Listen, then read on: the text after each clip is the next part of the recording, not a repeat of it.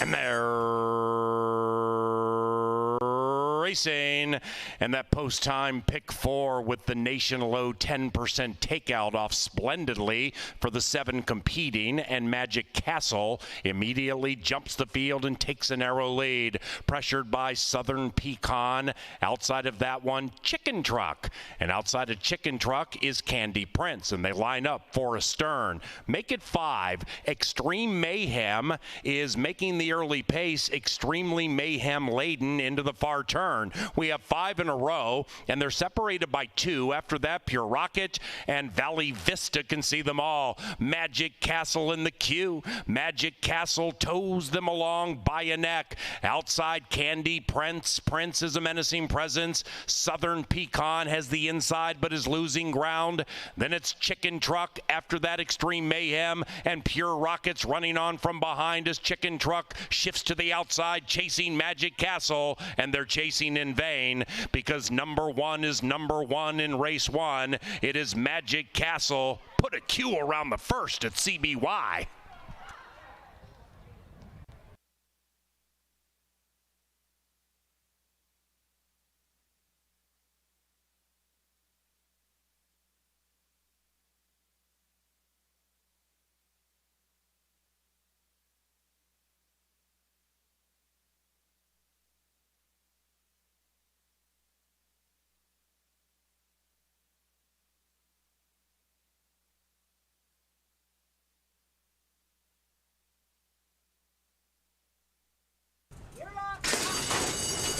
And they're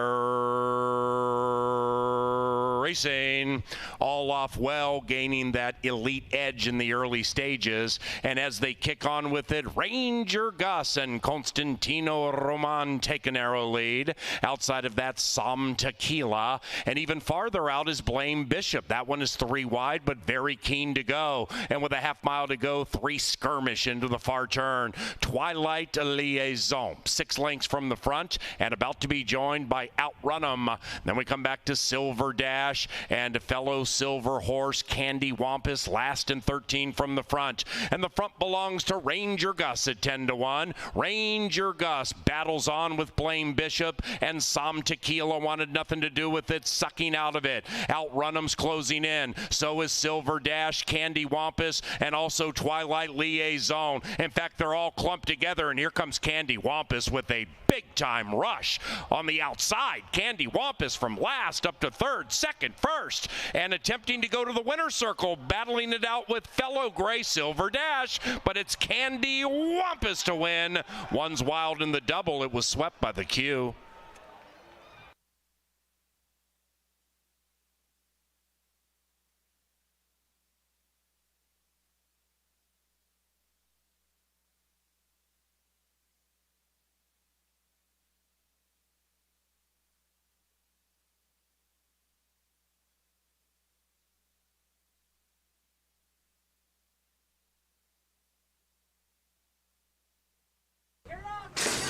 And they're racing.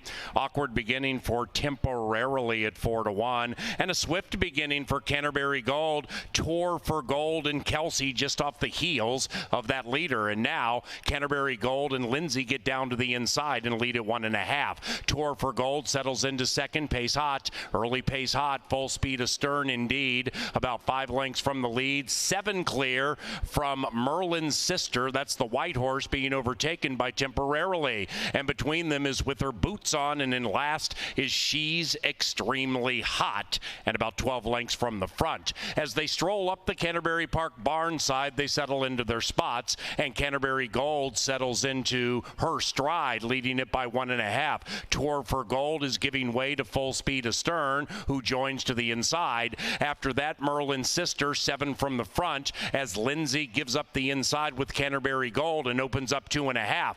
After that, we have She's Extremely Hot out of last and also on a mission She's extremely hot from fourth to third to second and setting her sights on Canterbury Gold. After that, with her boots on, beginning to close to the outside of Temporarily. Tour for Gold dropped out of it, and there goes She's Extremely Hot at 2-1. And She's Extremely Hot with a burst opens up 3, but with her boots on means business to the outside of Merlin's Sister, and they're in the final furlong. She's Extremely Hot 3 with her boots on, and Merlin's Sister chasing, and here comes the finish line, and here comes Merlin's Sister at 35-1 to begin the pick 5.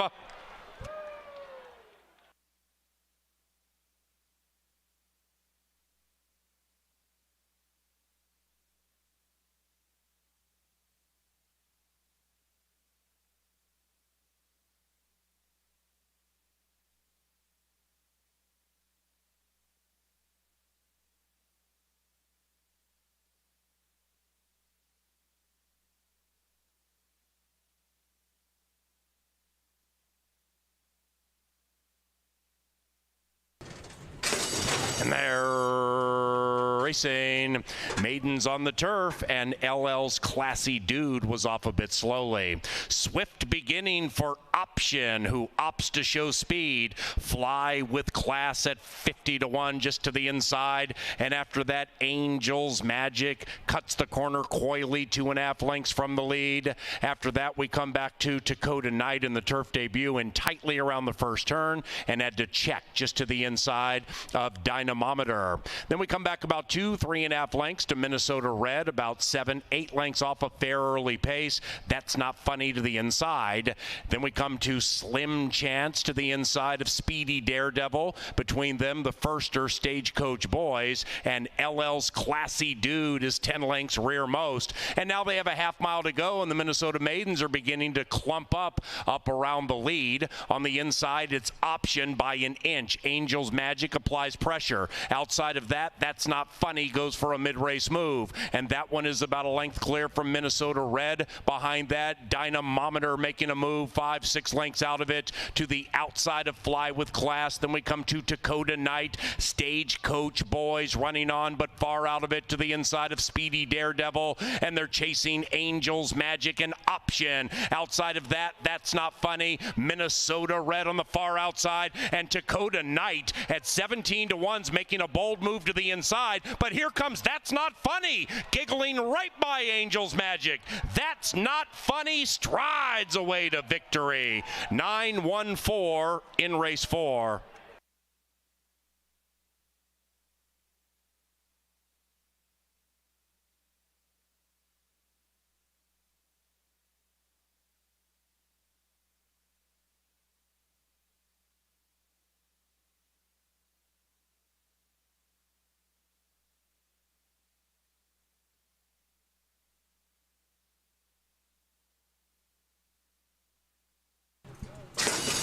And they're racing from the wide side. Charlie's Missile pops out very speedily, and Charlie's Missile looking to get down safely with an ever-widening lead. After that, Rose Hill Road. That one is to the inside of Little Loon. Then it's Exodus and Hope, 7 lengths from the speed, and Charlie's Missile and Carlo Lopez open up by nearly 5. After that, All Sing Baby feels well strung out. Second last, a little bit of Alexis, and at the tail, Timber Lady. They come to the top of the stretch, and leading the way is Charlie's Missile. It's Charlie's Missile at 8-5, now leading it by 8 lengths. In second is Rose Hill Road. After that, Exodus and Hope, still hoping to have some hope, and behind that one is Little Luna. Now they come down to the final furlong. Charlie's Missile is slowing down precipitously. Outside, Rose Hill Road. Inside, Exodus and Hope, and a very late charge from All Sing Baby. That's it for Charlie's Missile. Here comes All Sing Baby with Exodus and Hope. All Sing Baby, 45-1.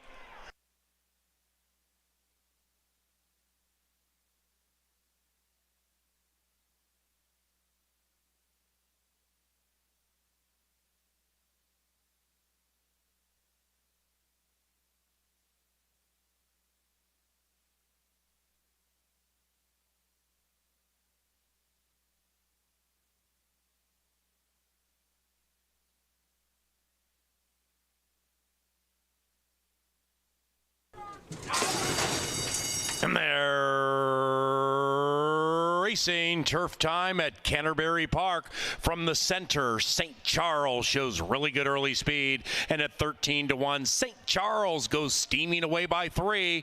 Close handy in tow now, Gabriel's Legend, very, very sharp in the early going.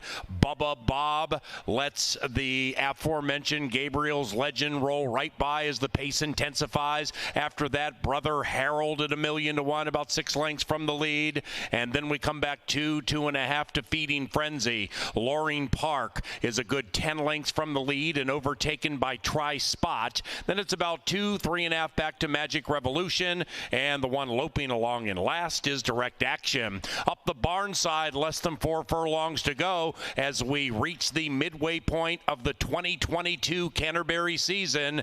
The leader is St. Charles. St. Charles won from Brother Harold. Outside of that is Gabriel's Legend. Loring Park wide around the turn, but 5 out of it. Inside, Loring Park stablemate Feeding Frenzy, and between them is Bubba Bob. After that, Try Spot blocked right now and pinned in by I'm a Harley 2. Then it's a mile to Magic Revolution and Direct Action, and now they come storming down the Canterbury Park stretch, and up goes Loring Park with a sharp move. Try Spot's full of run next to the rail with nowhere to go. Outside, Bubba Bob is firing, and so is Feeding Frenzy. Feeding Frenzy 15-1 with Loring Park. They hit it together, and Feeding Frenzy talks all the trash around the shed row.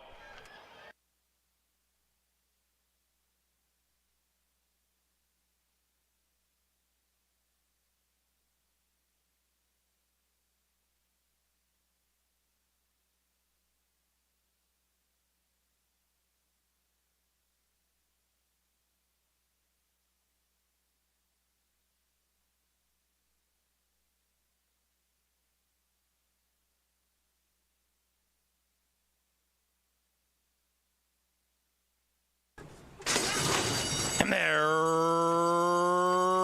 racing. Palace Prince was off a couple steps slowly, and from the wide side, flashing speed is Ray's Angel. Inside of that, the 10-year-old Giant Gamble, and between them is Hurt So Good. Even farther out, Fayette Warrior on an upset-laden Thursday. This one at 16-1 fires up to a joint second. After that, May We All losing ground and overtaken by Ray of the Sun. That one is about 7-8 lengths from the lead with 8-year-old Outrun the Posse, who just checked a bit. Then we come back to a recovering Palace Prince. To the inside of Kenny Do It in the turf debut. Behind them, Big League Benny, and in last is Rocked His Way. Up goes Ray's Angel, spreading the wings and trying to fly away. Ray's Angel from Hurt So Good, and it's Ray's Angel very, very impressively. 10-7-1 in race 7.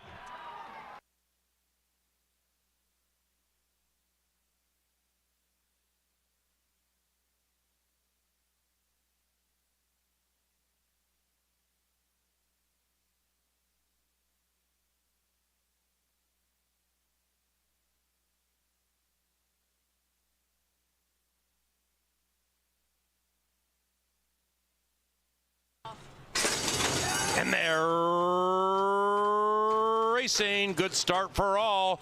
And the maiden, High on America at 12-1, comes out with terrific speed. The bookender, fastest leader, good to go to the inside. After that, Cold Brewster, rider as the green colors. Then we come to a lot of looking PYC. The mare's pinned inside. Faster than Hasta, that 8-year-old Wyoming bred beginning to roll. And the one in last is Jess Up V. They head for home in the 11th Canterbury Park Distance Challenge, and they are chasing High on America. Inside, fastest leader. Outside, Cold Brewster beginning to roll, and between them, faster than Hasta. Here comes Cold Brewster to put a chill over the field.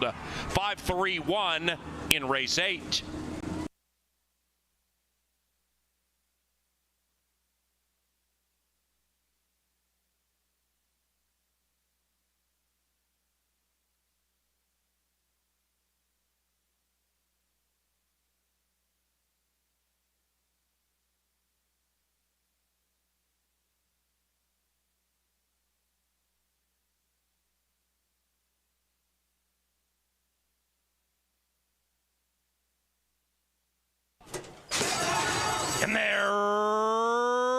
line, and the rich mare Linder 16 came out like a superstar. In the center, Apolitical Mogul is firing. Down on the inside, Apolitical J. Julia, and after that it is Check Her Out. Linder 16 in a spine tingler, but of course she got the money.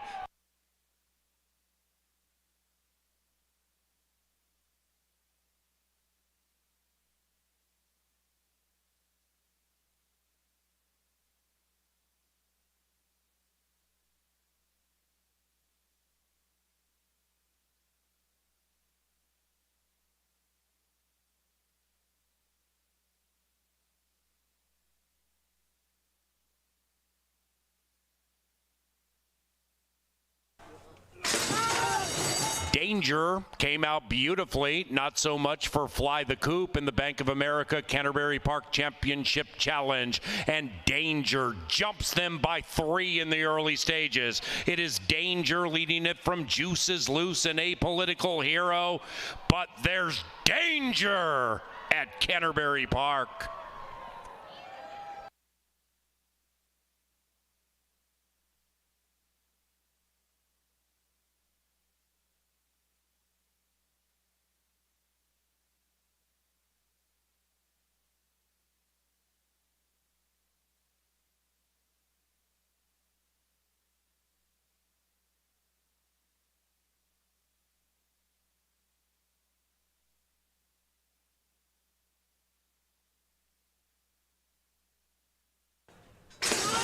And they're racing. Dickie Bob got bumped a little bit shortly after the start, but recovered okay and takes the lead. Outside of that, Jess Rocketman, Western Reserve. Between them is Relentless Babe. Far outside, the Minnesota Moon. Dickie Bob in a photo with the stablemate Jess Rocketman.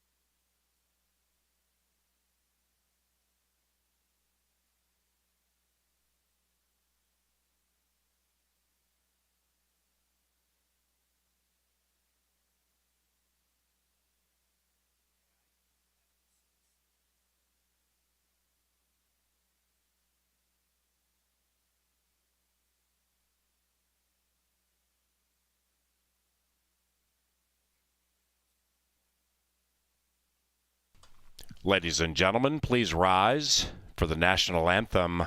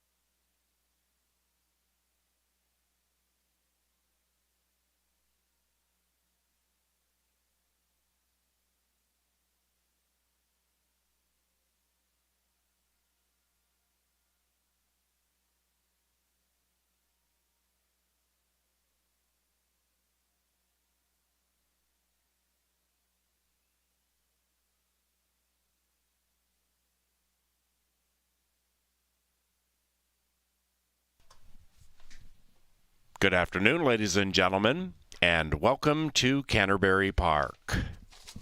Big stakes racing action tonight, and a pick 5 carryover of nearly $60,000 beginning in race 6. At Canterbury, we have a fast main track and... The turf is firm. Program changes, and here they are. No scratches or rider changes in the first, but we do have an unpublished work for Coffee Caliente. Now in the second race, scratch number 2, Edgy Reggie. Race number 2, scratch Edgy Reggie. And number 5, Mountain Pine, is now ridden by Miguel Arroyo.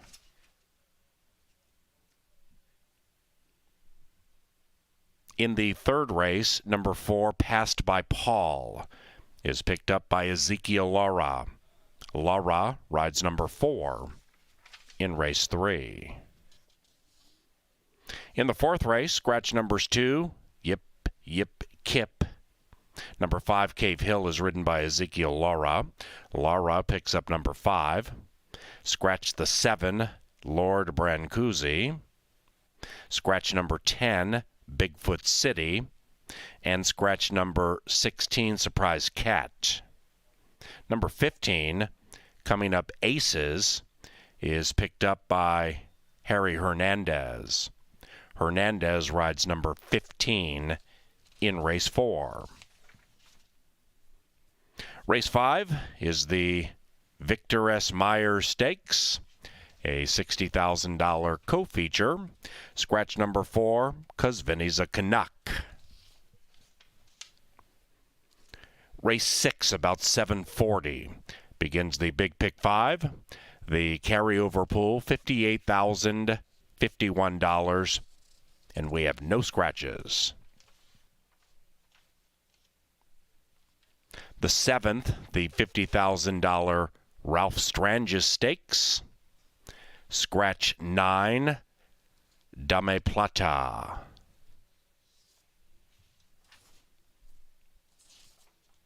The 8th race, the Minnesota Turf Distaff, for $50,000. Scratch 8, Hot as a Pistol.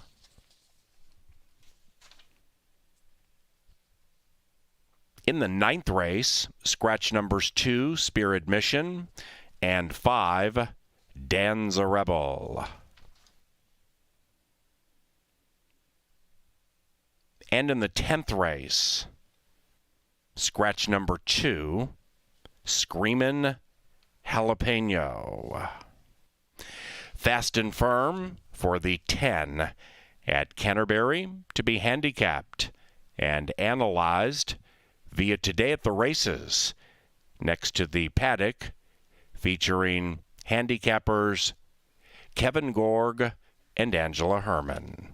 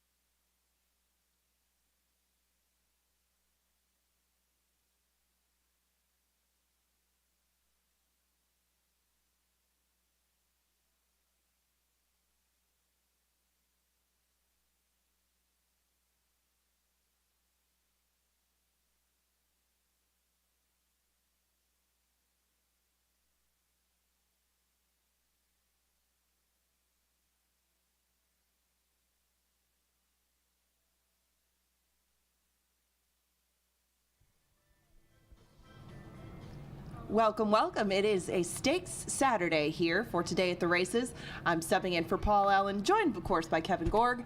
Welcome to an action-packed day with a headlining carryover in our 50-cent Pick 5. That starts a little bit later on in the sequence. Kevin's put together a ticket for you. Kevin, Saturday with all of this action, your thoughts? Yeah, it's exciting. We got some great Minnesota-bred stakes races right in the middle of the card.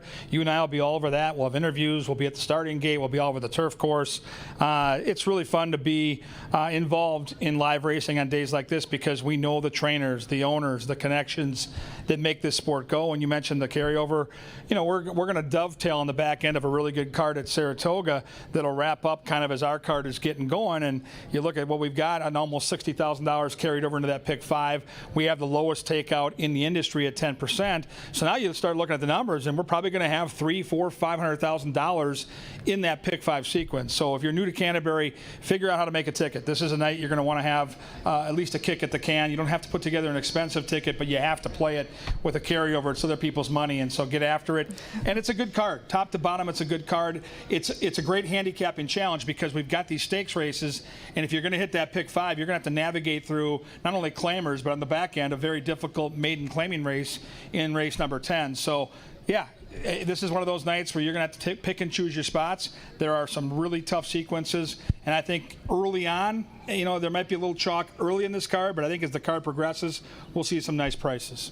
Well, of course, we have everything from the 2-year-olds to the 3-year-olds to older horses, turf, dirt, and through that sequence, there's some big favorites that are going to come up, including returning Love the Nest, who won the Northern Lights Futurity last year, is going to make his Canterbury debut for this year off a very impressive win at Hawthorne. He hasn't been out since that Hawthorne race. He's going to be one of the bigger favorites on the night. If you can find a way around him and a couple of other horses that are going to be bet to near, I would say, the even money or below range, you can get a big score out of this Pick 5. It might be big already, but especially if you can get creative in those races right in the middle, it's an opportunity to make a lot of money, especially with that 10% takeout. I know that you've looked at it extensively. We've talked about it previously, and I think that there's a couple of those races where you could take multiple stabs at big favorites. There's some of them I can't get around, but we have different opinions on the whole sequence, so we're going to go through that soon. We do have quite a long card to get through. And if you look behind us ever, if you're down here in the paddock and you see the Oaks and Derby lawn jockeys down here, they're painted in the same silks. They're painted in the silks of Pete Matson, and I think it could be a very big night for him starting in race number 1. Yeah, Pete Matson knows his way to the winner's circle. He was also involved on Belmont Day at glitzy Belmont Park in the winner's circle. The Belmont Stakes. With that horse. So, no, yeah, Pete's got the green silks out here. He's got a horse in the first we like. And let's handicap the first race. Let's take a look at it. Let's dive in. It's 5 furlongs. These are the babies, the 2-year-olds. You've got some really expensive youngsters here, like the 5-horse who sold for $120,000, like the 4-horse who sold for just about half that at $62,000. But I'm a big believer in horses that have experience racing having an advantage.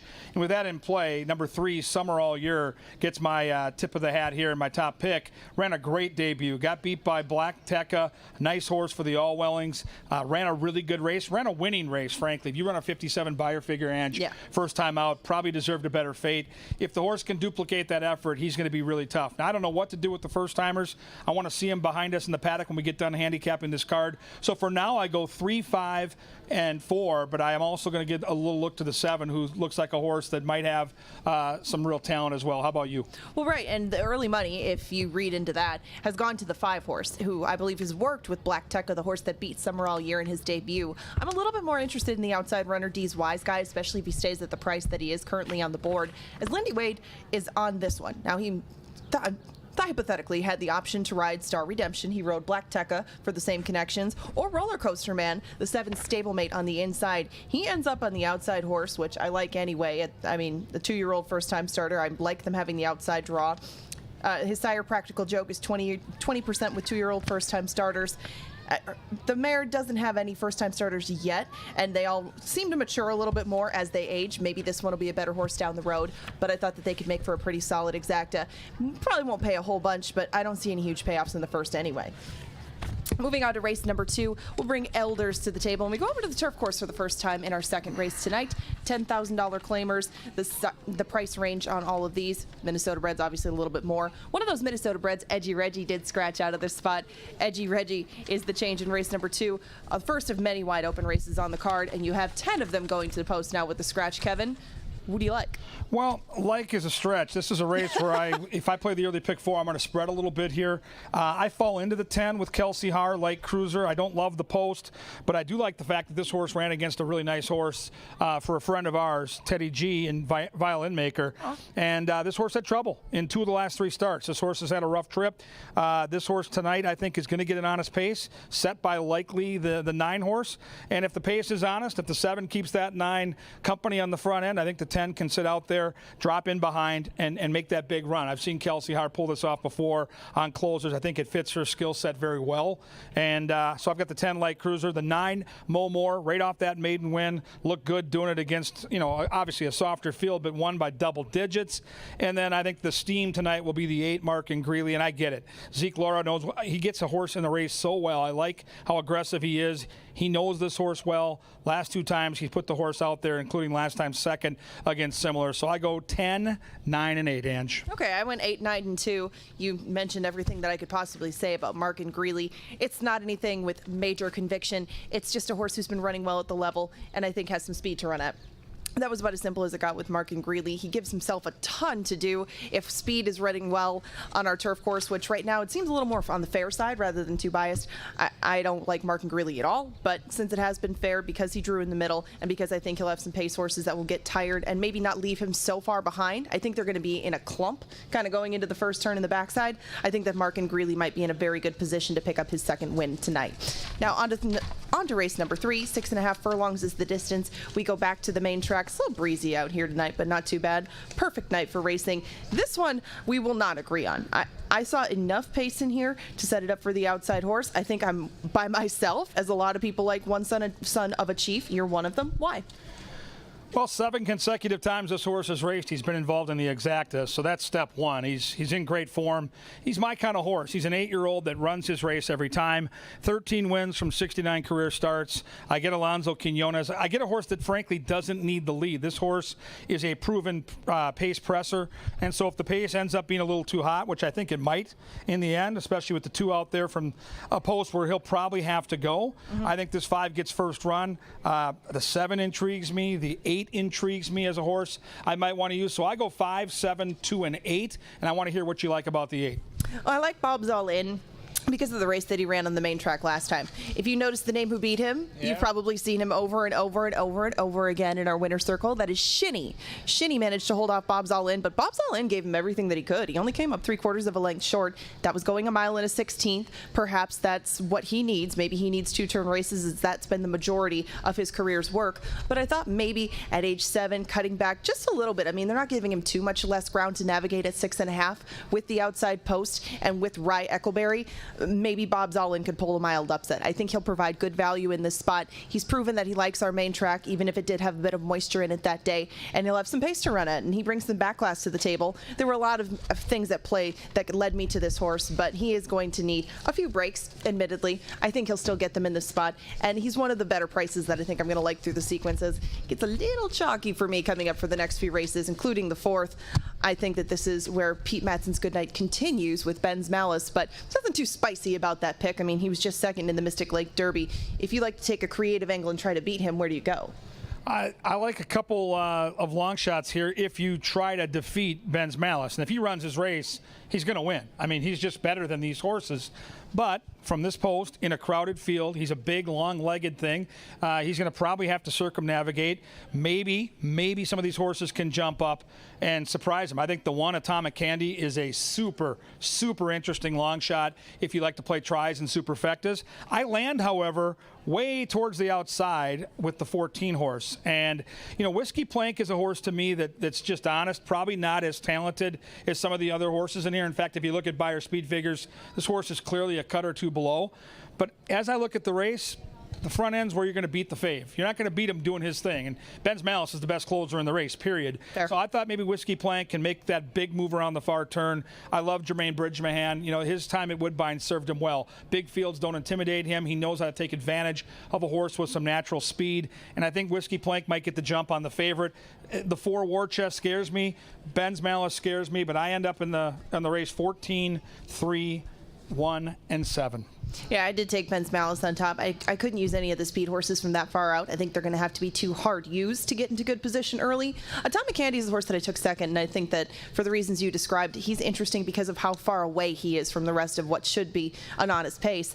And Atomic Candy might have just a little bit more in the tank to fend off some of the closers in the stretch. I don't think that he'll fend off Ben's Malice, but I thought that Atomic Candy could hang around for a piece at a price, considering the advantage he has from the draw that the rest of them don't, that probably want to be on the pace. Ben's Malice, I think, will be in the neighborhood of about 2 to 1, and if you're looking to make pick threes, double something like that, I guess he would be the one that I might try to beat over Love the Nest in race number 5, but Ben's Malice is still going to be very, very tough on the front end. Now moving on to race number 5, the Vic Myers. That is where our stakes action starts. These are Minnesota bred boys. They go 6 furlongs, and Kevin, take us through it.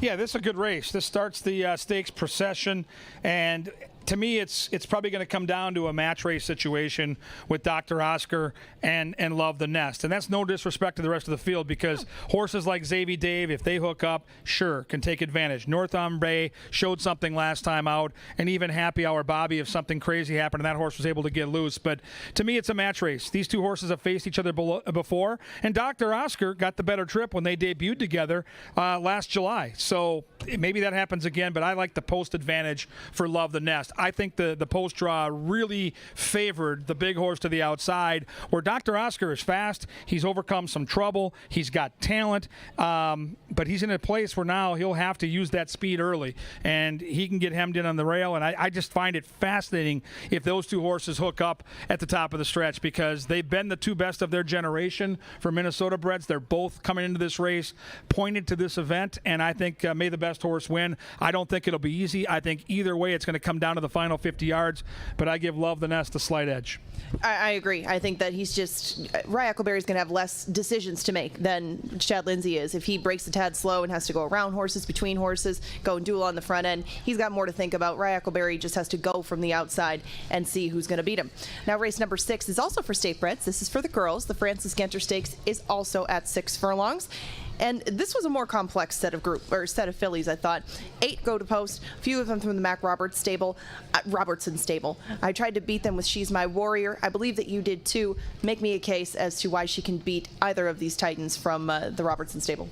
Well, for me, the wild card is the 2 Brewhouse, who just looks so good in her debut. I mean, she just blitzed a group at 3 to 5, and it wasn't the fact of who she beat, but how she won that race. So we don't even know how good Brewhouse is. I just know this.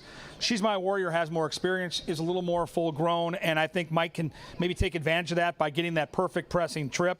If Brewhouse improves just a little bit, she might just be long gone. Yeah. But I think She's My Warrior and sits that garden spot, tracking that front runner, and then with the race experience might just have a little too much in the tank. Gypsy Reward is intriguing to me, because in a race where there's a bunch of horses that want to show speed, 1, 4, 5, 6, 8, all have speed. Watch out for the 1, and that horse will be on my pick 5. I go 5-2-1. Right, and she's, I think, the one with maybe the most broad future. Don't you think she could probably go a couple of turns? She can go on the turf. There's a lot of options with Gypsy Reward. This is certainly not the end of the line, and one of the ones that you're going to want to track out of this group, because she probably has a bright future wherever they decide to go with her. She looks like she has a versatile sort of skill set. Race number 7, more state breds. We go to the turf, though, for the Strangis. 7.5 furlongs is the distance. The main track only Dame Plata is out of race number 7. Still leaves us with a contentious field of 9.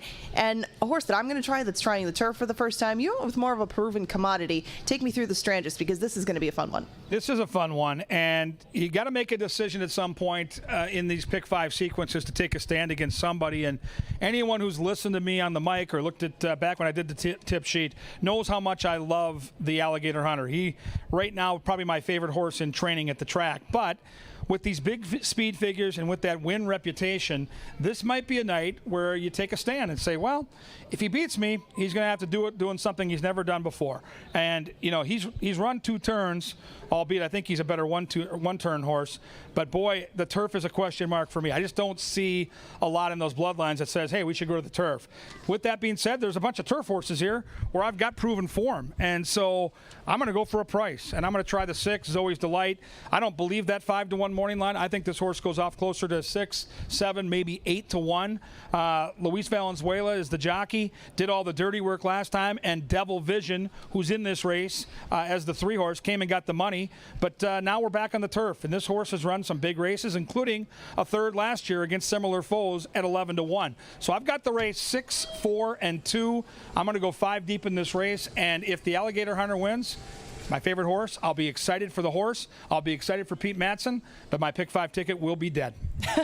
Well, I did not use Zoe's Delight on mine. I take the opposite stance. Used your same 2 underneath, Tuco Bay and King of the Kids. I thought that Prince Ramo was maybe the only horse who wanted to, for sure, go to the lead. There's a lot of horses who like to sit just off the pace, have a target, or come from the clouds, and the Alligator Hunter doesn't fit that bill. He likes either to have the lead or maybe to have a target that he can sit just off. I thought that maybe Prince Ramo would suit that, and maybe the Alligator Hunter could blow the race open on the turn if he's taking to the turf and he's got something in the tank. The Alligator Hunter sits in a good spot, I thought, where he has a different style than most of his competition. Devil Vision ran a heck of a race last time, though. I mean, she missed the break by about 3 or 4 lengths, still came on at the end and won, and one that's definitely on my tickets as well. Even though I couldn't use him in my top 3, definitely one that you're going to want to get a long look at. Race number 8 is on the turf as well. The Minnesota Turf Distaff is another one with a full field. We scratch a main track only, though. Hot as a Pistol is out. We have a field of 10 and a few from the Mac Robertson stable that all kind of like to be close to the front end. What do you make of this one? Yeah, this is the chaos race. Every night we talk about that through the pick 5. They're going to find you a spot where you really got to dig in and be creative, and this is the spot. I mean, 5, 6, 7 horses deep, I think, on this ticket might not be enough. I fall into a price horse. I don't think we're going to get the morning line price because there's a lot of steam on number 9, Scent of Success. We've got Jay Litza in the Tribune. We've got my favorite out-of-town guy from Texas, Dave Valento, the Track Phantom. He's an excellent handicapper. Go to trackphantom.com. He's terrific. But, yeah, we're on the horse, Scent of Success. I went back and watched that replay, Ange, and Let's Skedaddle, who was 1-5, was the better horse last time, albeit by less than a length. This was this horse's first try since September, second time off the layoff. I trust Mac Robertson to have this horse fully legged up tonight and can turn the tables. But honestly, on my pick 5, I'm going to have to go very, very deep. It's the best betting race on the card, in my opinion, and I'm going to go 9, 5, 6, and 11. Okay, and I respect Scent of Success, and I did use her on my ticket, but I thought this might be a burnt Civil War. Took the longer of the 2 prices. Midnight Current is going to have to step up her game, but she'll be worth betting at the price that I'm sure she's likely to be. No, race number 9. We're all done with stakes action. We're going to go 1 turn again. We're going to go 6.5 furlongs. Scratch the 2, Spirit Mission, and scratch the 5, Danza Rebel from our 9th race. This is where I believe you single. And Martin is a horse that makes a lot of sense in this spot, especially drawn to the outside. What kind of trip do you envision for Martin in here? I think Martin's going to get a trip either on the lead or just off the pace. It depends on what the speed does in the race. And with the scratch of the 2, the front end's kind of open right now. I mean, Herbie has speed but doesn't always go to the lead. I don't see a ton of speed here. So Martin might just find the way to the front early, exiting races with horses like Rusty Cage and some quick ones recently. I think this horse might end up getting just there. But I use 2 horses here. I use El Centenario as well. We talked about this horse on that podcast we did yesterday, and I like this horse a lot more before the scratch of the 2. Yeah. The pace now might look a little bit different. Yeah. And Ed Olchuk, who I respect immensely, our good friend who does hockey and horses on a national level, really likes Herbie. In fact, he did a video on this horse. So, Edzo, I'm pulling for you. This horse is 1 for 17 at Canterbury, but to Edzo's point, this horse always shows up. 13 for 17 in the money, and maybe Herbie falls into the lead. He should be involved for at least part of the way. A lot will depend on what anybody decides to do. Maybe even Sway Road on the rail with those blinkers decides to do on the front end. But Herbie wants to be up there at the controls. He very well maybe for a good part of the ninth, and I respect that opinion, especially from Eddie Olchuk. Now on to race number 10, the finale. Kevin mentioned this is a rather complicated maiden. These are maiden $5,000 claimers. Going a mile, not something that we always see to cap off our cards, but the 2 Scream Freeman Jalapeno is scratched. Still another full field of 9 to round things out. Some horses who have traded jabs in recent times, but I don't really see too much in the way of pace, so I opted for a pace horse. Kevin, which way did you go in the last? Yeah, this is a tough way to finish the pick 5, Ange. I got to tell you, this maiden race at the lowest of levels. I mean, these horses could take turns. You could run this race 10 times and probably get 9 different winners. So Probably. I'm going to fall into guess check. Don't love the horse, but at the end of the pick 5, I need to make an opinion and mean to make it count. This horse has been facing, I think, better horses, even though it has been facing state-bred competition. So I'm giving you the chalk, but I'm going to give you 2 other horses. If you can afford to mix them into your pick 5, I strongly recommend it. And they are the 10 horse, Big Pete, because I think Rye Eccleberry is going to make a difference on this horse. Turf to Dirt on the class drop for Tony Rengsdorf, who just seems to know how to get maidens in the right spot. And then the 3 is Peripatetic, and I think this horse is super sneaky. The trainer, Nevada Litfin, owns this horse, and the last 2 workouts really caught my eye. For a horse at this level, especially the most recent workout, I just have a sneaky feeling they're sitting on something tonight. So I go 6, 10, and 3. On my main ticket, I'm going to single the 6. On my backup tickets, I'm going to use the 3 and the 10. Okay, 8, 5, and 4 for me. I respect guess check and probably. Hold on. Did you just say 8, 5, and 4? Yeah. So I like 3 horses. You like 3 horses. Well, That's what kind of race it is. that tells you exactly how tough the last is. So if you're Right. alive, don't start spending that money until they hit the wire, because this race is going to be another one of those races where literally anything can happen. It is. And if we take a look right now at the 2-year-olds in the paddock, I'm taking a look back here with 12 minutes to post. They're not out quite yet. They are saddled up, though. Looks like everybody's behaving themselves pretty well for 2-year-olds. Nothing to report as far as anybody acting up, rearing up. They look good. This should be a very good way to start things off. Right now, looks like you're getting even money still on summer all year. Anything catch your eye when they came into the paddock, or shall we let them take it away? Yeah, we'll let the horses do the work here. I think this is a race where you try to build your bankroll. You can kind of go skinny. The post-time pick 4 starts. I'm going to head to the press box and put together a ticket for the fans that's very affordable. And you maybe even want to single the 3. I use 2 horses here on my ticket. If I recall, it'll be the 3 and the 5. But I think the card will build momentum, and before the card is done, there will be chaos. You just got to pick and choose your spots. There's a couple of races, to Angela's point, where the favorites in those stakes races are going to be tough, but there are a couple of spots where I think long shots could prevail, and I think at the end of the pick 5 sequence, specifically the 10th race, you're going to want some coverage. So good luck. Pick 5 starts in race 6. Get those bets in early. You don't want to miss out on this opportunity. Probably close to $300,000, $400,000, $500,000 to play for. We'll chart that as we approach the 5th race, so you can see how much money is in that pool. And if you hit the ticket, you share with the other people that hit it as well. So get creative, find some long shots, and who knows, you may turn like $60 into a couple thousand tonight. It could very well happen. We find out coming up in our 6th race tonight. Remember that big carryover in the 10% takeout 50-cent pick 5. For now, we have another 10% takeout wager. The post-time pick 4 is coming up in about 10 minutes. 2-year-olds set to kick it off. We're going to head upstairs and go through it with Kevin in just a moment. Great job.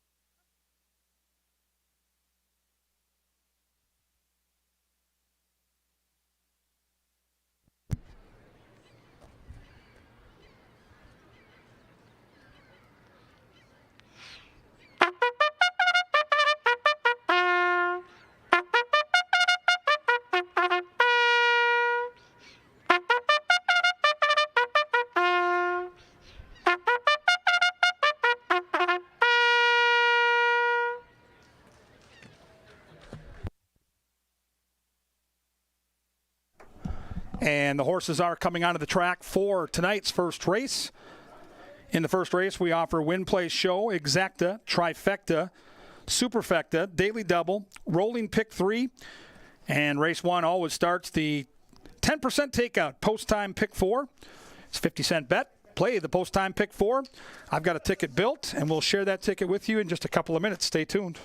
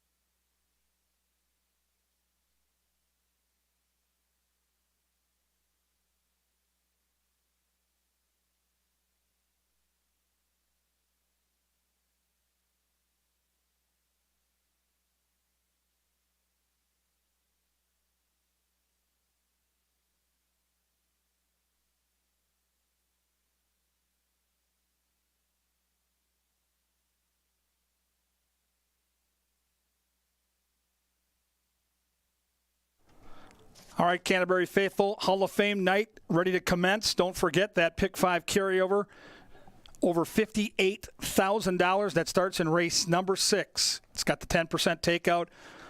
Literally $300,000, $400,000, maybe $500,000 by the time that race 6 comes about. Get those tickets in now and play the Canterbury Park pick 5 later tonight. Right now, though, we've got the post-time pick 4. We've got to build that bankroll up. And we're going to try to do it right here, starting in race 1. A sequence where I don't think we need to go very deep. I believe the favorite here is legit off that race experience. I've got one of the first-timers in there to back me up, but I've got just the 3 and the 5 here in leg 1.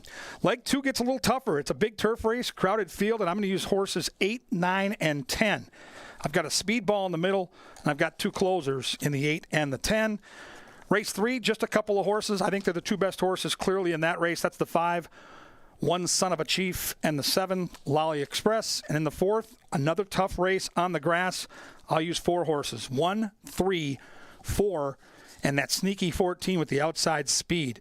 2 by 3 by 2 by 4. It's a $24 bet. It's the post-time pick 4. You can use my ticket or you can modify that ticket, but you can't win it if you don't get in it. You've got to get your ticket in right now. Play that post-time pick 4. Racing starts along with that pick 4 bet in 3 minutes.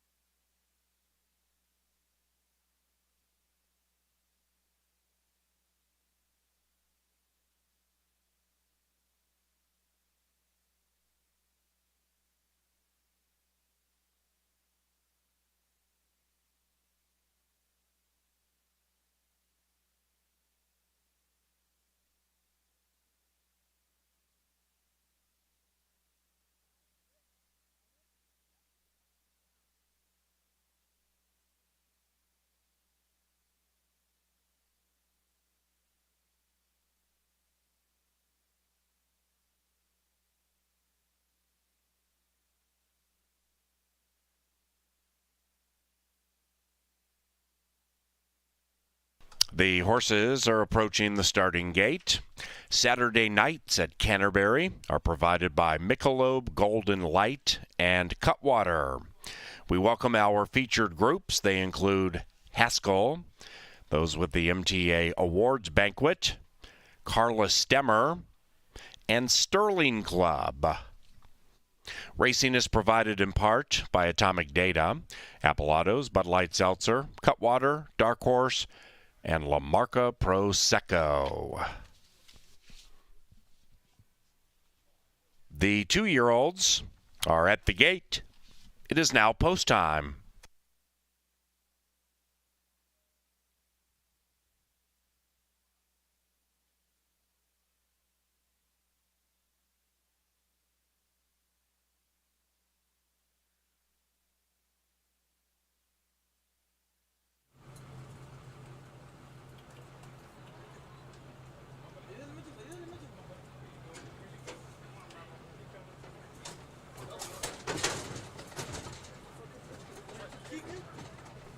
Summer All Year is 4-5 and favored, one of two in the race with experience, and that guy goes in.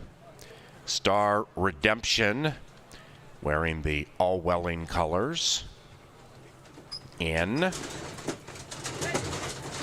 Number 4, Coffee Caliente, was rambunctious, settles.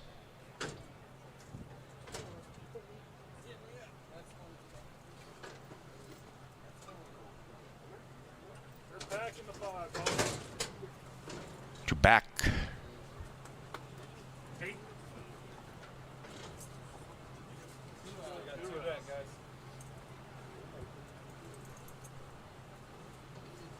The filly, Unrivaled Queen. Back in the 6.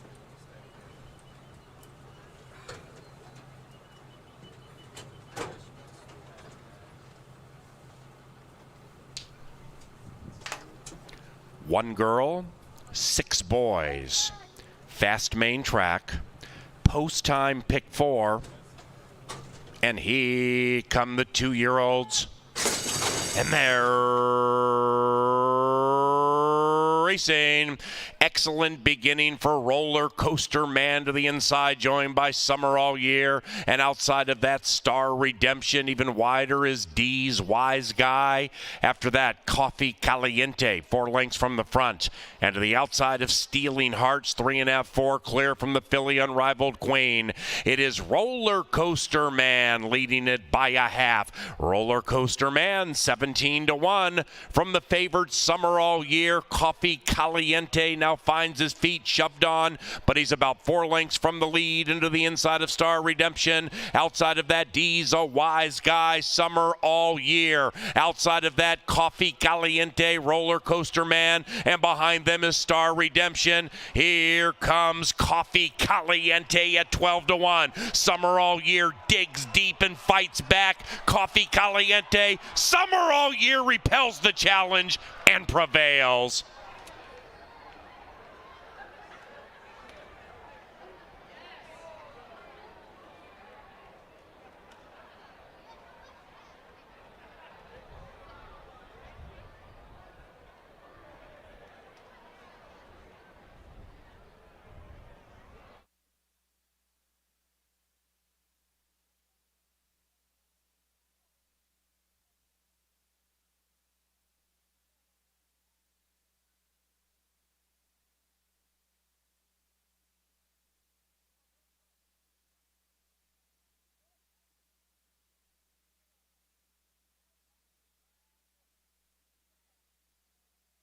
Photo.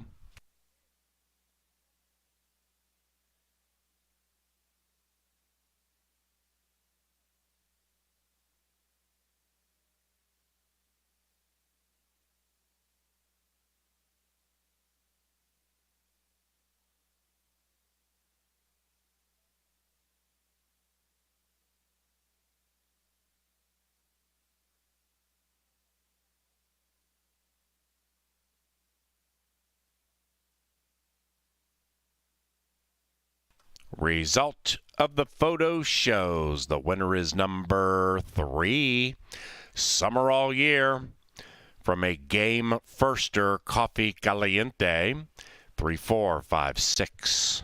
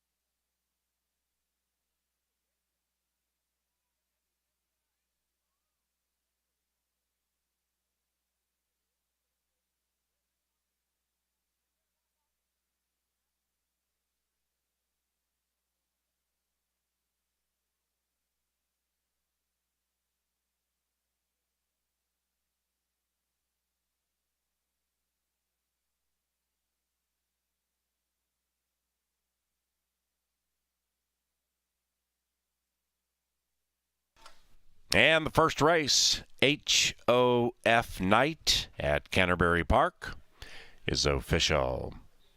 The first superfecta, 3, 4, 5, 6, paid $24.35. Exacta, $16.90. The 50-cent trifecta, 3, 4, 5. It was chalk all odds, and it paid $22.10. Now the second race is on the firm turf course, rail all the way in. Scratch number 3, Edgy Reggie. Number 5, Mountain Pine, is ridden by Miguel Arroyo. Racing is sponsored in part by Fairfield Inn and Suite Shakopee, Gallagher, Greystone Construction, Holiday Inn Express and Suites, Shakopee, JTR Roofing, Pepsi, Mystic Lake, Think Minnesota Realty, Minnesota Lottery, Loeffler, Star Tribune, Quick Trip, and Continental Diamond.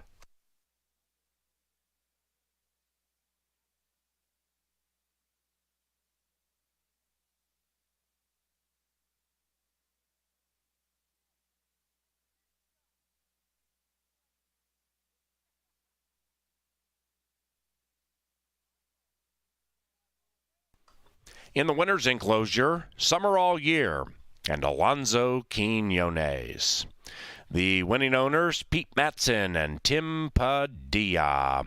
Tim Padilla is the winning trainer of Summer All Year.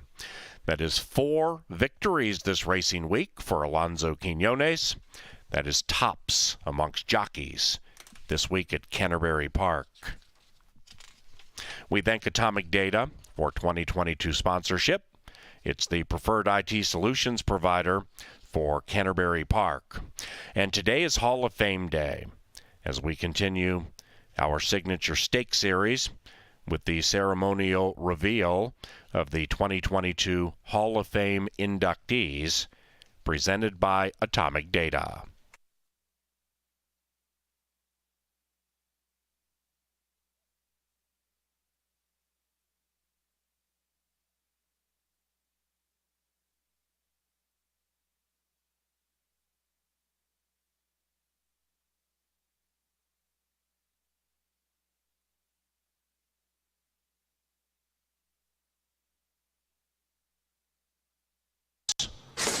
And they're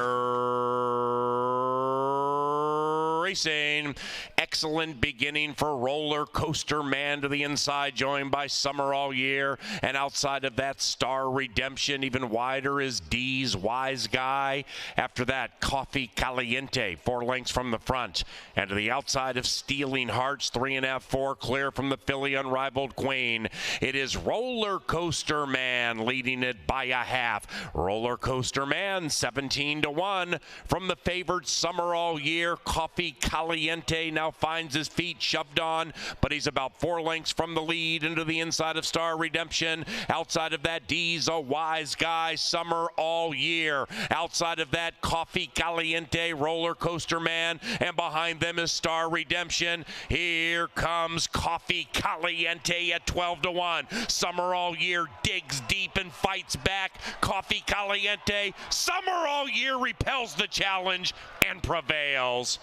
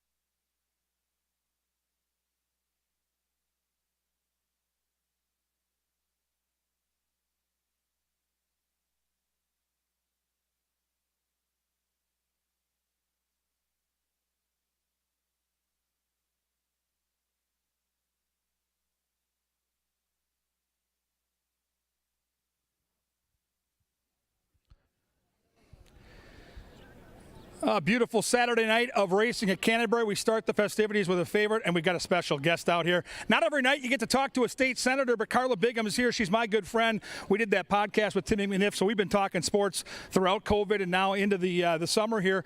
Second time to Canterbury. What did you like about it the first time you came here? Well, the ambiance, the fact that it's a great family experience, something for everybody to do, good family fun. And you've got obviously a lot of different oars in the water, right? And so when you get a chance to kind of spread your wings and enjoy yourself, like anything else, we only get a few months of summer. You might as well do it outdoor. Absolutely. And just to come out here, spend a beautiful evening out here in Canterbury and spend time with your family and just see all these beautiful animals and just the fun and the excitement of it all. And you won first race. I walked down here and you're already flush with cash, so you're ahead of the game. And once the horses get out here, you and I will kind of take a look at some of the horses. But, you know, this is one of those industries, horse racing, that I know a lot of people involved in politics are aware of and respect, because it's not just the every night of racing. It's the hundreds of jobs behind the scenes. It's the ag business. When Dark Star, rest his soul, was alive, he used to always talk about the value of having a sport like horse racing in Minnesota. Absolutely. Not every state has it. And, you know, we have an impact on policy that at the Capitol that impacts pari-mutuel betting. And as you said, the horse industry, breeders, and all of that. It's a big industry here for Minnesota, and we want to support it. And we want to make sure we're learning as much as we can about it to make the best decisions possible.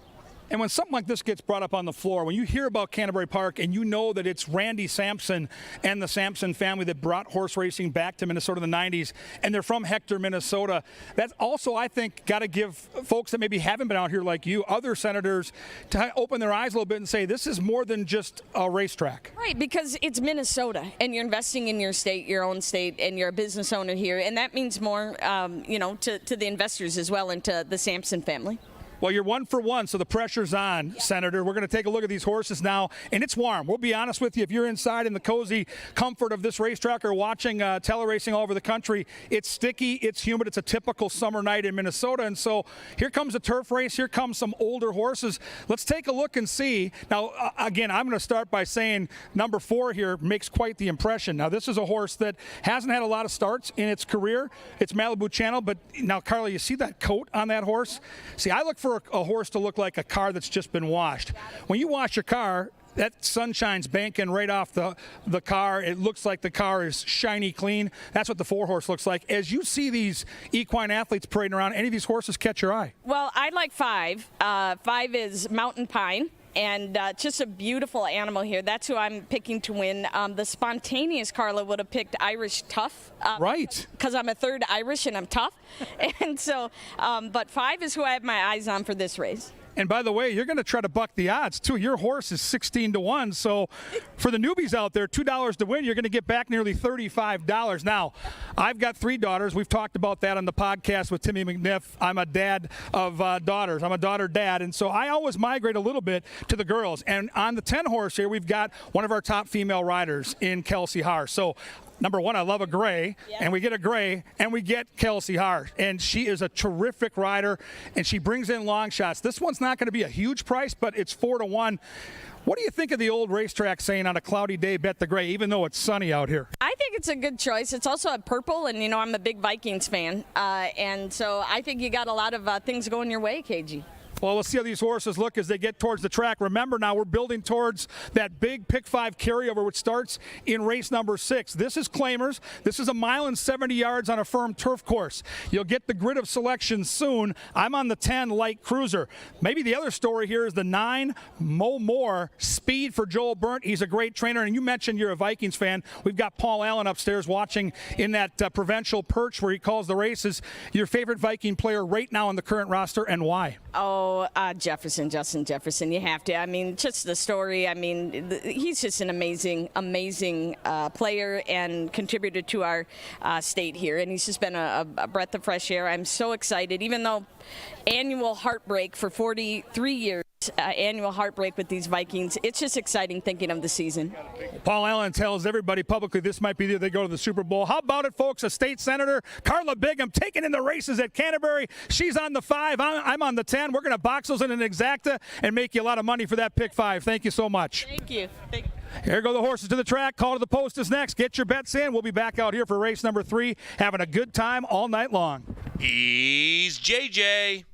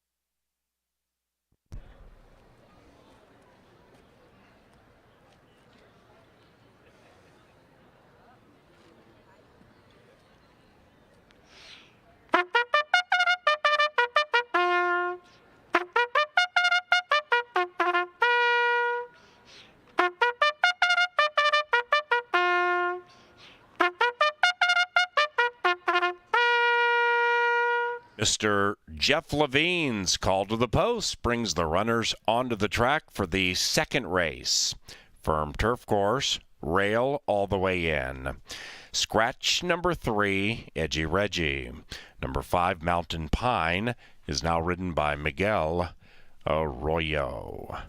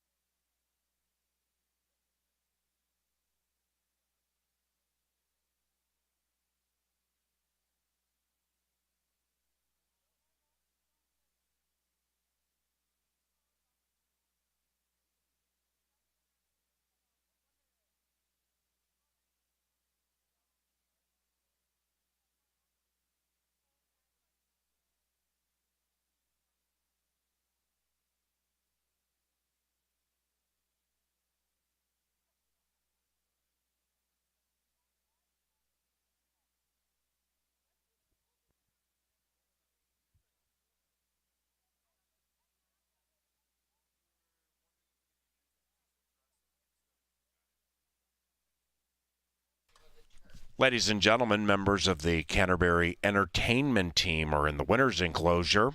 They have T-shirts. They are about to shoot them in the crowd, but we need you to make some noise tonight, Canterbury Park, right now.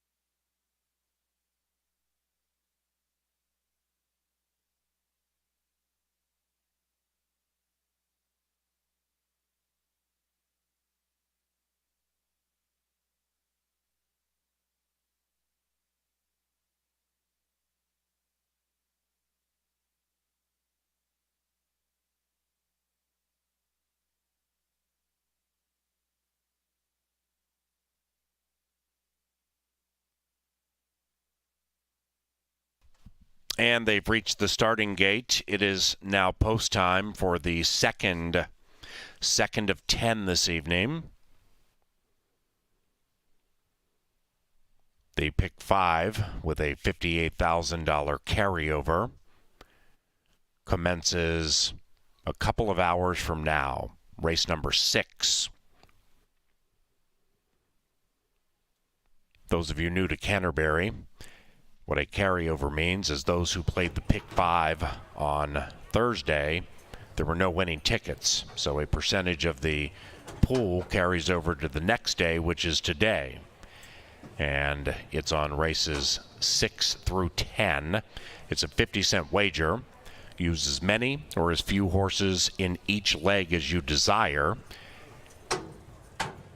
And $58,000 already is in the pool before the betting today. Best day of the season to play the pick 5. Light Cruiser has gone in. Here is 'Cause I'm Chocolate. And Jack's Willie, in his turf debut, will be the last in line. Mo Moore, 2-1. Mark and Greeley, 2-1.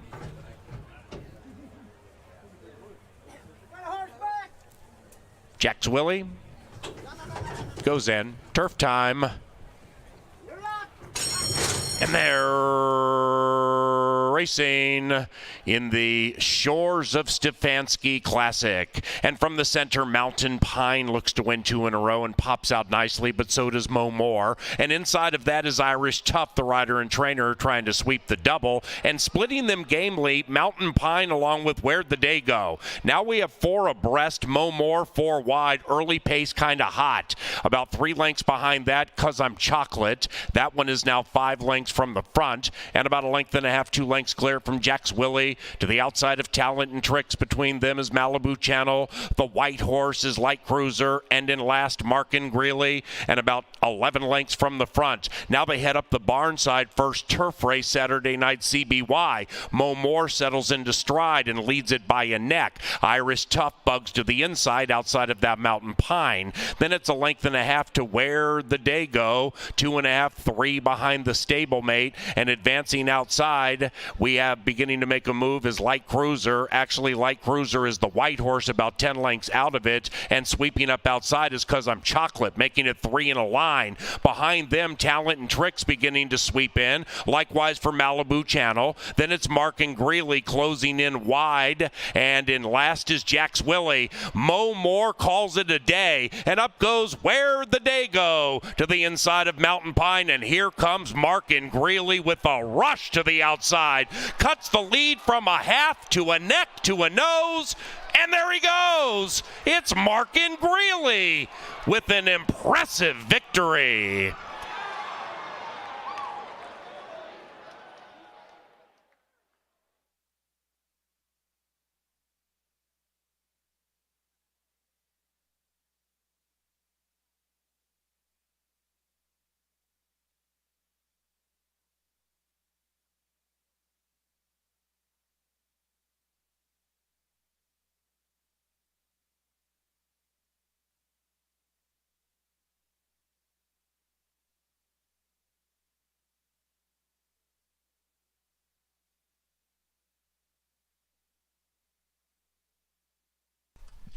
Number 8, Mark and Greeley ran first.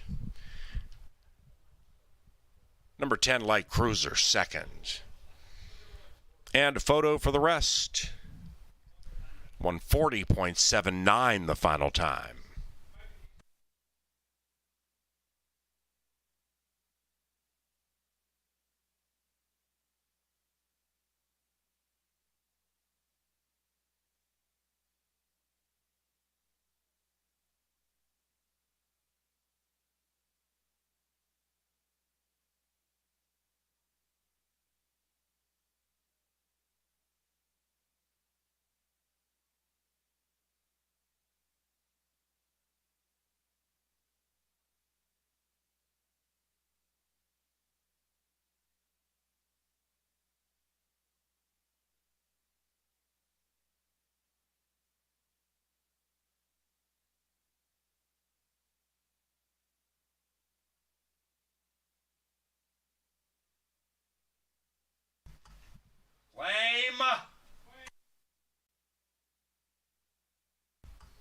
Claim.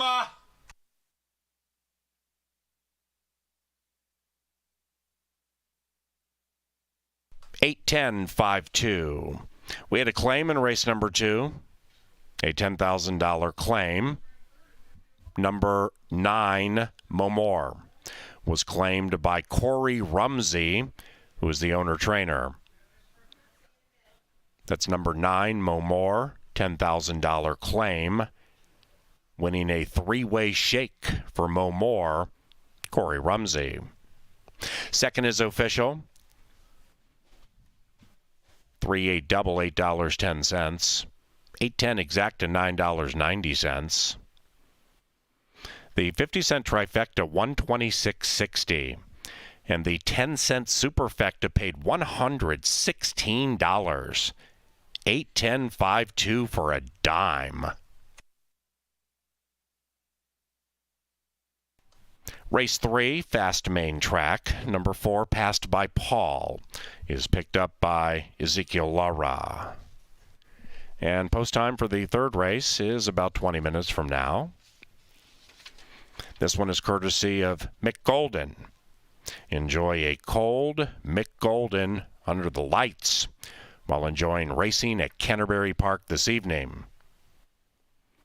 Race 3 also features our new Cutwater Trifecta Special.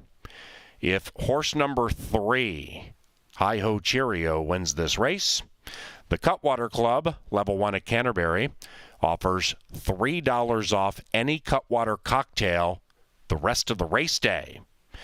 Cutwater Club, track level, right across from Bo Diddley's, a terrific sandwich shop we have here at Canterbury. Once again, that is the 3 here in race 3.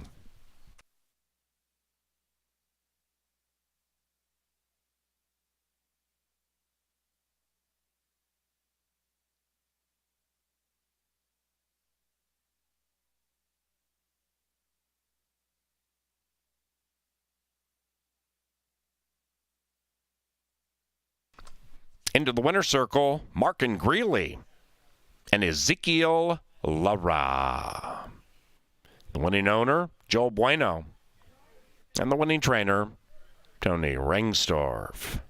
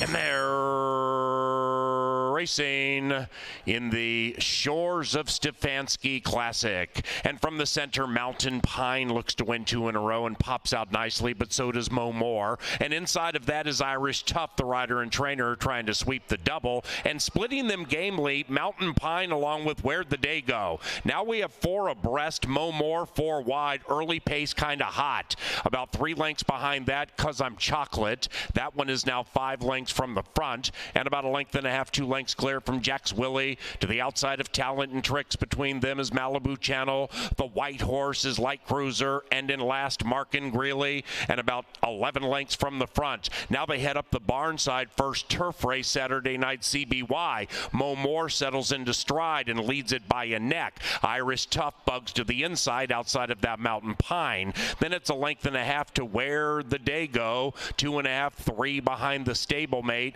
and advancing outside, we have beginning to make a move is Light Cruiser. Actually, Light Cruiser is the white horse, about 10 lengths out of it, and sweeping up outside is 'Cause I'm Chocolate, making it 3 in a line. Behind them, Talent and Tricks beginning to sweep in, likewise for Malibu Channel. Then it's Markin Greeley closing in wide, and in last is Jack's Willie. Mo Moore calls it a day, and up goes Where'd the Day Go to the inside of Mountain Pine, and here comes Markin Greeley with a rush to the outside. Cuts the lead from a half to a neck to a nose, and there he goes. It's Markin Greeley with an impressive victory.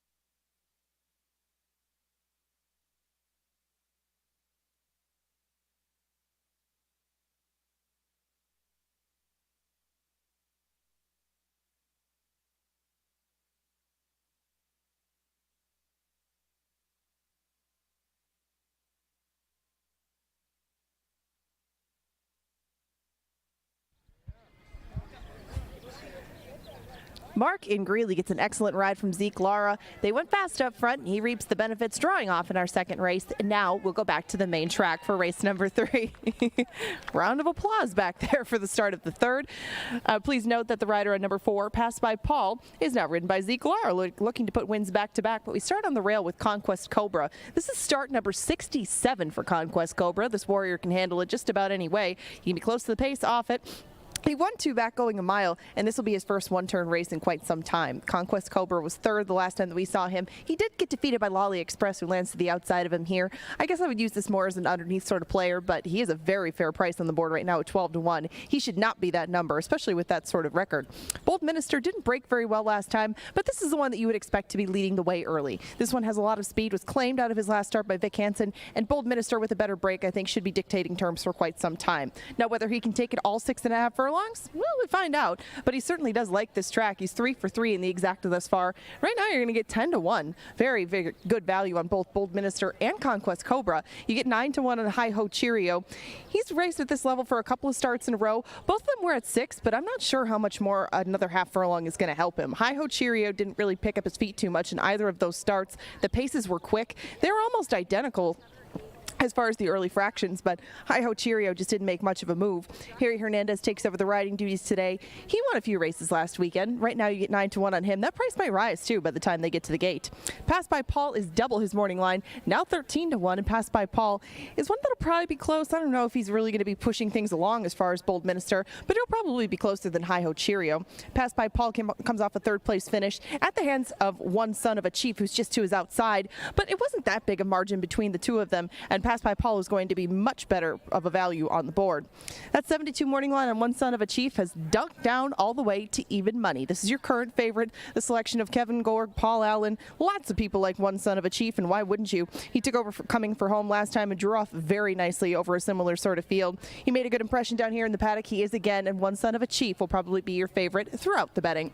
Not the case for 15-1 Emoji Guy. Emoji Guy is first off a claim, off the turf course, up from Hawthorne for the first time, but didn't do much running last time. Emoji Guy might like returning to the main track. He's only done it a few times. Maybe he'll like it more up here, but kind of more of a turf animal in recent times has been Emoji Guy.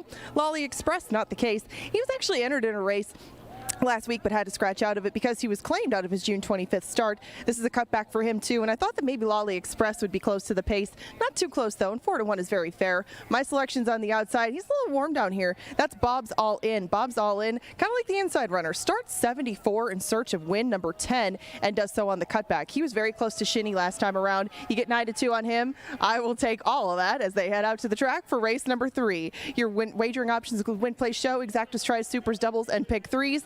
The power play is coming up after the post parade.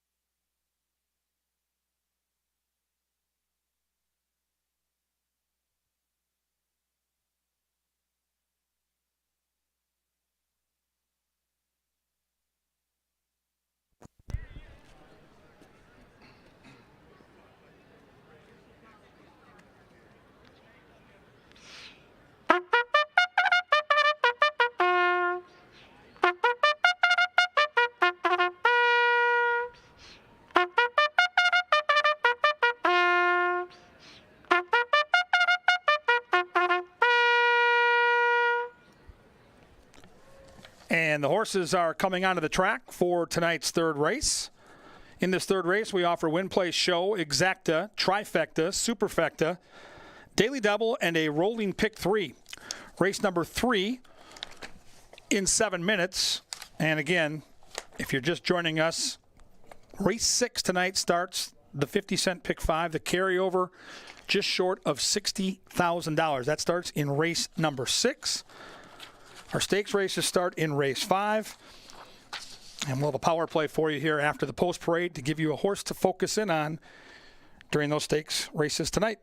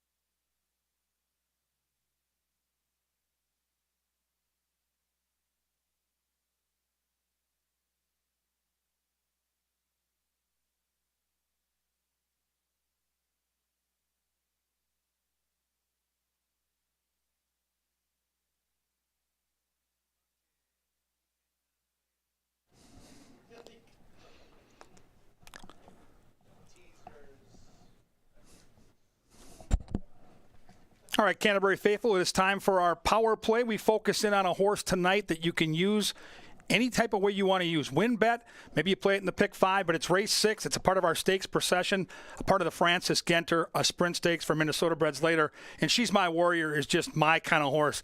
Let's take a look at the past performances. Let's look at some of the things that stand out to me. Number 1 is this horse loves Canterbury. 3 for 4 on the main track. We notice it's a Minnesota bred tonight in a Minnesota bred stakes, but it's been facing tough open company.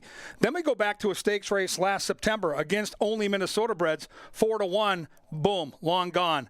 Tim Padilla, the trainer, solid 16%, but let's focus in on how he does in stakes races. Nearly double that at 29%, and the ROI for every dollar bet is $3.08. So Tim Padilla gets his horses ready to race when the lights are the brightest. Now let's go back and take a look at this effort from last year. This is a horse that has speed but doesn't need the lead. This gives the jockey versatility during the race. She'll be out there, but if she doesn't get the lead, she doesn't panic, and she's able to grind it away by using her talent and her speed. And when they turn for home, She's My Warrior sees now that the job is to finish the race and to hold off the closer and to put away the early speed. And this is professional. She's all grown up now. She's another year down the road, but she showed the type of talent it takes to win stakes races, because you have to be an athlete, you have to have speed, and you have to know how to win at crunch time. She does just that. So does the trainer tonight in the Francis Genter. I'm all about number 5. She's My Warrior for the power play. Let's score together.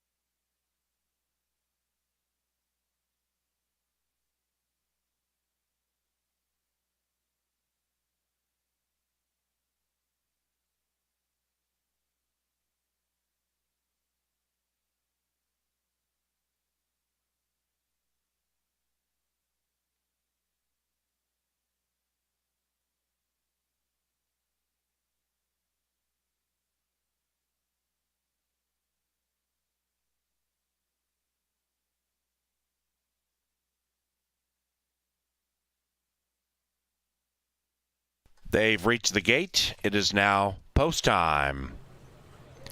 Welcome to those here with the Mike Stemmer group, our featured group in the winner's enclosure, celebrating one last hit for Mike Stemmer.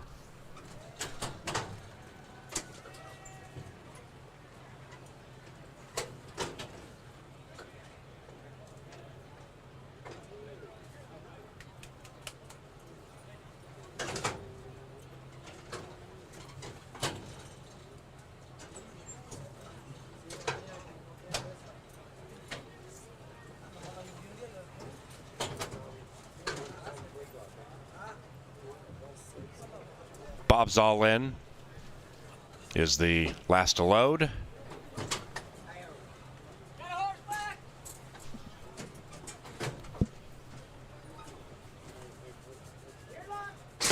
And they're racing. One son of a chief pops out of the gate and immediately is in search of the lead, joined by Hi Ho Cheerio. And Hi Ho Cheerio gallops to a short lead. And 3 and 5 have gone 3 lengths clear from Passed by Paul. That one's to the inside of Lolly Express, looking to win 3 in a row. Bob's All In, about 8 lengths behind Hi Ho Cheerio. Emoji Guy is emerging to be 7-8 lengths from the lead. Then it's Bold Minister and Conquest Cobra is at the rear. Hi Ho Cheerio leads it into the far turn, clinging to that one son of a chief looking to win 2 in a row. Behind that, Passed by Paul, shoved on, and Paul's about to be passed by Emoji Guy and or Lolly Express, but still is holding third. Then it's Bob's All In, Bold Minister and Conquest Cobra. One son of a chief attacks Hi Ho Cheerio, and Hi Ho Cheerio's holding on to that lead tenuously at 5-1. Behind them, Passed by Paul. Inside of that is Emoji Guy, and they're into the final football field. And Hi Ho Cheerio from one son of a chief. Hi Ho Cheerio prevails.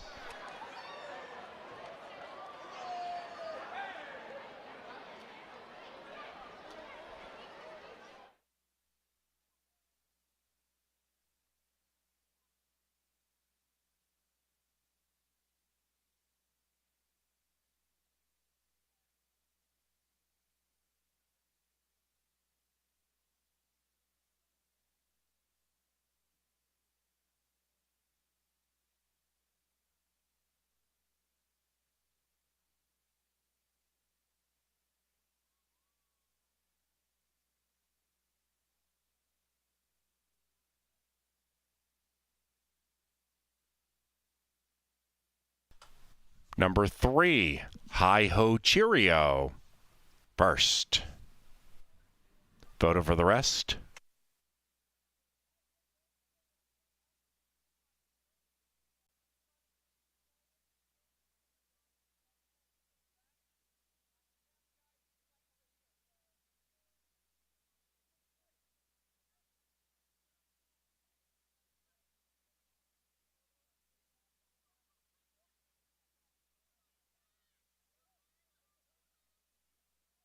The numbers 3584.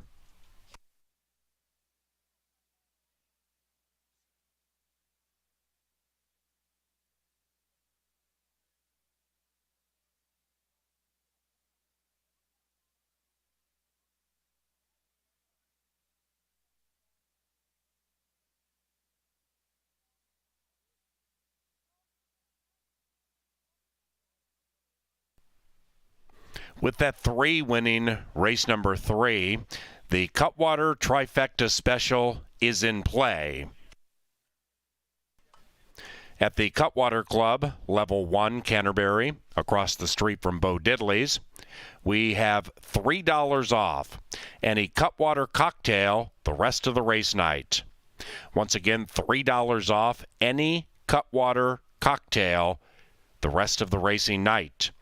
It's on track level, and Cutwater offers a wide variety of brand new Cutwater cocktails, now minus $3 for each beverage.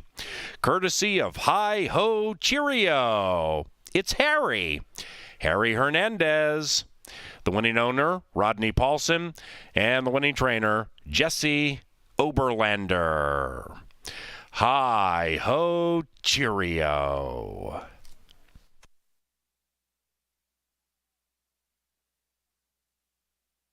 $13.80 for the exacta, 50-cent trifecta, $30.85. 10-cent superfecta, $23.25. Double from race 2, $42.70. And our first pick 3, $25.15. The fourth race is provided by Maker's Mark and makersmark.com. In the fourth race, scratch numbers 2, 7, 10, and 16. 2, 7, 10, and 16 have scratched from race 4. Number 5, Cave Hill, is now ridden by Ezekiel Lara. And number 15, Coming Up Aces, now ridden by Harry Hernandez.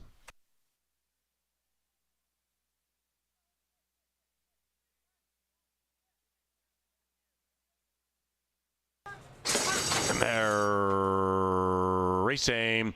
One Son of a Chief pops out of the gate and immediately is in search of the lead, joined by Hi-Ho Cheerio. And Hi-Ho Cheerio gallops to a short lead.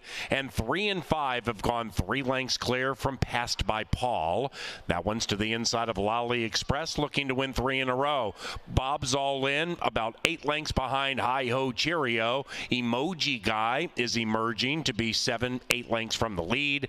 Then it's Bold Minister and Conquest Cobra is at the rear.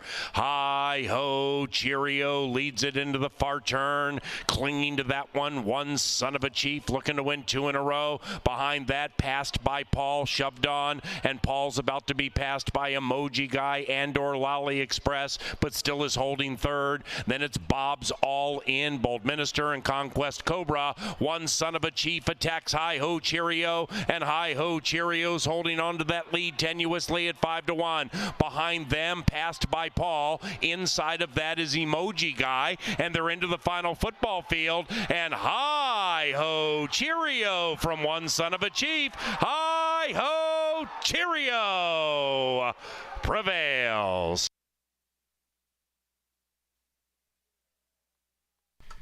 Racing at Canterbury is provided in part by the Star Tribune. Check out Jay Litz's Canterbury Park line throughout the live racing season in the Star Tribune or online at startribune.com/Canterbury.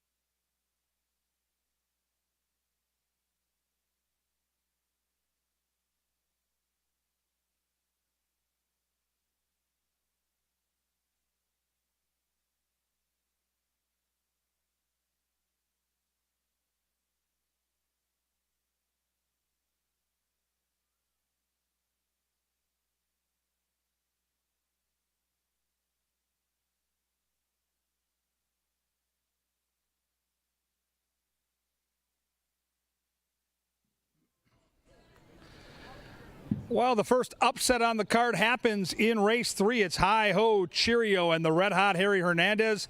Lone Speed, if you get to the front, so dangerous at this track, especially with some of the drier conditions we've been having here in the last couple of weeks of racing. Now we sail on to a pretty cool race. This is a turf race. I always love the races on the grass. And one of the cooler horses we've seen at Canterbury in the last few years runs here, and that's the 3 Ben's Malice. And he's a horse you have to use, in my opinion, if you're going to put together exactas, tries, and superfectas. But this is a race loaded with long shot potential because look at the size of the field. It's a giant field, and turf racing is all about getting a trip, and the trip means you got to save ground and you got to save energy, and there's some horses here that are going to be sequestered to the outside that maybe can't get that done. So let's talk about the key contenders. Here he is on screen. Here he is in the paddock. Big Bad Ben's Malice. Pete Matson bred the horse. He owns the horse, and last time out on a big stage on Fox Sports 2 on national TV in a $153,000 stakes race against Open Company, he came rolling down the stretch to get second. If he gets that trip and runs that race, everybody else is running for second. It's that simple. But it's a big field, and he's a closer. So the only question I had is, will there be some traffic? I think Quinones will take him outside, but then again, you worry about him losing ground. He is a gorgeous horse. He's got so much talent. And if you bet him, don't panic early, because he's always slow early, but he always comes charging late. So that's how you handicap the race. Can you get around him? You can see on the screen right now, I'm going to try to beat him. And I think there are some horses that you can consider as far as the upset goes. We'll start with number 4, who I think has a very good look here. This is War Chest. Last 2 times out on the turf, 81 and 79 Beyer figures, which are better than Ben's Malice. He has a similar style, but he probably gets first run. He probably gets the jump on Ben's Malice. You get last year's champion jockey, Lindy Wade, and you're going to get a much better price. Right now, that price is 5-1. Another long shot that I'm looking at is the 9. That's Giant Payday. Now, this horse has the back class. This horse has been there and done that against better competition. This year's form, not as good, but it might be muddied up by the fact that last time out, he wasn't on his favorite surface. He was on dirt, not turf. We'll see what he can do tonight. He's going to be a good price, and right now that price is 6-1. I like the 14 here. I'm going to take a swing on a long shot. I think this 14 has enough speed to get out from that outside post and find a place to run. That's going to be the key. Can Whiskey Plank use that natural speed to gain position? And when I bet a race like this, I'm going to have an exacta with Ben's Malice over my horse. I'm going to use the horse underneath in the exotics. I'm going to have a small win ticket because I think the horse will be double digits, and I think he's quick enough to separate around that far turn. I'll tell you this, he looks great down here in the paddock. 14 makes a nice impression. The ears are up. The coat looks good. But I'm taking a swing here. This horse is 11-1. For him to beat Ben's Malice, he'll need to run his best, and maybe Ben's Malice gets into some traffic. It's a really fun race to handicap because you've got a big favorite, but you've got a big field. Strange things can and will happen in a race like this. And even if you bet Ben's Malice, if you catch the trifecta, maybe you catch a couple of bombers underneath. Fun race as you build that bankroll towards that big pick 5 carryover, which starts in race 6. And this is the last race before we have 4 consecutive stakes races. Hall of Fame night, Canterbury. On the turf we go. It's race number 4. It's coming up. It's coming at you. And it's all next.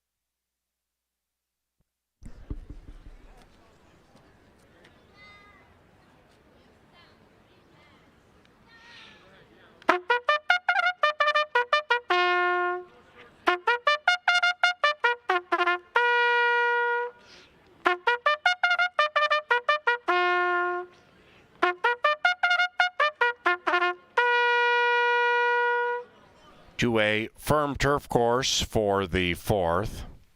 Sands 2, 7, 10, and 16. They stayed in their barns. Number 5, Cave Hill, is ridden by Ezekiel Laura. And number 15, coming up, Aces, now ridden by Harry Hernandez.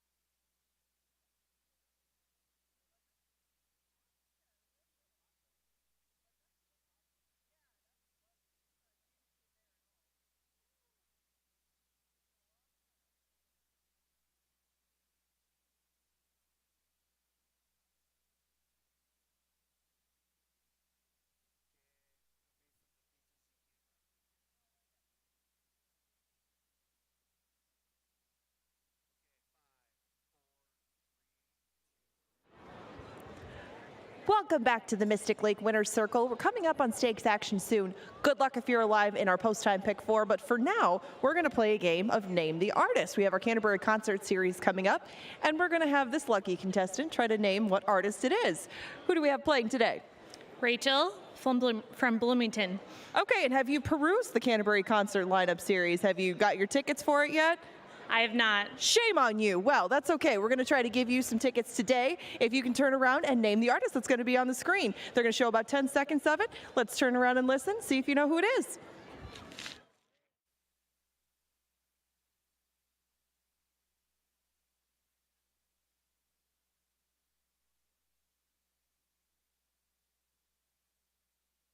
All right. If anybody knows out there in the crowd, feel free to chip in with what letter it is. Do you know what the answer is? B, Everclear. Is it B, Everclear TV? Yes, it is. Okay, well, there you go. Congratulations. Now you have your tickets for the Canterbury Concert Series. Congratulations to you. And do you have a horse that you like in our upcoming 4th race? I would say number 3. Ben's Malice, excellent choice. Hopefully he makes you some money, a little walking around beer money for the concert. Enjoy it, and thank you for playing. Thank you very much. Good luck, everybody.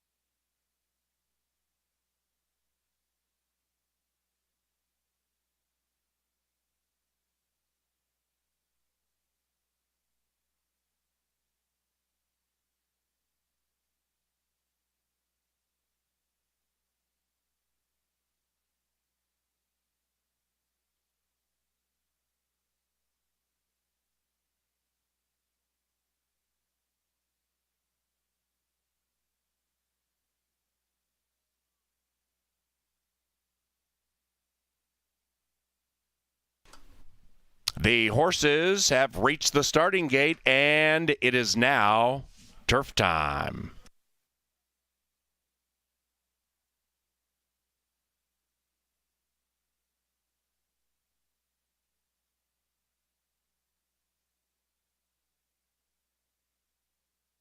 Ben's Malice, 3-2 and favored.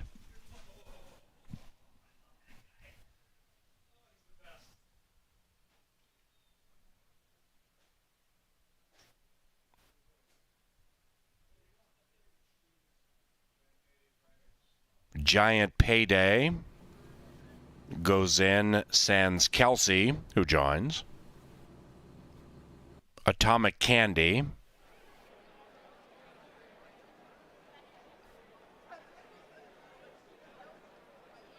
And here is Ben's Malice. The Palace Malice gelding looks a picture of beauty.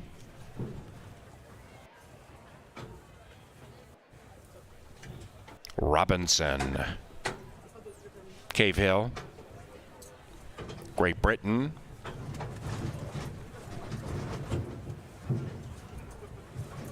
Ben's Malice is rearing in his stall and has unseated the rider and now has settled down. Alonso Quinones, as you can see on TV monitor, still behind the gate. They're going to back out Ben's Malice, who is coming under vet review. They will put Pinchos in.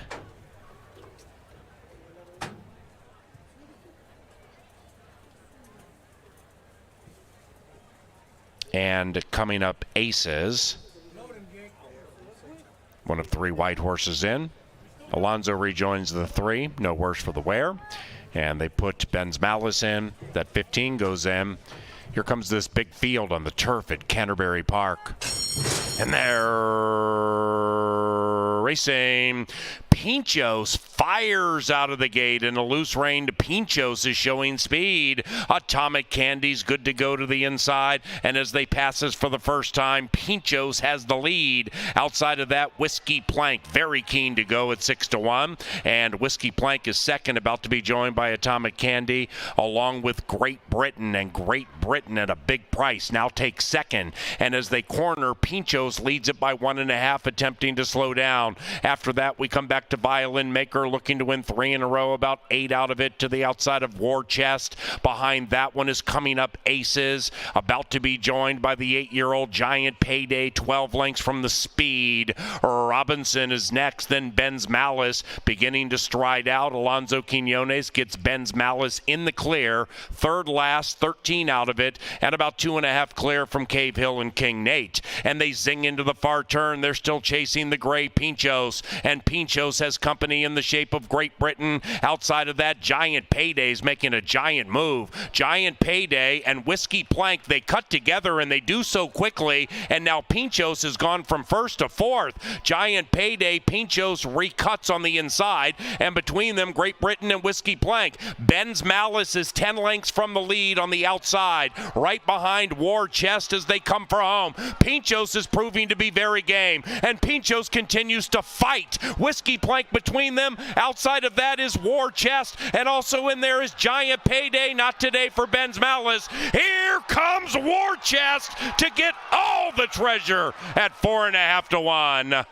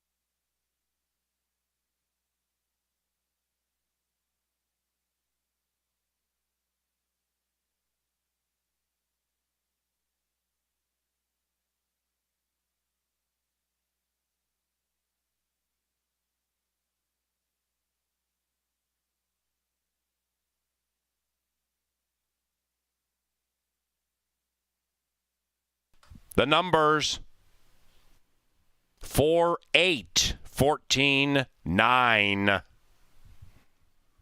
in 141.95.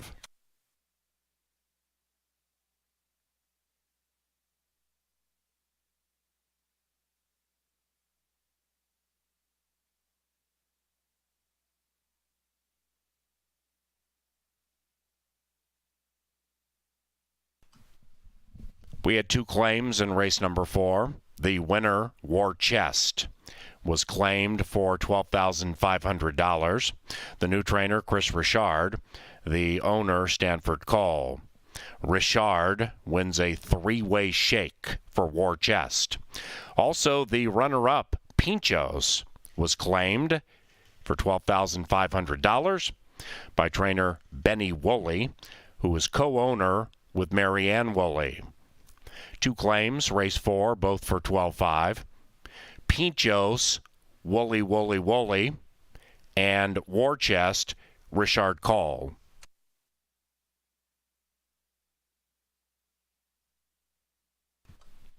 Race 4 is official. Massive payoffs. The post-time pick 4 paid $421. Pick 3, $106. The exacta, $78.70. The 50-cent trifecta, $524.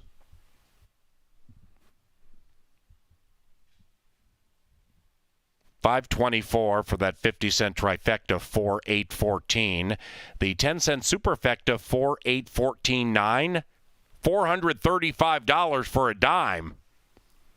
Got those big payoffs going again tonight at Canterbury. 4,814.9 for the superfecta. Stakes race action begins 22 minutes from now with the Victor S. Myers. Scratch number 4, because Vinny's a Canuck. This one begins a pick 4 on races 5 through 8 and is provided by Pepsi, the official soft drink provider of Canterbury Park. Another reminder, Cutwater cocktails, $3 off each cocktail the rest of the racing night. Stop by Cutwater, level 1, across from the deli spot Bo Diddley's. $3 off all Cutwater cocktails the rest of the racing evening.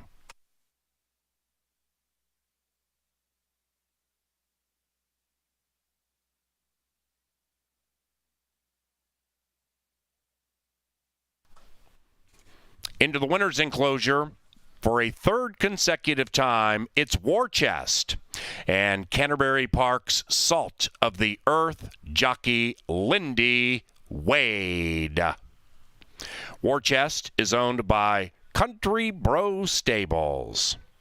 That is Danny Caldwell and Toby Keith. The winning trainer, Oscar Flores.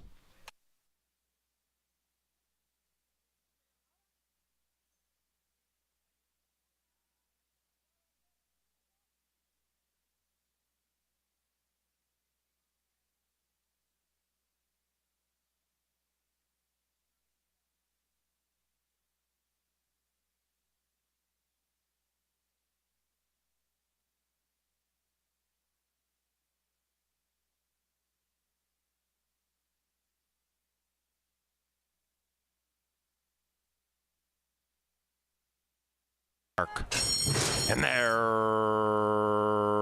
racing.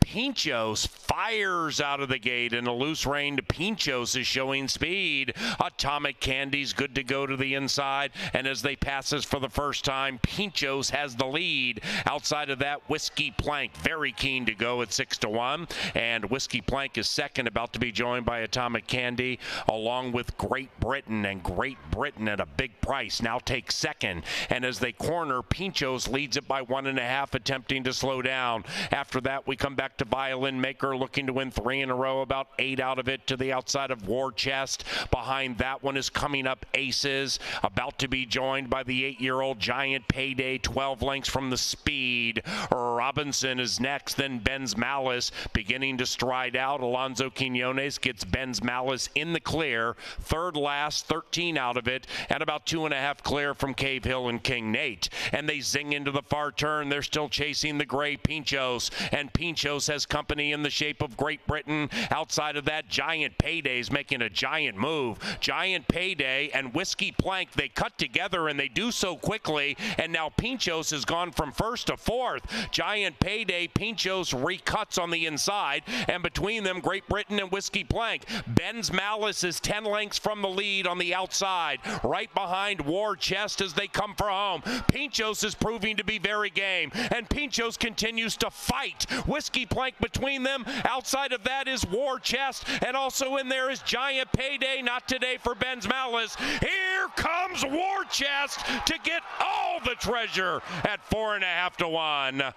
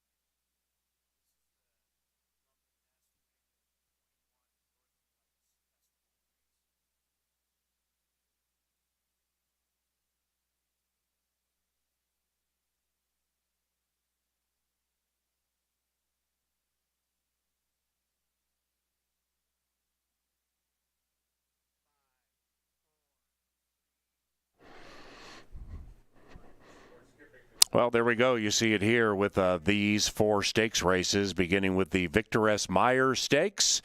And welcome to the Dark Star Press Box. Now with race number 6, the Francis Genter. That one begins our 50-cent pick 5, and we have a $58,000 carryover into that pick 5. So let's make a little money in race number 5 before we get into that pick 5, and it might start with this guy, Love the Nest. Love the way this horse looks. This was in the Northern Lights Futurity. That is the signature 2-year-old race for boys that we run yearly, and this was last year, and Love the Nest. Striding away beautifully, like not only a good thing, but a really, really high-end racehorse. And in that race, he was able to beat the likes of Dr. Oscar. And Dr. Oscar is number 2 in this race. Dr. Oscar, ridden by Chad Lindsay, owned by Pete Matson and trained by David Van Winkle. But that guy right there, Love the Nest, I mean, he is just a big, thick-looking equine athlete, just a wonderful, wonderful horse. Hasn't run since May at Hawthorne, is undefeated at Canterbury, and they'll be heading to the paddock momentarily. And that's where Kevin Gorg will get you squared away for the 29th running of the Victor S. Myers Stakes. KG, big boy, is 3-5 as they're about set to head into the paddock.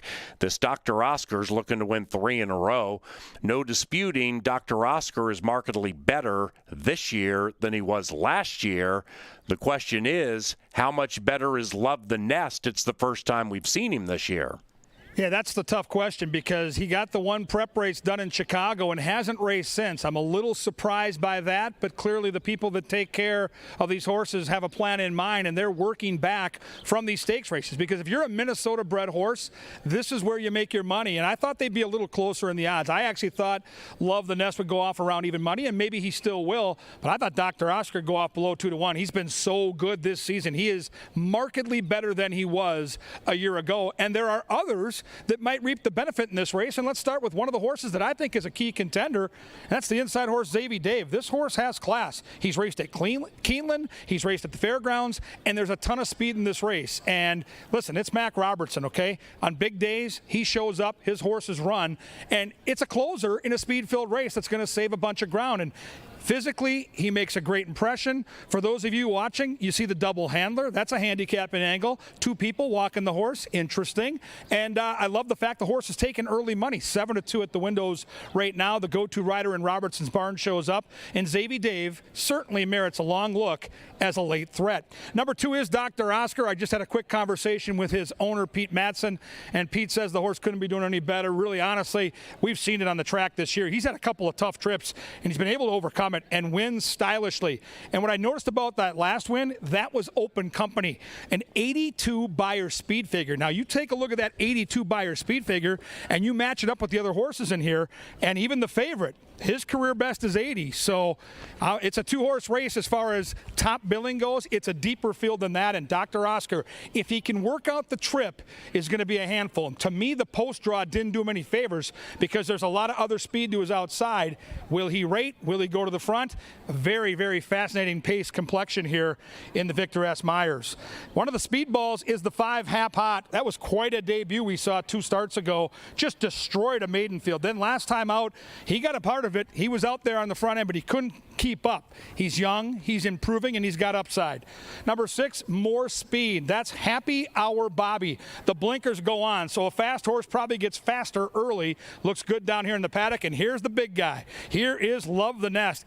There were rumors last year this horse might take a swing at some Kentucky Derby prep races. You can see the way this horse looks physically. He is big, he is muscular, and the layoff really is the only question. He hasn't raced now since way back May 1st. That was before the Kentucky Derby. So that layoff is pesky, but the workout here at Canterbury, I'm told from people in the press box, was razor sharp, and his trainer, Joel Burnt, is having an unbelievably good season. And Rye Eccleberry in for the ride. Rye, good to see you back in Shakopee, one of our all-time favorites in the press box. Just a class act and a tremendous jockey. Love the Nest is my pick. Rye Eccleberry is my guy, but I'm telling you right now, there's a couple other horses in here, specifically Dr. Oscar, that are going to make him work for the money. What an intriguing stakes race. The first of 4 consecutive Minnesota bred stakes races. What a fun way to bet it. There's a 50-cent pick 4 right here with all the stakes races. The pick 5 starts in race number 6. Right now, the Victor S. Myers field heads down the bridle pass. Soon they'll be on the track. It's race number 5, and they're going to be at the gate in round 8. Then they're going to get it on.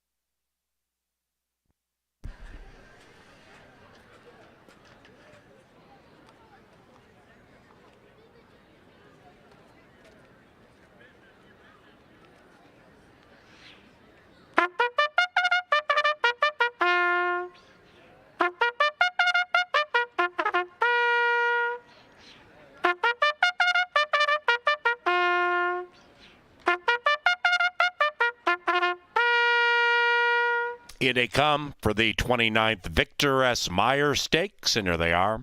Number 1 is Xavier Dave, guided by Roymus Chirinos, for owner Warren Bush and trainer Mac Robertson. Chad Lindsay rides number 2, Dr. Oscar. The owner, Pete Matson. The trainer, David Van Winkle.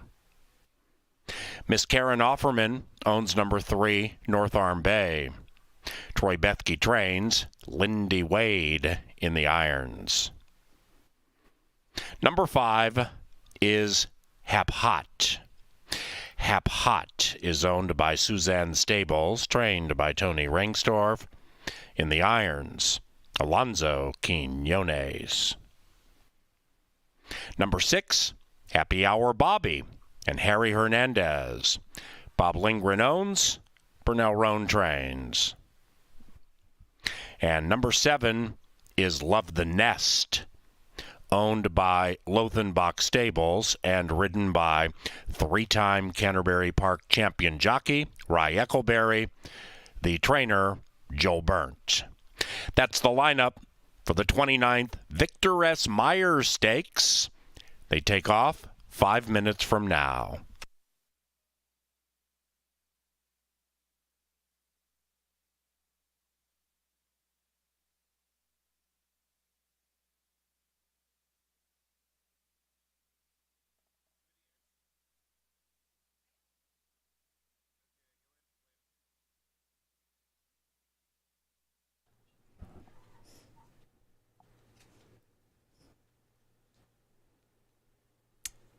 We've got a pick 4 coming up in race number 5. That's the Vic Myers. Now, this is going to be a stakes-filled, I thought maybe shorter price-filled pick 4, but when we get to the final leg of it, this $50,000 stake, the Minnesota Turf Distaff, there's a couple representatives from the same barn, one of which I think will take a lot more money than the other, and they happen to be drawn right next to each other.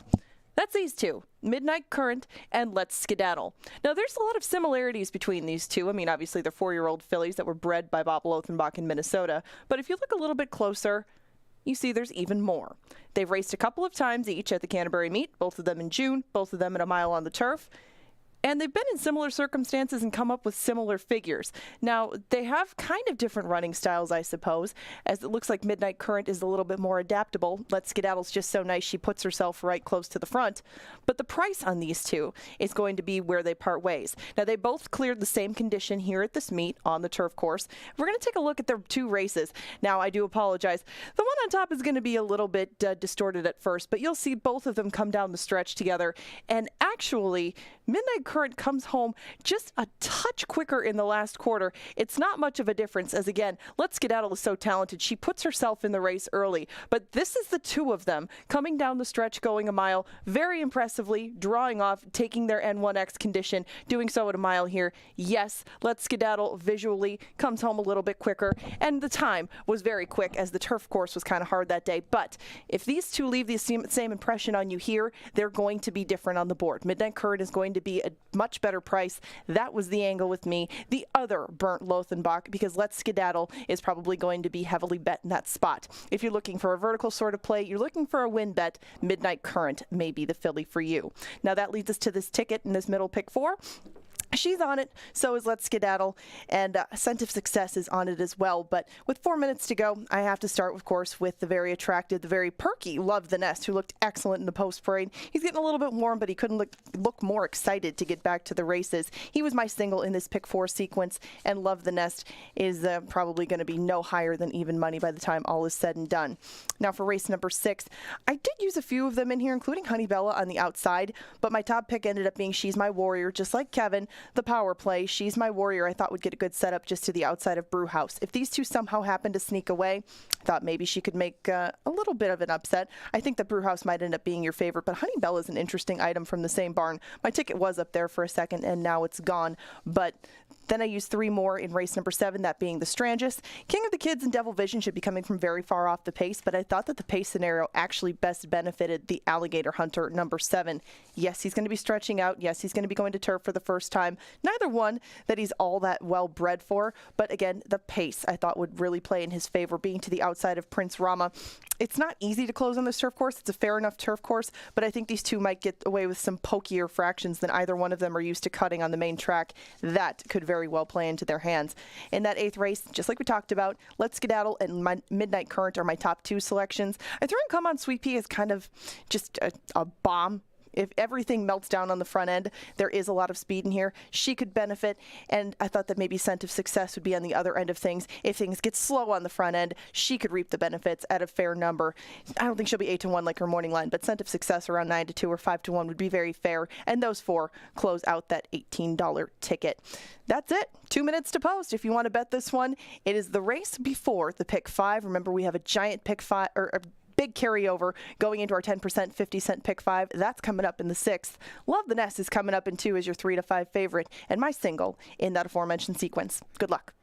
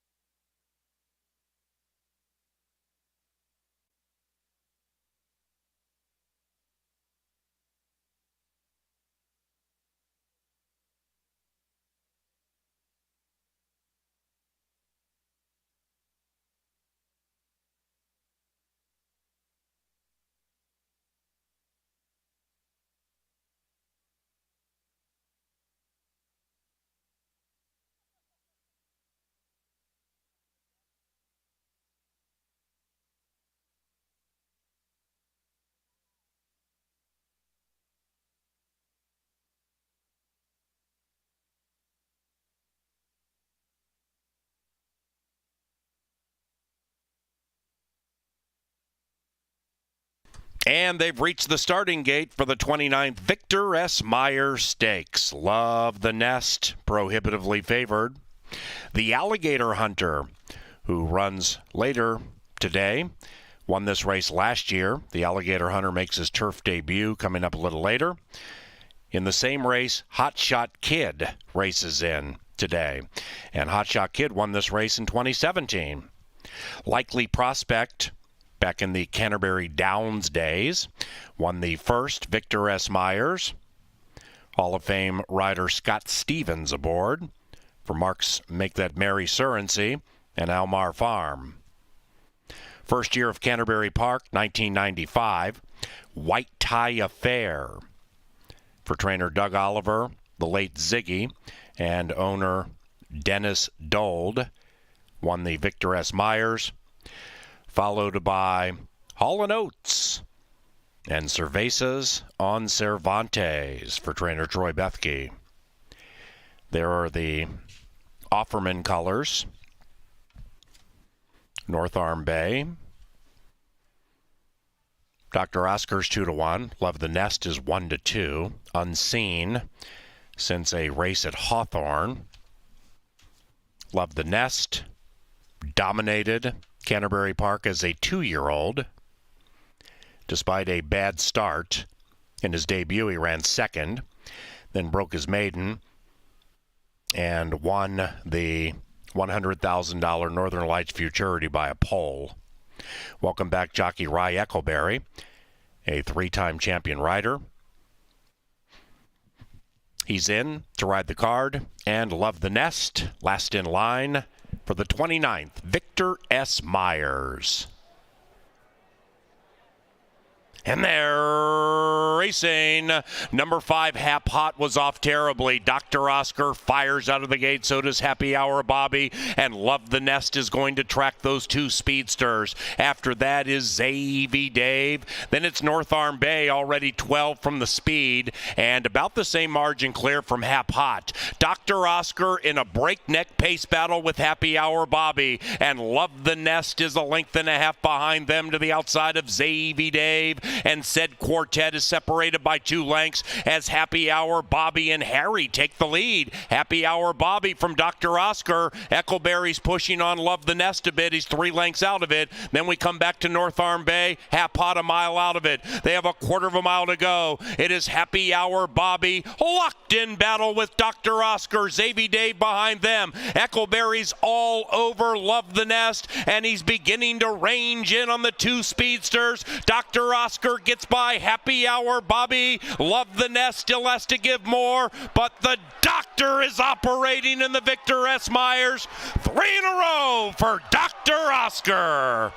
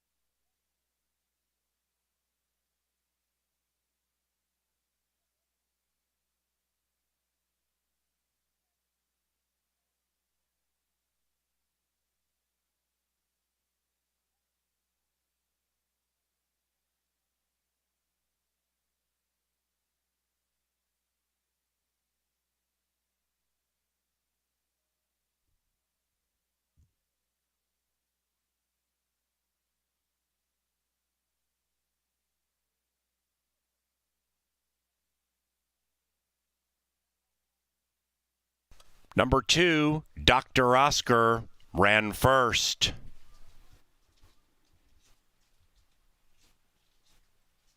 2-7-6-1.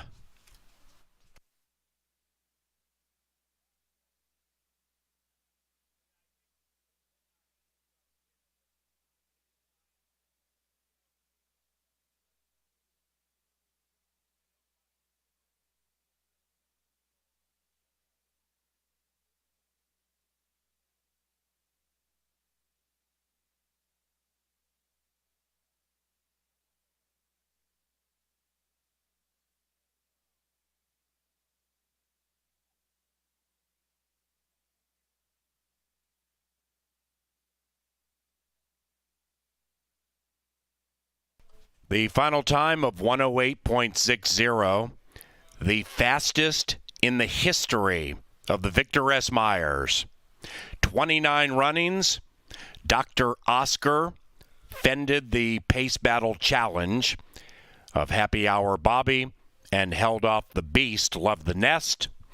After all that, 108.60, the fastest 6 furlong time in the history of the Victor S. Myers, and close to the 2005 6 furlong track record set by Only in Your Imagination.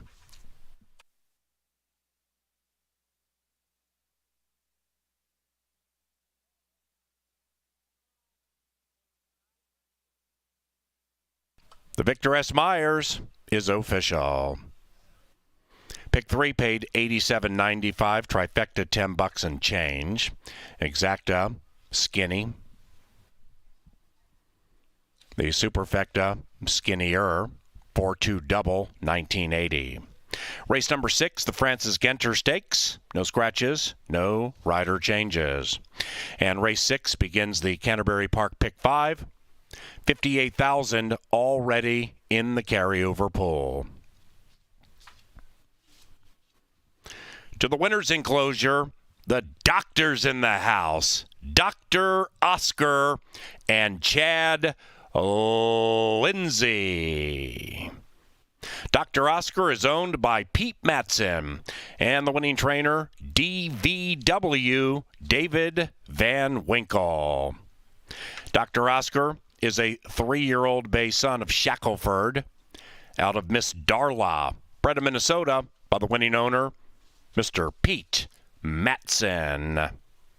We welcome Dan Strokirch to the winner's enclosure. Dan Strokirch is representing JTR Roofing and Certainteed with the trophy presentation to Mr. Pete Matson and the connections of the Victor S. Myers.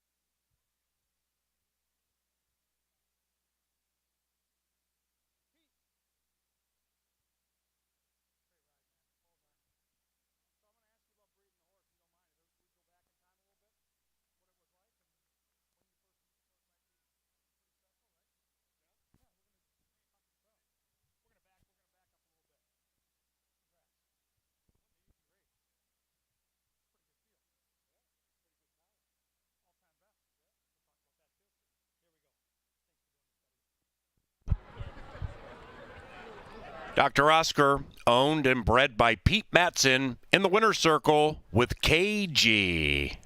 Yeah, always a little extra special when you breed and own the horse. And Pete, take us way back to when this horse first landed in your lap and you saw this horse kind of coming of age before your eyes. When did you know that the doctor might be something special? Oh, I think almost from the time that he was born. He was this big, healthy horse, and his mother raced for me and made over $100,000 at Gulfstream.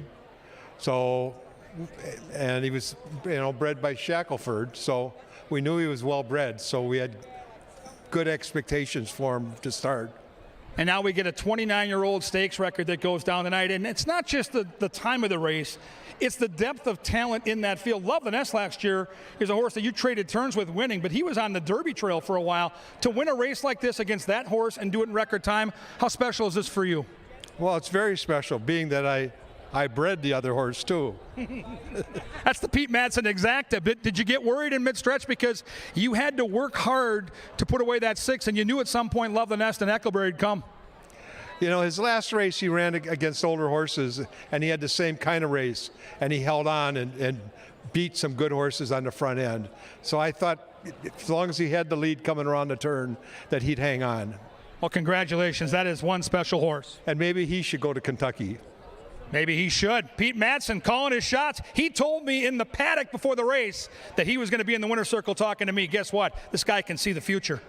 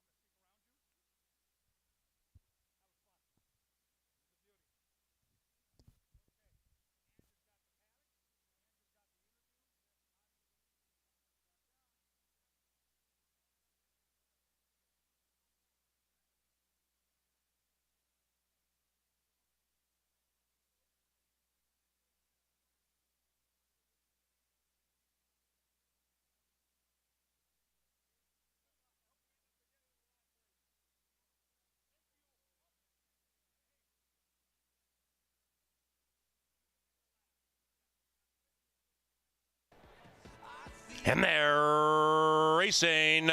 Number 5, Hap Hot, was off terribly. Dr. Oscar fires out of the gate. So does Happy Hour Bobby. And Love the Nest is going to track those 2 speedsters. After that is Zavy Dave. Then it's North Arm Bay, already 12 from the speed. And about the same margin clear from Hap Hot. Dr. Oscar in a breakneck pace battle with Happy Hour Bobby. And Love the Nest is a length and a half behind them to the outside of Zavy Dave. And said quartet is separated by 2 lengths as Happy Hour Bobby and Harry take the lead. Happy Hour Bobby from Dr. Oscar. Eckleberry's pushing on Love the Nest a bit. He's 3 lengths out of it. Then we come back to North Arm Bay. Hap Hot a mile out of it. They have a quarter of a mile to go. It is Happy Hour Bobby locked in battle with Dr. Oscar. Zavy Dave behind them. Eckleberry's all over Love the Nest, and he's beginning to range in on the 2 speedsters. Dr. Oscar gets by Happy Hour Bobby. Love the Nest still has to give more,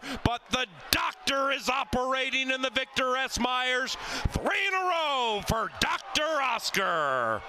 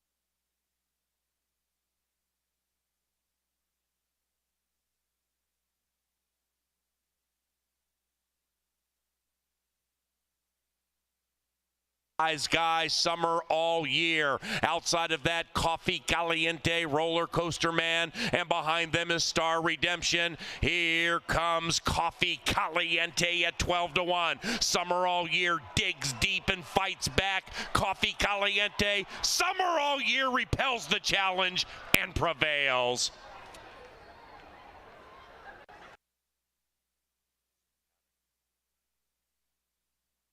And up goes Where'd the Day Go to the inside of Mountain Pine, and here comes Markin Greeley with a rush to the outside. Cuts the lead from a half to a neck to a nose, and there he goes. It's Markin Greeley with an impressive victory.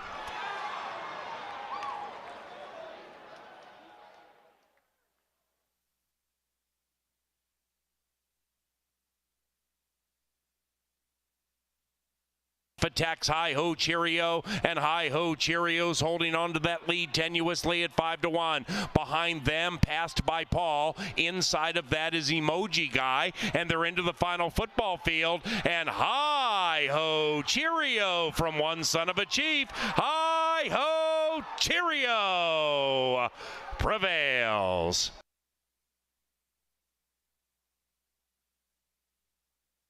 War chest as they come for home. Pinchos is proving to be very game, and Pinchos continues to fight. Whiskey Plank between them. Outside of that is War chest, and also in there is Giant Payday. Not today for Ben's Malice. Here comes War chest to get all the treasure at 4.5-1.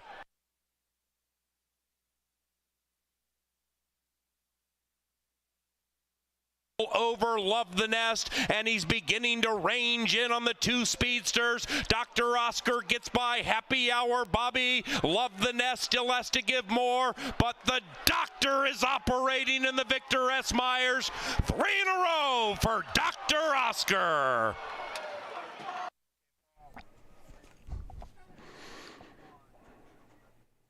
Oh, the old doctor, what a terrific horse. And I loved during the interview with Pete Matson, the owner and breeder of Oscar, with Kevin Gorg, mentioning, indeed, he did breed Love the Nest, who ran second, trained by Joel Byrne. So congratulations, Pete. And Pete is going to come back here and try to do some damage, or at least during the course of the rest of the stakes races. But he has number 5, She's My Warrior, here. The one to beat in this race, arguably, currently is 9-5, and it's this girl. Look at this effort. Brew House out of the starting gate rather slowly, but Brew House now comes zinging through in like 8 strides to take the lead, and you would think that that was an arduous effort, which it was, but here's Nick Goodwin throttled down with Brew House, the winner in her only start, and she's going to be a handful in this race, because think about it. To come out a few steps slowly and get up there where she did, that exerts a lot of energy, but she still was like this at the wire.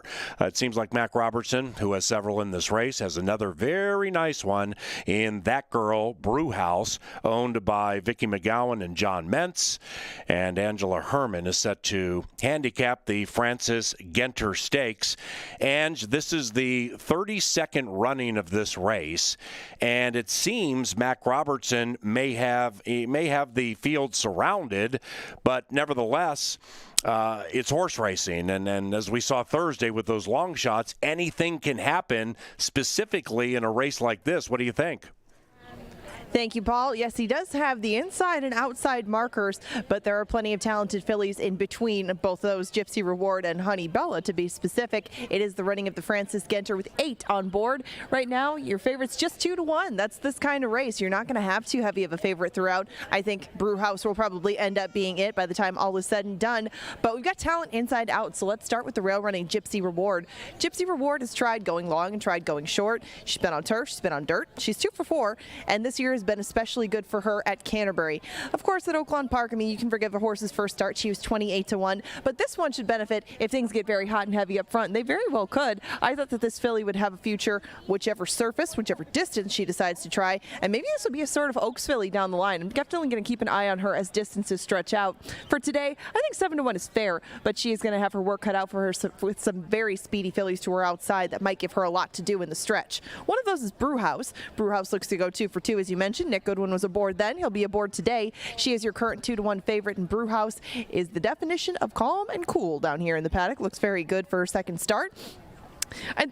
She didn't have too much pressure through the early part or the late part, I guess, of that maiden breaking effort. I think that we'll see what she has in the tank early. When Chaplin, probably St. Serena, and She's My Warrior all go after her earlier. I Think I Love You has a little bit of speed too. We'll find out. Brewhouse is very talented, though. The raw talent is definitely there. The speed is there. And the inside draw might help things along. But Chaplin right next door on the cutback, I don't know what kind of speed she's going to show. Chaplin comes off the turf course. She led those turf races a good part of the way. Didn't follow through at the end of things, but Chaplin should have a little bit more in the tank after those two. I mean, on the cutback at 30-1, not the worst horse to put underneath, and she probably, again, should have the endurance built up from 3 starts this year and from 2 of them at 2 turns. St. Serena was 4th last time, but behind It's Her Time. It's Her Time has kind of been a thorn in the side of St. Serena. In between those 2 efforts behind her, she did break her maiden very nicely in wire-to-wire fashion, but she, kind of like Brewhouse, didn't have a whole bunch of pressure throughout the running of that. These 2 are going to have to go toe-to-toe early if they want to do the same sort of thing in here, and St. Serena right now is 21-1. The one on screen right now is my peg in here. She's My Warrior. Me and Kevin Gorg are going to be back on board trying to get another win for Pete Matson today. He just scored one with Oscar. Now he's going to try with She's My Warrior. This one comes off a 5th place finish, but it was against Open Company. It was against Elders, and she gets back to a little bit more friendly settings against her own age in Minnesota breds. She hasn't done that since the Northern Lights debutante, and that day she came up a winner. Right now she is 5-2. 7-2 on It's Her Time. This one got a little bit of a late start to the races. She didn't start things off until May of this year. It's Her Time has come to hand very quickly, though. She has a lot of speed, and the blinkers last time kept her a little bit more focused on the front end. She did kind of wait when she made the lead that day. That was my only worry with this filly. It's Her Time. Still a lot of upside, though, and a lot to figure out, and she is 7-2 on the board. 25-1 on I Think I Love You. This is the other maiden in this spot. She took a lot of money last time, but that was on the turf going 2 turns. She should probably at least contribute to the pace, and I Think I Love You is nice and calm and cool down here as well. Honey Bella on her toes. She comes from the same connections that put out Brewhouse and Gypsy Reward, and Honey Bella right now is at 5-1.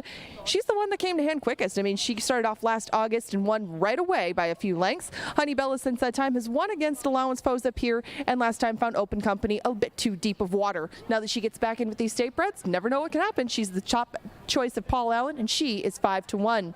The field for the Francis Genter heads out to the track. These ladies will kick off our 50-cent pick 5. That is a 10% takeout wager, over 180,000 already in that pool. Kevin's put together a ticket that you can follow along with, dissect, add to, take away, whatever. He's going to go through it in just a couple of minutes after they get through the post parade for the Genter.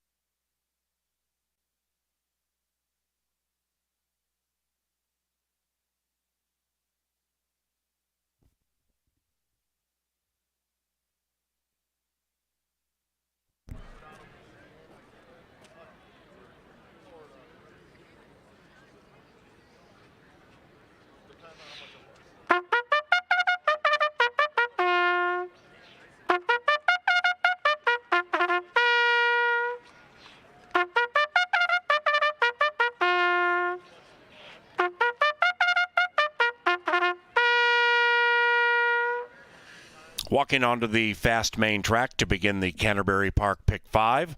The carryover pool, $58,000. This is the 32nd running of the Francis Genter Stakes, and here they are.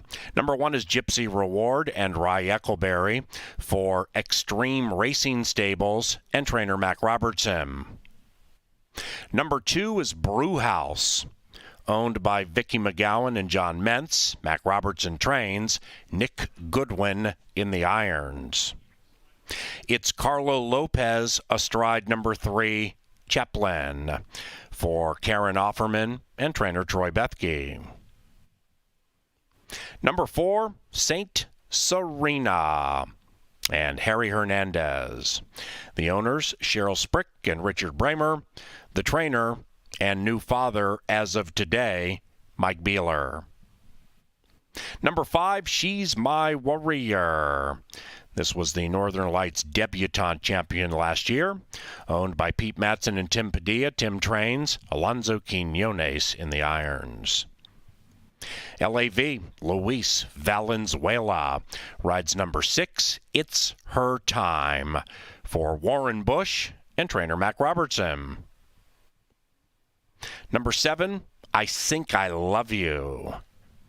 This one is owned and trained by Lynn Rarick, Kelsey Haar astride. And Roymus Chirinos rides 8, Honeybella. Honeybella is owned by Vicky McGowan's Extreme Racing Stables and trained by Mac Robertson. Those 8 go to the gate for the 32nd Francis Genter Stakes. And once again, this begins the 50-cent pick 5. Use as many or as few horses in each race, races 6 through 10, to play the pick 5. $58,000 in the carryover pool before betting today. And we already have more than $200,000 bet into the pick 5 today. So this will be a very, very lucrative opportunity with the pick 5. And you see Kevin Gorg's pick 5 ticket on television monitors. Post time's 5 minutes from now.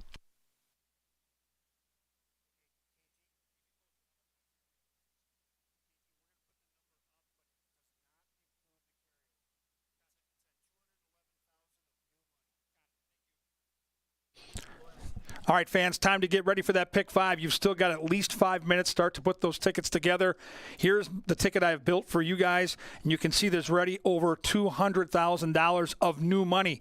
We have a carryover of just short of $60,000. That's the new money that's already being pumped into the pool. By the time we go to post, it's going to be over $300,000. Who knows? We might get close to $500,000. Here's the ticket I put together, and it's a difficult sequence. I had a hard time finding a single. 1, 2, and 5 here for me. I think Brewhouse is super talented. I think Gypsy Reward can save ground and pounce, and as I talked about in my power play, I like She's My Warrior to win this race. In the 7th, a turf stakes race, a lot of horses that can win. I'm going to use the 2, 3, 4, and 6. 6 is my top pick, Zoe's Delight, who I think will be a decent price. Maybe the most open race of the night, race 8. There could be chaos, and I'm prepared for it. 4, 5, 6, 9, and 11 in the 8th for me. My top pick is the 9 at a price with Eckleberry. It's Scent of Success. 9th race, we start to pare it down so we can afford it. It's a $60 ticket. We're going to use the 6, the speed of the race, Martin. We're going to use the 8, El Centenario, for Mr. Troy Bethke. He brought in a 45-1 a couple nights ago. If the 8 can win race 9, look out. That pick 5 gets real juicy. It likely comes down to the last, and I'm going to single Barry and Joni Butts' horse. The Butzos have number 6, Guest Check. That's my single in the last. 1, 2, 5 with 2, 3, 4, 6 with 4, 5, 6, 9, 11 with 6, 8. Single to the 6 in the last. You can see the new money pouring into this bet. The pick 5 has a 10% takeout. It's the lowest in the industry. If you can pick the pick 5, you share all that money with only the others that pick those 5 winners. Get your tickets in now. We've still got at least 3 minutes to get the wagers in. There's nothing quite like it. A carryover into a 10% takeout. These are great opportunities. Only one we've had so far this year. The pick 5 and 3. You can use my ticket or you can modify my ticket, but you can't win it if you don't get in it. Pick 5 and 2. Good luck.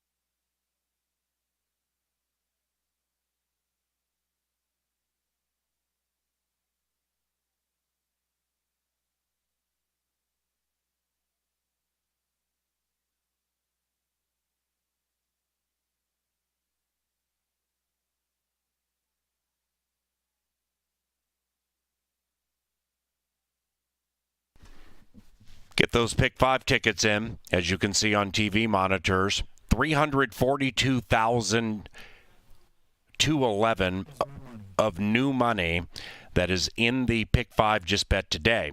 So you go ahead and put the 58 that carried into the equation, and we're over $400,000, quickly approaching $500,000, and quite honestly, it could be higher than that. It's a 50-cent wager, and if you only come to Canterbury one time and it happens to be today, take any form of stab at this Pick 5 because a very lucrative payoff is expected.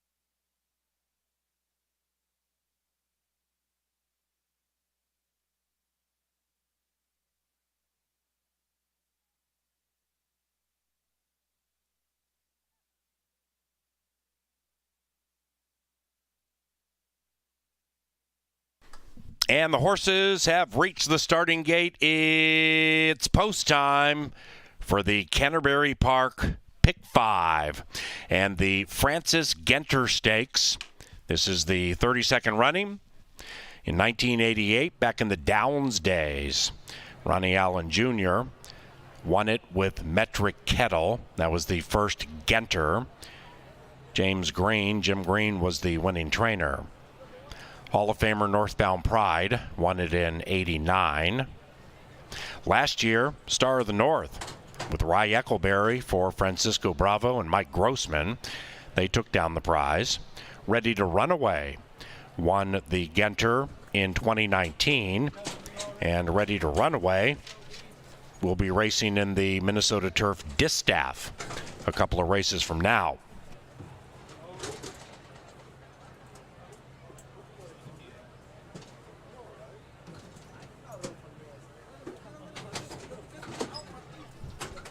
Chaplin has gone in.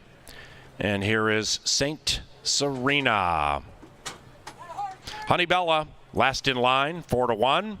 8 in the gate for the 32nd Francis Genter Stakes. And they're racing. And the Canterbury Park Pick 5 with that Nation Low takeout gets off beautifully for all age. And from the center, She's My Warrior. The 2021 debutante champion popped nicely, joined by the speedy Brewhouse to the inside. Outside of that, It's Her Time. Then we come back to St. Serena, and up goes Brewhouse trying to run to 2 for 2. And Brewhouse scoots right by She's My Warrior. We come back to I Think I Love You, 8 lengths from the lead, overtaken by Gypsy Reward. Honey Bella's outside of that one, about 9 lengths behind the stablemate, and Honey Bella's on the move. The one in last is Chaplin. They have a quarter of a mile to go. Nick Goodwin still has a tight hold on the talented filly Brewhouse, but now he starts to niggle at her with She's My Warrior creeping in. Outside of that, Honey Bella continues to swoop in nicely, and between runners is St. Serena. Here comes on the outside She's My Warrior trying to capture Brewhouse, who's still very game. Brewhouse from She's My Warrior. 2 and 5 to the line together. Brewhouse is the Genter champion.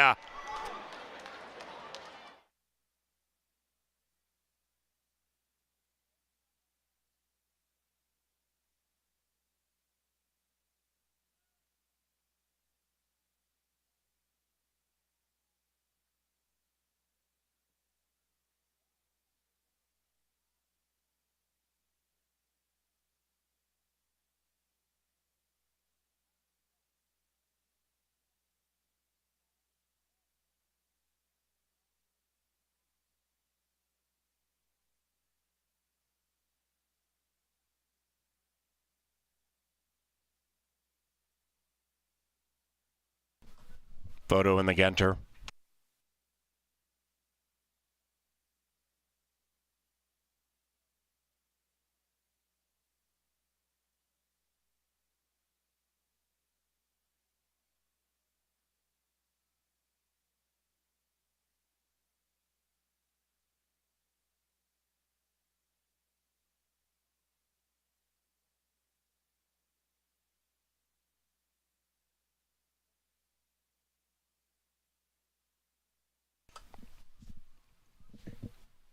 Result of the photo shows the Genter champion is number 2, Brewhouse. 2.518 in 110.41.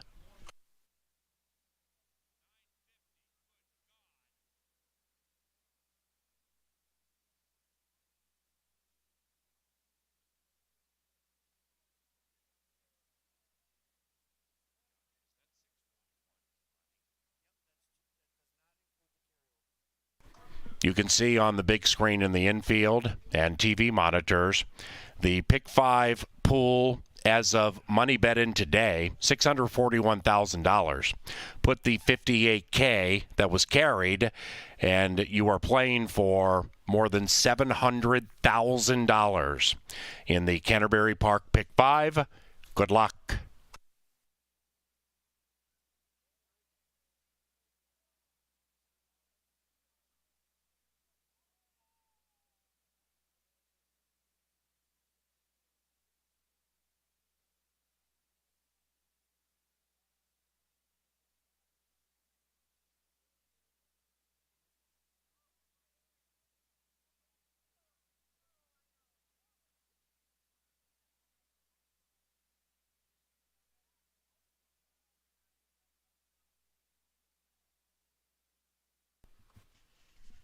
While a large contingent assembles in the winner's enclosure, Brewhouse will receive a well-deserved bath for her toil.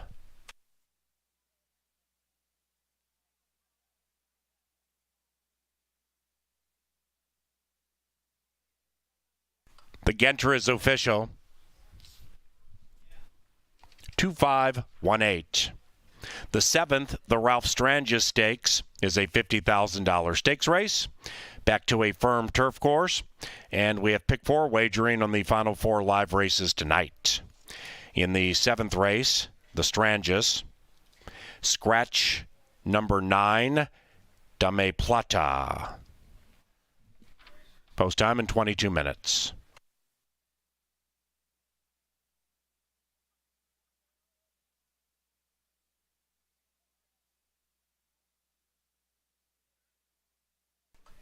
Here comes the undefeated Brewhouse with Nick Goodwin. They are the Francis Genter champions. Congratulations to Vicky McGowan and John Mentz, the winning owners. Likewise for trainer Mac Robertson. That is Mac's 998th victory at Canterbury Park alone. Brewhouse is a 3-year-old chestnut filly by Tapiture out of Birdhouse. Bred in Minnesota by Scott Pierce.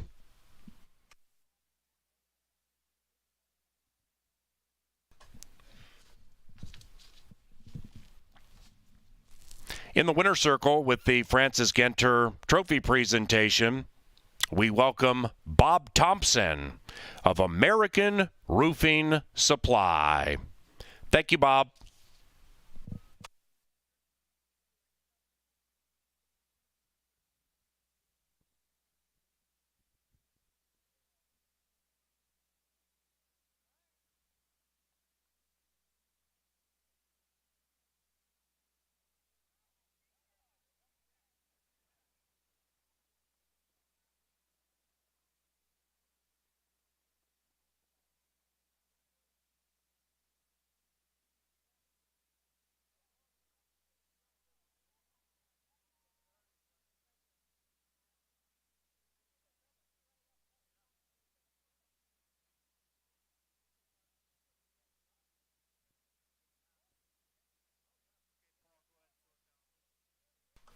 To the winner's enclosure, and with the winning rider, here's Miss Angela.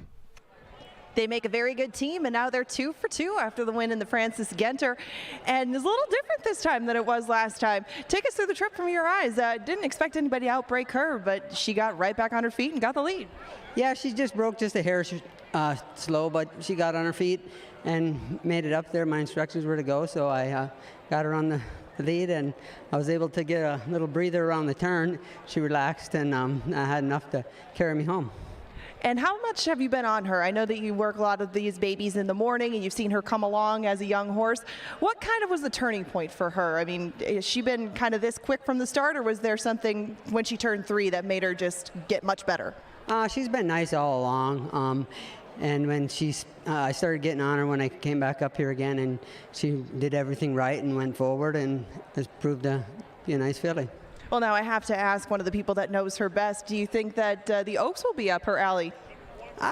Well, we'll see how she comes out of the race. I guess that'll be Mac's decision and the owner's decision where they go next with her. Well, congratulations to you all. We look forward to wherever she is next. Enjoy it. Nice ride, Nikki. Thank you. The Francis Genter goes to Brewhouse, the perfect 2 for 2.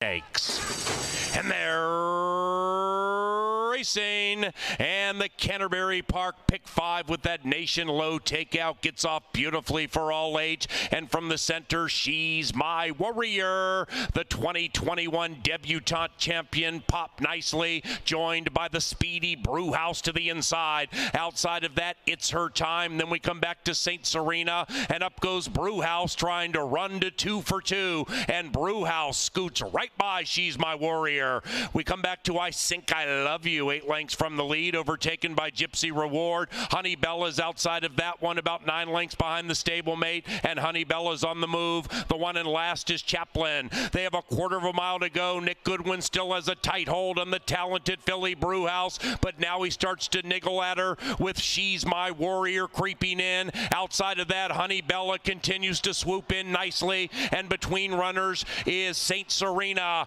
Here comes on the outside She's My Warrior trying to capture Brewhouse, who's still very game. Brewhouse from She's My Warrior. 2 and 5 to the line together. Brewhouse is the Genter champion.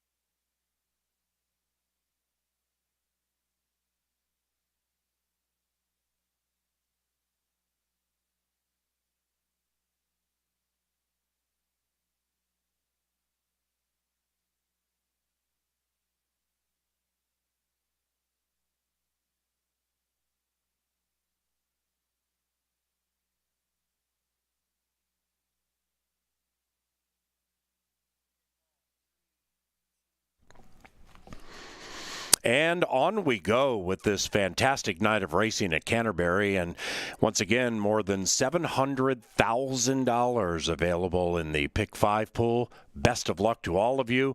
We go on to the Ralph Strangis Stakes.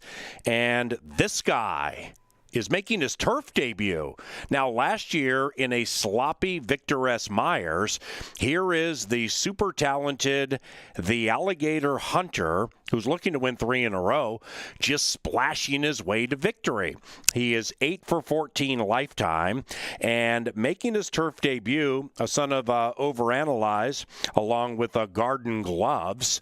We will see how well the Alligator Hunter takes to the turf. Right now, 3-1. The lukewarm favorite is the veteran Tuco Bay, looking to win 2 in a row. In fact, we have some red-hot horses in this race. Prince Rama, turf debut, along with King of the Kids, Devil Vision, Tuco Bay, Hold the Spice, the Alligator Hunter. They're all looking to extend winning streaks. There is the Alligator Hunter, very poised and chill as he is wont to be, owned by Pete Matson, along with Tim Padilla. Tim's done a wonderful job training this horse. And Pete Matson and his horses, they come up big on stakes race days like this. One with Dr. Oscar, just ran second with She's My Warrior, and now the Alligator Hunter with the turf debut. That really is the proverbial fly in the ointment here, Kevin Gorg. The Alligator Hunter, very talented, good tactical speed, but the turf debut part of it is what makes this handicapping equation so wonderful. As they head into the paddock, we go down to you. Yeah, it's such a fun race to handicap because there's so many unknowns, right? You've got this horse that continues to show promise and keeps winning races, but he's never done it on the turf. And the bloodlines are lukewarm, but when you have a horse that has his talent and his speed, you have to respect the Alligator Hunter. The other wild card is the 2-horse. What do we have with this 3-year-old for the Lothenbachs? I mean, this horse has shown so much talent, beating Open Company last time. And those were older horses. He's just a 3-year-old. So, yeah, the intrigue is here in the Ralph Strangis, no doubt. 7.5 furlongs, post position matters, and I think there are a handful of horses here that deserve top billing. And I'm going to start with that 2-horse. I'm going to start with the youngster who's taking on, again, a very solid cast of horses. But the turn of foot that King of the Kids has shown is rare in this game. You don't see young horses that can pass and do so like this horse has in those last 2 efforts. Now, if you want to play devil's advocate, you can do that. The 6 furlong splits in those 2 turf races were ridiculously fast at 109 and change and 109 flat. But to win by open lengths and to do it the way this guy has done it, I mean, the future is bright for the King of the Kids, absolutely, positively. Will be rolling late, and from that post should get a really good ground-saving trip. The 3 is also a similar type of horse. This is Devil's Vision for Kelsey Haar. Likes to lay way off the pace and make one big run. And it's a big field, but it's not a crowded field. We're not talking about 12 horses here. So I think both these jockeys have tough assignments, but it's doable because the field is manageable and they're going to find their spot, and I think the pace will end up being honest. Tuco Bay last time, that's as good as I've seen this horse. And we've watched him run now for a couple years. He's always had talent. He's always been a special horse. But last time, man, he looked awesome doing it. Does he bounce or does he do it again? If he runs that race again, look out. And he looks good in the paddock, no doubt about it. I like Zoe's Delight, and I'm not surprised that the fans aren't betting this horse. And I just feel like this horse gets the first run. There's not a lot of speed in the race. I'll acknowledge that the 1 and 7 likely go. But there's Zoe's Delight, maybe sitting in third, and I'm getting a really good barn at double digits right now. Tony Rengsdorf trains. Luis Valenzuela gets the call. I'm going to try Zoe's Delight in lukewarm fashion. There's the big guy. There's the Alligator Hunter for Pete Matson. Cool looking horse. Just goes out and runs his race every single time. Hot Shot Kid. Really fun to have him in the race. This is a Minnesota bred that's earned almost $700,000. His turf numbers, probably not as good as his dirt numbers, but he's still such a neat horse. And don't sleep on the outside horse. Vic Hayes has a tough post assignment, but I'm telling you what, when you show those numbers, 5 starts on our turf course, 4 wins, you better respect the 10. That horse, like those earlier horses I talked about, should make some late noise here. What a cool race this is. Hey, we got a bachelor party out here. Tad Oates and the gang. What a night to be out here on your bachelor party. Perfect weather, $700,000 in the Pick 5, and 4 cool stakes races. The next one in line is the $50,000 Ralph Strangis. This is a humdinger. Who do you like? The Minnesota Breds take to the turf. Get your bets in right now. Angela Herman and I will be out on the turf course. We'll analyze how they're warming up in a few minutes. Good luck and enjoy.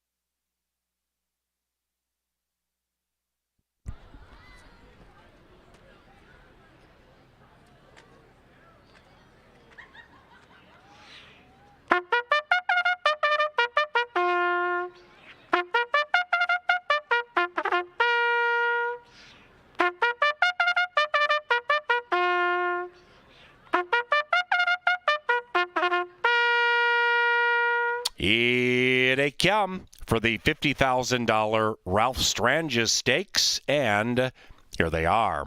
Number 1 is Prince Rama, ridden by Carlo Lopez, for owner Mike Grossman and trainer Francisco Bravo. Number 2 is King of the Kids, owned by Lothenbach Stables and trained by Joel Burnt. The rider, Luis Fuentes. Kelsey Haar rides number 3, Devil Vision, for owner Todd Lieber and trainer Clint Stewart. Gary Shear trains the veteran mare, make that the veteran gelding, Tuco Bay, for Alan Bill Allwelling. In the irons, Lindy Wade. Harry Hernandez is aboard number 5, Hold the Spice. This white horse is owned and trained by Burnell Roan. Number 6 is Zoe's Delight and Luis Valenzuela. The owners, Winchester Place Thoroughbreds. The trainer, Tony Rangsdorf.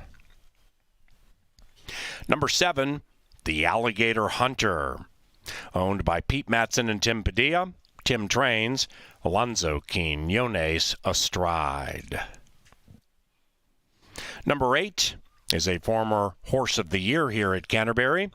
This 8-year-old guy is Hot Shot Kid, owned by Warren Bush, trained by Mac Robertson. Rye Eccleberry has the call. And number 10, Thick Haze, owned by Lothenbach Stables. Thick Haze is trained by Joel Burnt. The rider, Jermaine Bridgemahan. That's the cast lining up on the firm Canterbury Park turf course for the $50,000 Ralph Strangis Stakes, and they take off 5 minutes from now.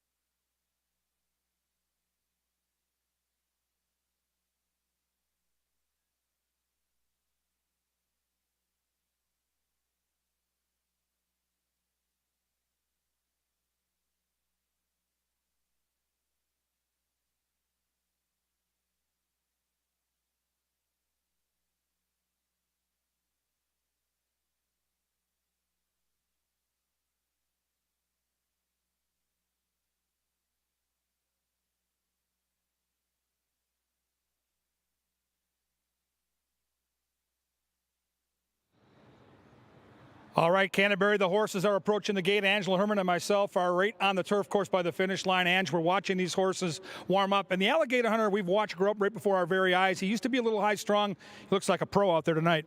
Yeah, he looked really good on the track. He's keeping his composure. He was staying at one speed as opposed to trying to run off or rear or anything like that. I thought everybody looked pretty decent on the track, at least as far as behaving themselves.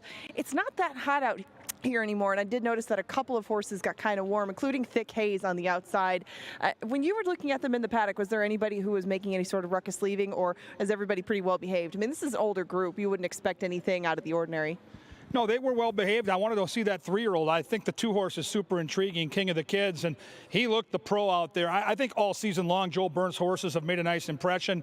Will he get the right pace? I think the 1-horse is confirmed from the inside to go. Alligator Hunter likes to move. He's warmed up real well. I love the 10 in the paddock. I thought Thick Haze made a really good physical impression. He's one of the 2 horses we just talked about here that's gotten a little warm on the track, and the other horse that really caught my eye was Tuco Bay. Tuco Bay looked incredible out in the paddock, and that horse has warmed up well. How do you see the pace? Will it be hot? And how will the closers do as we close this conversation?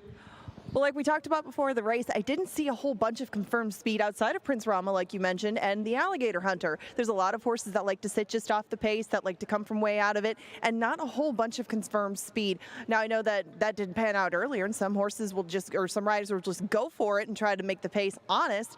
I didn't really see that setting up, and I thought maybe Prince Rama and the Alligator Hunter, even though this might not be their very best game, could get comfortable up front and put together their best possible performance over a new surface.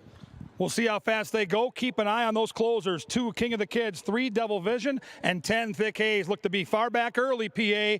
And then they're going to try to make their big run of the money, the $50,000 Ralph Strangis. Have a great call. Thanks, Bud. Great job by you guys down there. And they're at the gate for the Ralph Strangis Stakes. It is a $50,000 co-feature. This is the 6th running. AP is loose. Won it in 2017. Trainer Mac Robertson has won this race every year. All 5 runnings of the Strangis have gone to Canterbury Hall of Fame trainer Mac Robertson.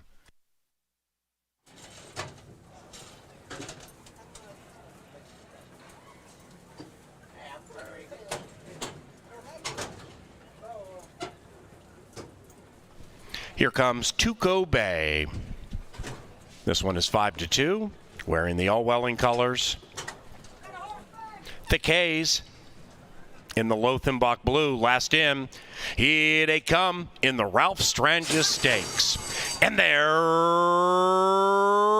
racing. And from the outside, the Alligator Hunter in his turf debut at 3-1. He jumps the field and takes the lead. Prince Rama also in his turf debut. He's in second, about 3 lengths behind the Alligator Hunter as they corner. 2.5 behind that to Hotshot Kid, the 8-year-old's 5 out of it, and about 1.5 lengths clear from Tuco Bay, looking to win 2 in a row. Meanwhile, the Alligator Hunter has built a 4-length lead. Then we come back to Zoe's Delight. Rider has the patriotic colors, beginning to advance to the outside of the veteran Tuco Bay, but 10 out of it, and to the outside of Hold the Spice. The white horse is 12 lengths from the lead. 2.5 behind that to Thick Haze. Then we come to Devil Vision, and the one in last is King of the Kids, about 15 behind the Alligator Hunter, who's looking to chomp on the field in the Strangis. The Alligator Hunter continues to cruise along melodically round about the quarter pole, and that lead is 3 from Prince Rama. After that, Hotshot Kid, Tuco Bay. That one's to the inside of Zoe's Delight. Then it's Hold the Spice, and they're chasing the Alligator Hunter, and the Alligator Hunter still is clear.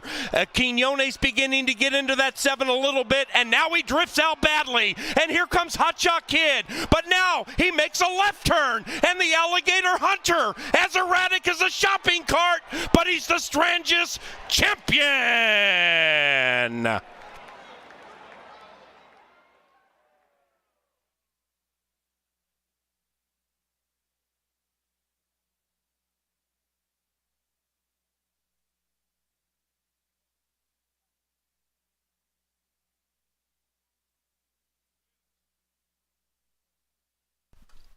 Number 7, the Alligator Hunter, unofficially first.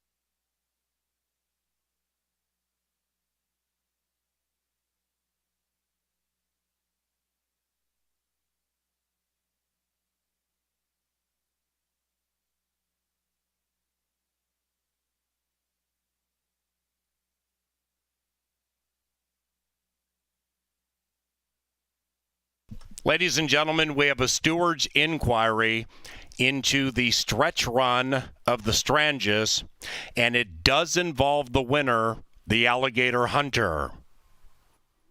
Here are the numbers: 7, 6, 8, 4.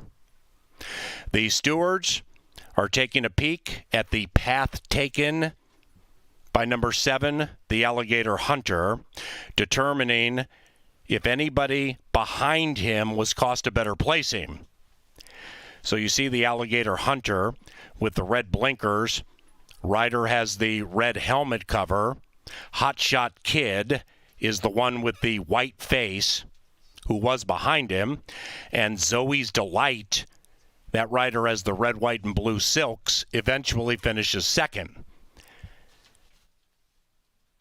So now under left-handed urging, you see the Alligator Hunter drift several paths. Now under right-handed urging, does the same thing.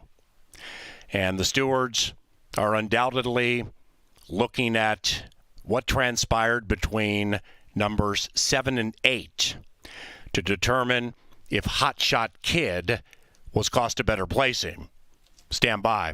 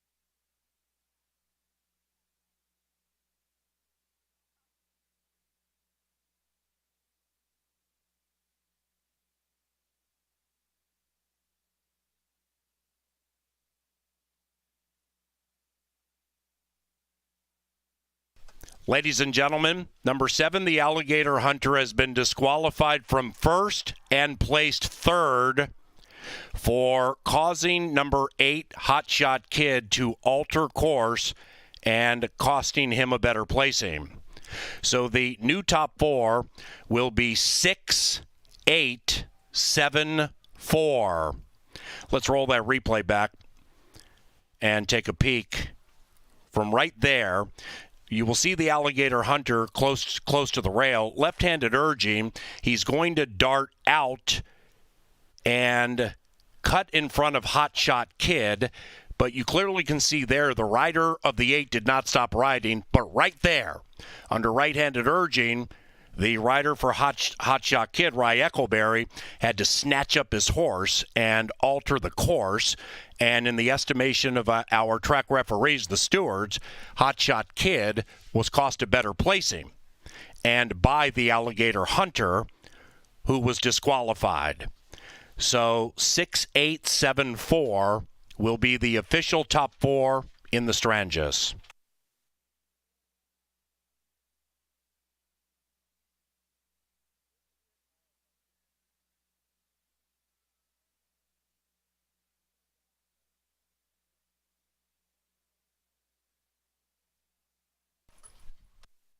And the 7th is official. Big payoffs up and down race 7. Entering the winner's enclosure, the serendipitous Strangis champions, Zoe's Delight and Luis Valenzuela. Zoe's Delight is owned by Winchester Place Thoroughbreds, and the winning trainer, Tony Rengstorff. Zoe's Delight is a 6-year-old brown gelding by It's My Lucky Day out of Delightful Ridge. That is a come summer mare. Bred in Minnesota by the winning owners, Winchester Place Thoroughbreds. Leg 2 of the pick 5 and a mild upset.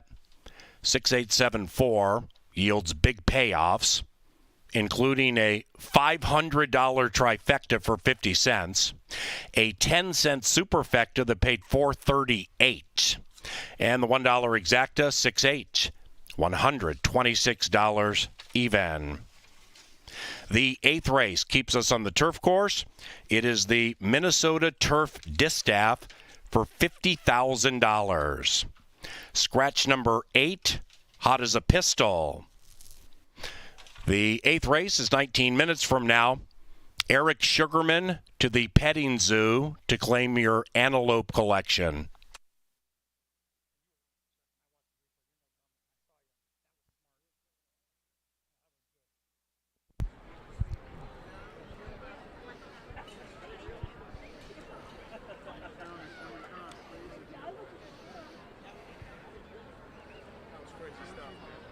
Winner circle, KG. Winning rider Luis Valenzuela, first time on the horse. No gallops, no previous races. How do you get to know a horse in the warm-up to kind of know when to push the button during the race? Just before the race, you got to learn her then. And reading the form helped out a lot. And just warming her up, she was a nice class horse. You don't ever want to win via disqualification, but I just got done watching the replay, and you could see the Alligator Hunter was kind of swerving out. So at that point, you know if you can get to second, you can get the money, and you got up on the wire. So the way you rode that horse made a difference. When did that click in? I was riding to win to begin with. I wasn't riding just for second. I was riding to win, but I couldn't get there in time, but thank God I got second, and it paid off. What's it mean for you guys as jockeys to have nights like this when it's the Minnesota bred connections? It's the horses that grew up in our backyard, big crowd out here, and these are the races we watch for decades down the road, making memories, and you're out there in the winner's circle in a $50,000 race. It's a blessing. I just do it. I'm learning still, and I'm just thank God for everything, and it's the best feeling.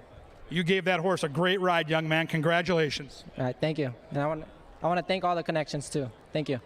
And these are good connections. Winchester Place Thoroughbreds, huge supporters of our racetrack. Those familiar patriotic silks get all the money in the Ralph Strangis.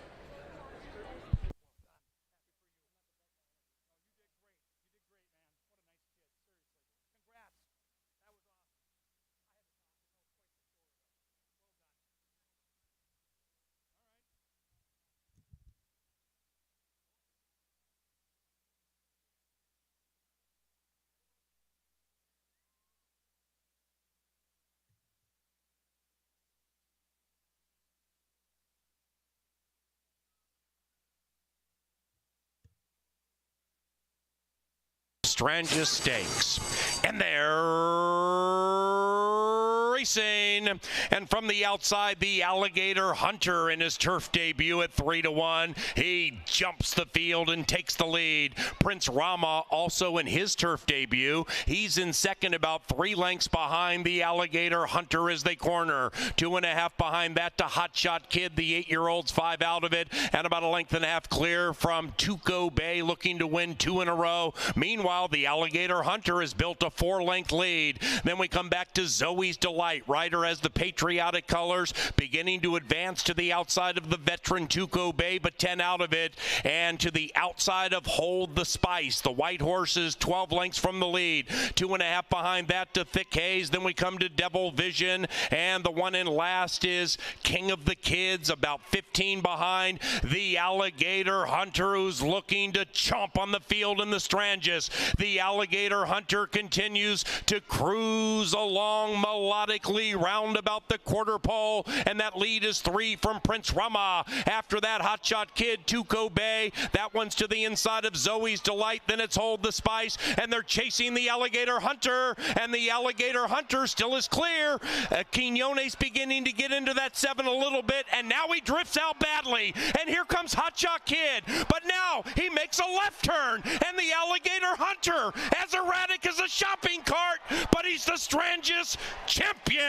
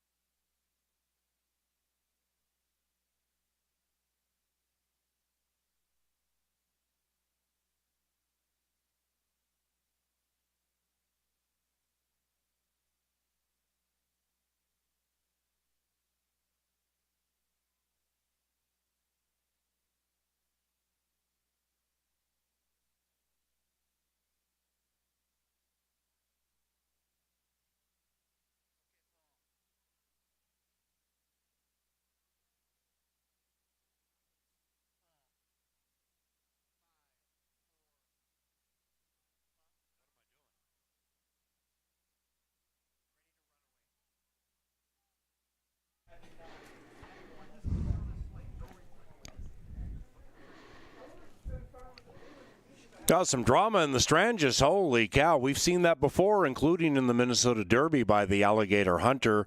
And he won that race by a length and stayed up and got the Derby prize.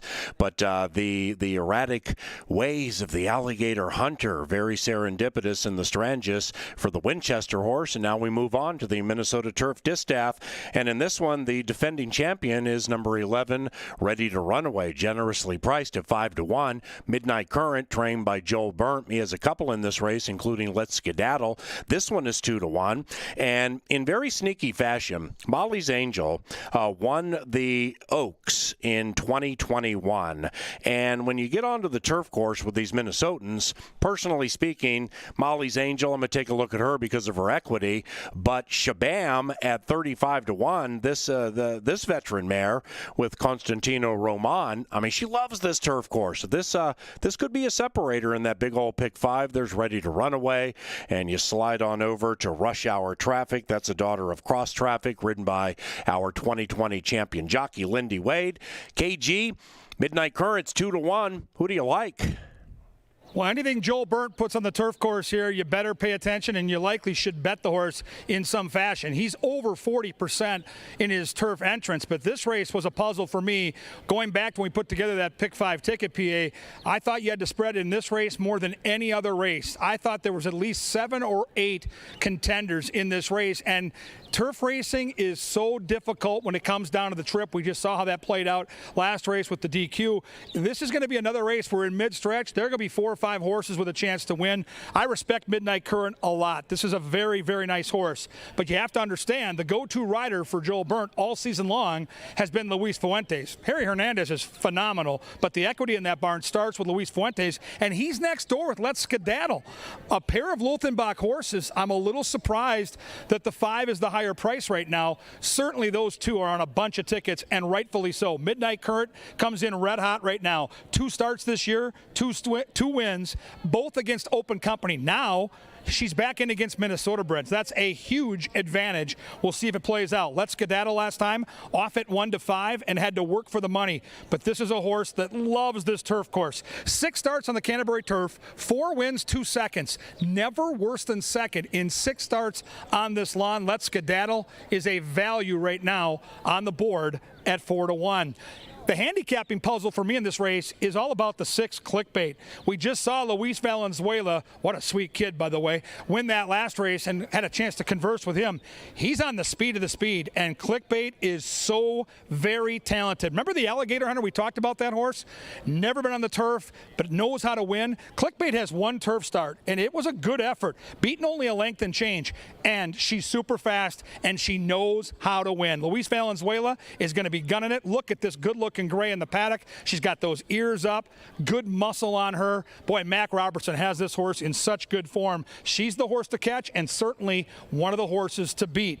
The other couple horses to talk about, my top pick in the race is going to be the 9, and this is one of those, again, slight leans because I have so much respect for some of the favorites. But when I saw Mac Robertson and Rye Eckleberry and thought I might get a price, I went right towards this horse. And right now we're 5-1. Last time out, got beat by Let's Skedaddle, but this was the horse's first start of a new form cycle. Hadn't raced since September. Second time back, should be more fit. I think this horse has a real shot here at 5-1. I'll take a shot with that horse. How about this value? Rush Hour Traffic? I'm looking at the board right now and seeing 17-1. I know Clickbait is fast. So is this horse. She'll be out there turning for home. She'll be in the mix. I would use her under, maybe in the Tri or Superfecta. And then Paul talked about it too. The defending champ, Ready to Run Away. You want to talk about class. She's earned over $500,000. She's won 13 of her 25 career starts. Now, she's never won on the turf, but 2 starts, 2 second-place finishes. The only thing I didn't like was the post. I think she'll work out a trip. I trust Roymus Chironis to get this horse probably in a good spot in 3rd off the 2 logical horses to be on the lead, which is 6 and 10.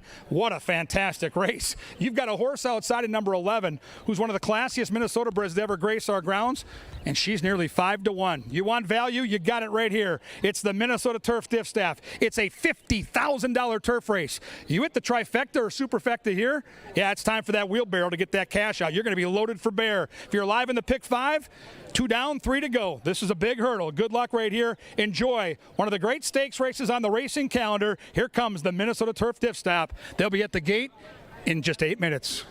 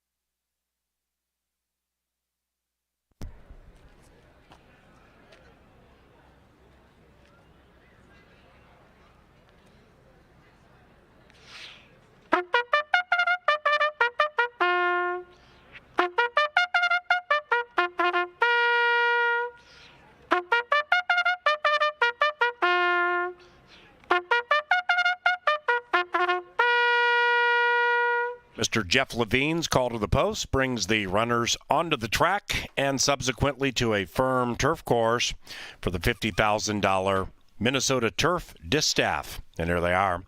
Number 1 is Come On Sweet Pea and Zeke Laura, the owner Sweet LLP, the trainer Mike Beeler. Number 2, Shabam and Constantino Roman. John Mentz owns, Mac Robertson trains.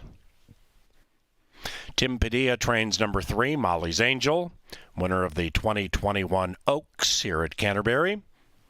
Pete Matson owns, Alonzo Quinones in the irons. Bob Lothenbach owns number 4, Midnight Current, for trainer Joel Burnt and Harry Hernandez. Luis Fuentes rides number 5, Let's Skedaddle. Let's Skedaddle is owned by Lothenbach Stables, the trainer Joel Burnt. Number 6 is Hugh Robertson, John Mentz, and Jeff Larson's Clickbait. Clickbait is trained by Mac Robertson. Luis Valenzuela rides. And Jermaine Bridgemahan handles number 7, Icy Will Burn Ya, for Cat Bedford, who's the owner-trainer. Number 9, Novogratz Racing Stables, Scent of Success, for trainer Mac Robertson and jockey Ry Eccleberry. Lindy Wade rides the cross-traffic mare, Rush Hour Traffic, for fellow Cajun Gary Shearer, the owners Sugarland Thoroughbreds. And the defending champion is Ready to Run Away. This classy mare is owned by John Mentz, trained by Mac Robertson. Remus Chirinos rides. Big field could yield big payoffs with big league racing here at Canterbury Park. Into the second part of the Ballyhooed Pick 5 minutes from now.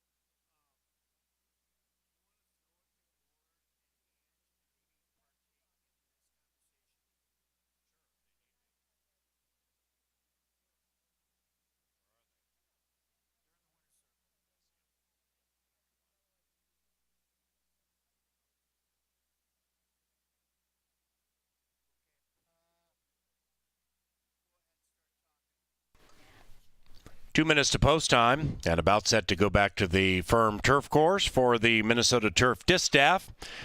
2/3 of the steam team in the winner's circle, about ready to handicap the final pick 3 this evening, and also the Minnesota Turf Distaff, which starts it, Angela Herman and KG.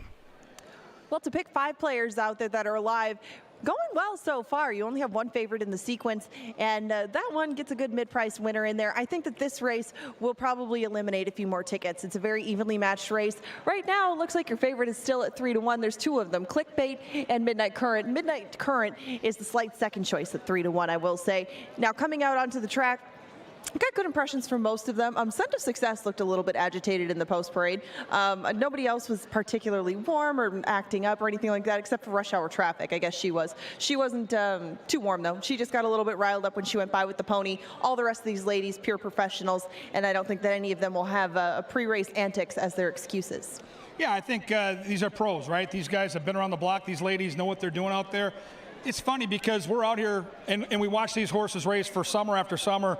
Clickbait always takes my breath away. She's just one of those horses. Everybody that knows me knows I love a gray, and she walks out in that paddock and she's poised and she's got those ears up and she just looks the picture. You know, she's one of those sentimental horses, right? Any horse that runs the way she does, you pull for. But I think she's going to have her hands full tonight. I think there are legitimate other speed horses in here. You mentioned that 10. I'll mention the 11, the defending champ. So, yeah, will the pace be soft enough to allow Clickbait to keep on going? She's got a ton of talent. But I think there are some challenges that are coming. Right, and if she does go with her preferred style, which is close to the front end, some of that might be to her inside, too. I don't know how she might be able to get clear from them, but I wouldn't be surprised if Let's Skedaddle went with her. I wouldn't be surprised if the outside horses went with her and maybe left her in an unusual spot between runners. But if Clickbait clears off early, then I think that puts a lot of the kind of mid-pack runners in a very good position. That's how I ended up on both the 4 and the 5 in the play earlier. I really thought that Let's Skedaddle would be the shorter price of those 2 runners, but 4-1 is square on her. I'm really, really surprised. Yeah, Let's Skedaddle, Ange, to your point, is in such good form right now and just won at 1-5. I've got the horse that she edged out last time. I'm on the 9, Scent of Success, and you see that horse out there warming up in the background there with that pretty yellow jacket for Novigrad Stables. I really like the way this horse looked in the paddock as well, and I think this horse gets a great stalking trip. Clickbait's going to flash her speed. I think Rush Hour Traffic is clearly going to go. Ryan Huckleberry knows this turf course, and he knows right now if he can sit just off that speed and pounce, he's got a chance. And if Rye's in a race in the lane, it's hard to outride that young man. He is strong in the stretch. Last couple seconds, and anything else you see in the warm-up? Well, I just noticed that Come On Sweet Pea, who usually gets a little warm anyway, is very warm as she goes to the gate. And that's about it. I don't know. That's just kind of her. Kind of the same thing with Icy Obernia. That's how they get. And everybody else is making an excellent impression as they get to the gate. They know what this is all about. And I think that we'll see an excellent race again in the 8th. Yeah, they're going to come out of that chute and make a big run for the money here into that first turn by the judges. There's last year's champion. There's Ready to Run Away. She's won 13 of 25. She's banked over $500,000. Even though it's the outside post, I get the feeling, Paul Allen, she's going to get a great trip. She'll try to run into those history books. Nights like this are so special. Enjoy the call. No doubt. Great job, guys. And Ready to Run Away, that $25,000 claim from several years ago, has been nothing but profitability. You know, as they reach the gate here in a race that clearly is wide open from a win wagering standpoint with the favorite at 3-1. And the favorite is Clickbait by just like $100 with still much more money to come in. Races like this traditionally can be wide open. The defending champions 4.5-1. Molly's Angel, the 21 Oaks champion, I completely understand why she's 24-1, but let's not forget she's owned by Pete Matson. And Pete has a way of finding his way to the winner's circle on days like this when you don't expect it. So they're moving into the gate now, and we will see what happens in the Minnesota Turf Distaff. It's post time.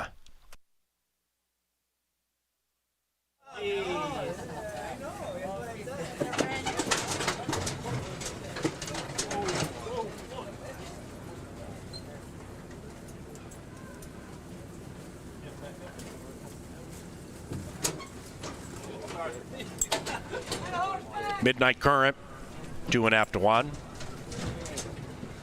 ready for the Minnesota Turf Distaff. And they're racing in the 8th at CBY. Midnight Current outbreaks the field, trying to extend a winning streak, and runs about 2.5 lengths clear from stablemate Let's Skedaddle, who has given up second as Midnight Current opens up by 1.5 lengths. Midnight Current cuts the corner, going rather quickly, leading it nearly 2. In second is Clickbait, about 1.5 lengths clear from stablemate and defending champion, ready to run away. She's covering up Scent of Success. The pace continues to be hot. The field is well strung out. After that, Rush Hour Traffic, poised about 5-6 lengths from the lead, if good enough, and under a very tight pull. That's Rush Hour Traffic advancing and pulling Lindy right out of the saddle. After that, Let's Skedaddle, 3.5 clear from Molly's Angel to the outside of Come On Sweet Pea, who's asked for run. After that is Shabam, and the one in last is Icy Will Burn Ya. They head into the far turn in the $50,000 Minnesota Turf Distaff, and Midnight Current continues to show the way from Clickbait. Midnight Current won. Behind her is Scent of Success. After that, we come to Let's Skedaddle, who's beginning to skedaddle from behind. Right next to Let's Skedaddle we have losing ground now, Rush Hour Traffic. Midnight Current with a burst. Midnight Current with a keen turn of speed is gone. That was very impressive. 4.59 in the Turf Distaff.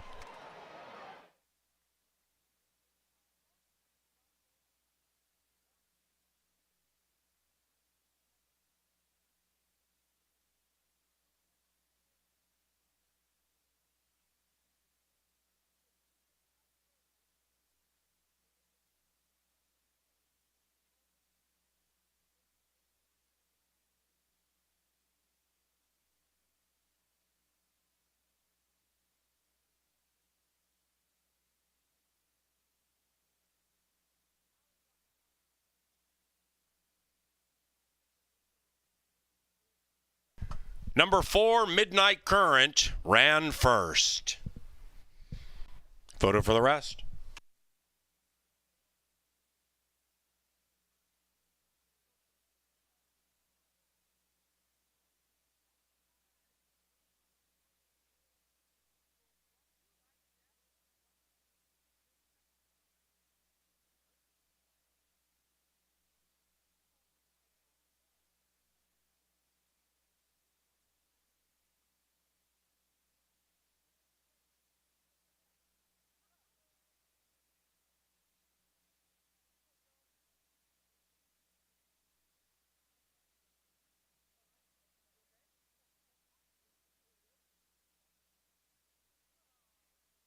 The numbers.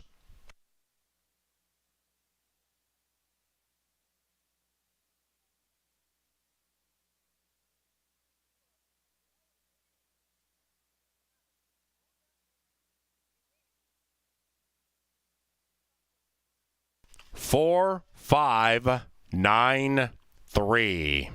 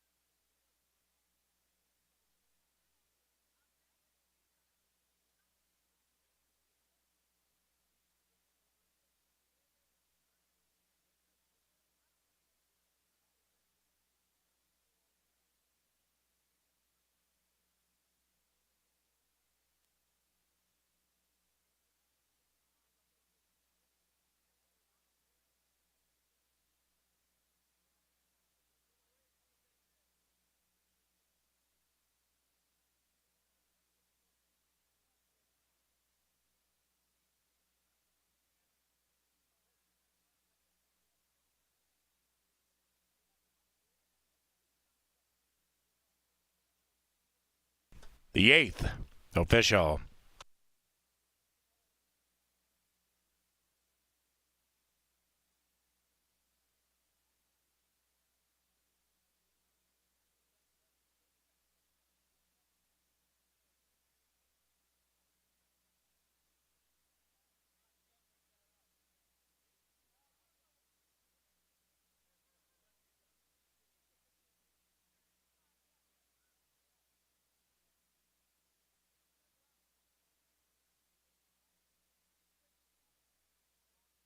The 9th is the Hall of Fame Day penultimate. Scratch numbers 2 and 5.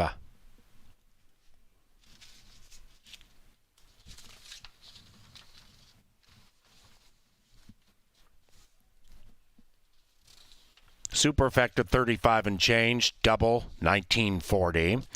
The most recent pick 4 paid $119. Welcome to the winner's enclosure.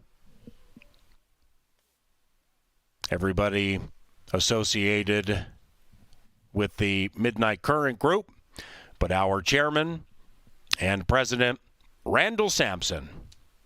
Old Randall making the trophy presentation to the winning connections of the Minnesota Turf Distaff.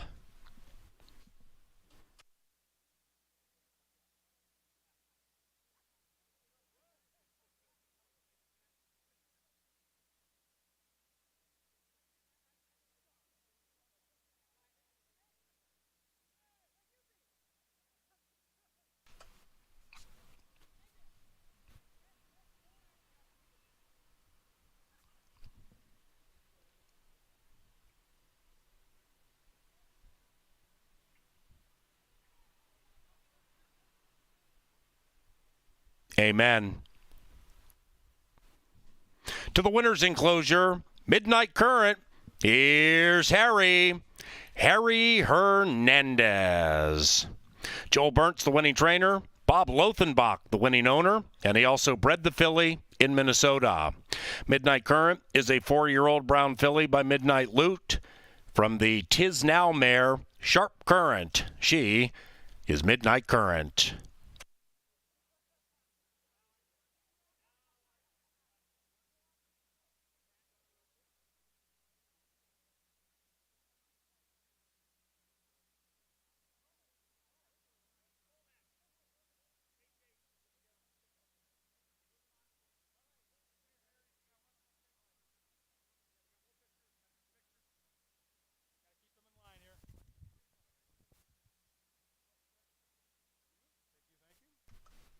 Trophy presentation, then interview. The trophy presenter, once again our chairman and president, Randall Sampson. Oh, Randall.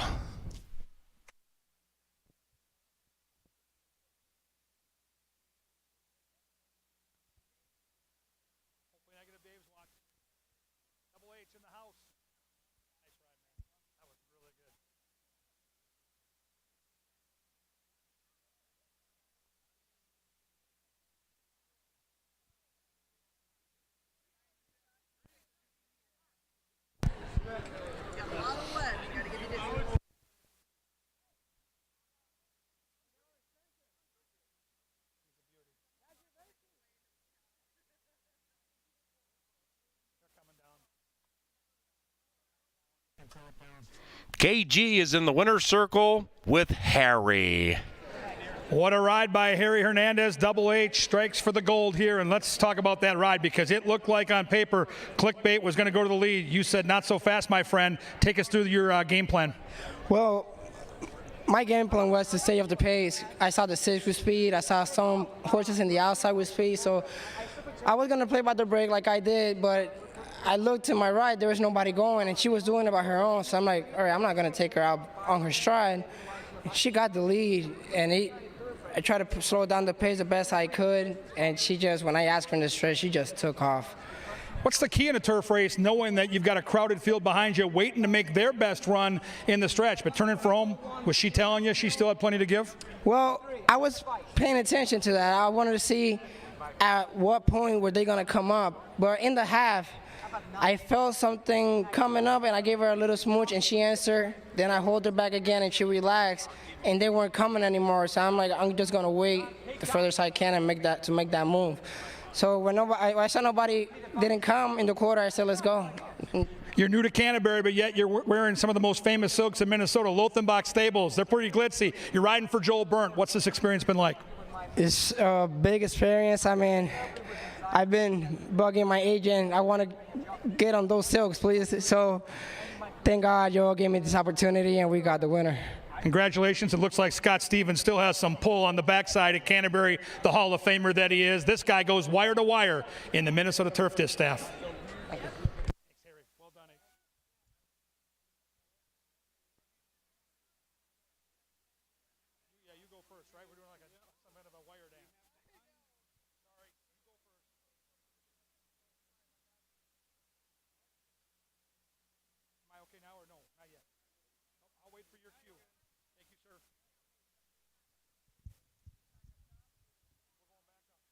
Distaff, and they're racing in the 8th at CBY. Midnight Current outbreaks the field, trying to extend a winning streak, and runs about 2.5 lengths clear from stablemate Let's Skedaddle, who has given up second as Midnight Current opens up by 1.5 lengths. Midnight Current cuts the corner, going rather quickly, leading it nearly 2. In second is Clickbait, about 1.5 lengths clear from stablemate and defending champion, ready to run away. She's covering up Scent of Success. The pace continues to be hot. The field is well strung out. After that, Rush Hour Traffic, poised about 5-6 lengths from the lead, if good enough, and under a very tight pull. That's Rush Hour Traffic advancing and pulling Lindy right out of the saddle. After that, Let's Skedaddle, 3.5 clear from Molly's Angel to the outside of Come On Sweet Pea, who's asked for run. After that is Shabam, and the one in last is Icy Will Burn Ya. They head into the far turn in the $50,000 Minnesota Turf Distaff, and Midnight Current continues to show the way from Clickbait. Midnight Current won. Behind her is Scent of Success. After that, we come to Let's Skedaddle, who's beginning to skedaddle from behind. Right next to Let's Skedaddle is, we have losing ground now, Rush Hour Traffic. Midnight Current with a burst. Midnight Current with a keen turn of speed is gone. That was very impressive. 4.59 in the Turf Distaff.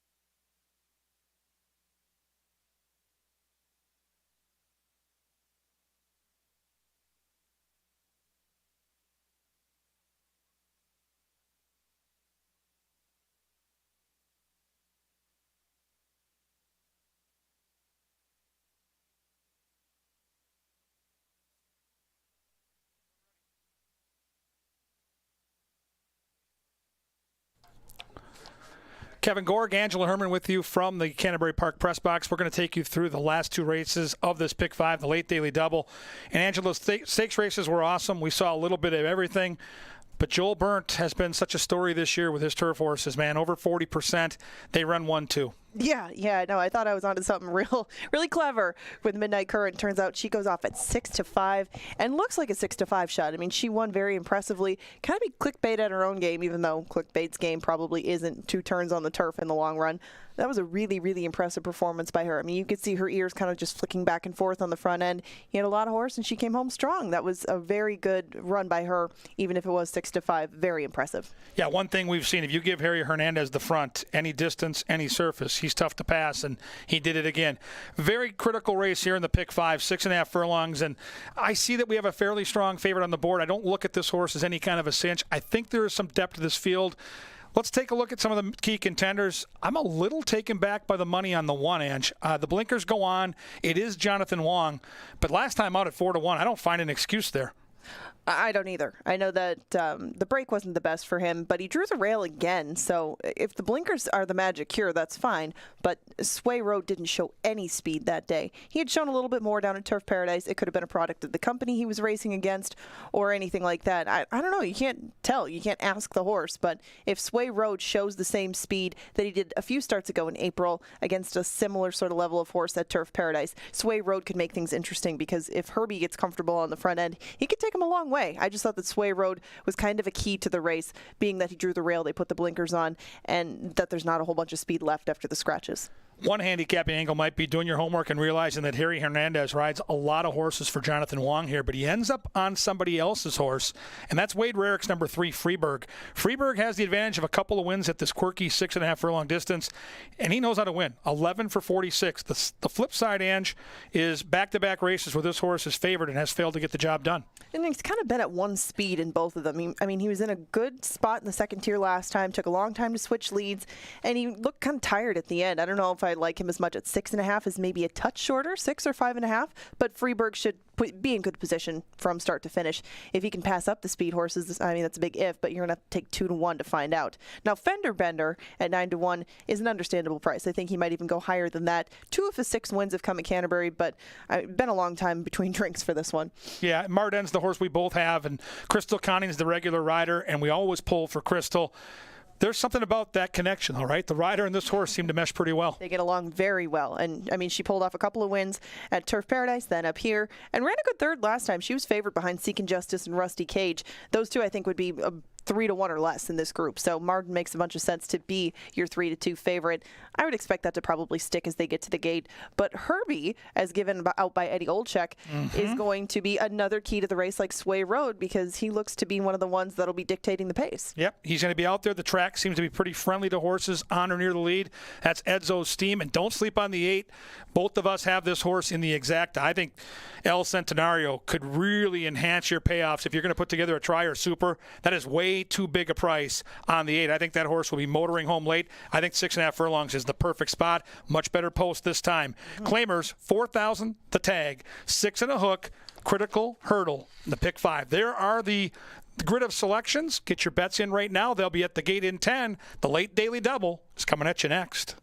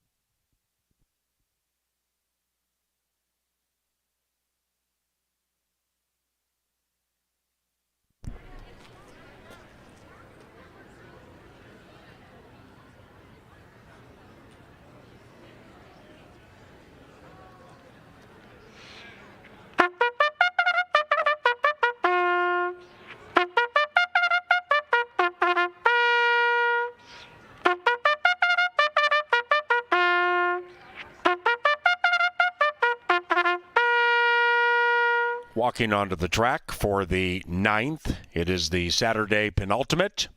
Scratch numbers 2 and 5.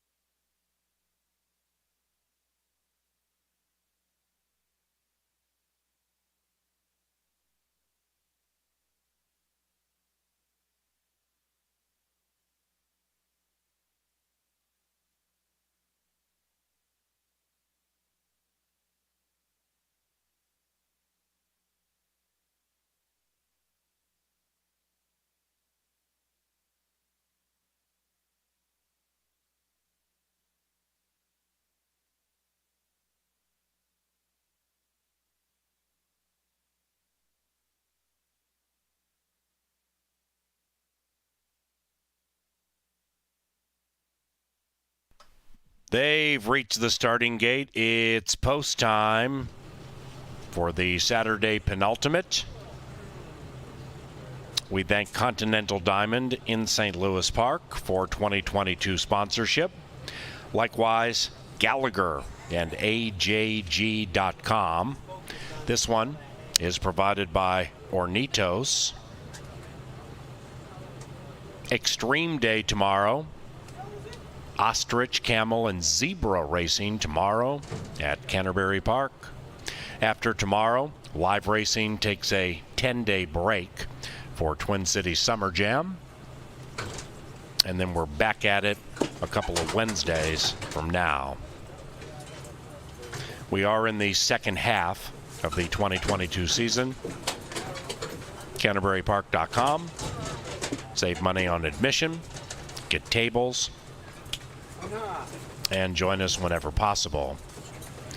Marden, 7 to 5. Freeburg, 2.5 to 1. Sway Road, 2.5 to 1. Wait. The 3 R's is still out, boss. The tailgates are not shut. 1 second. They're pushing.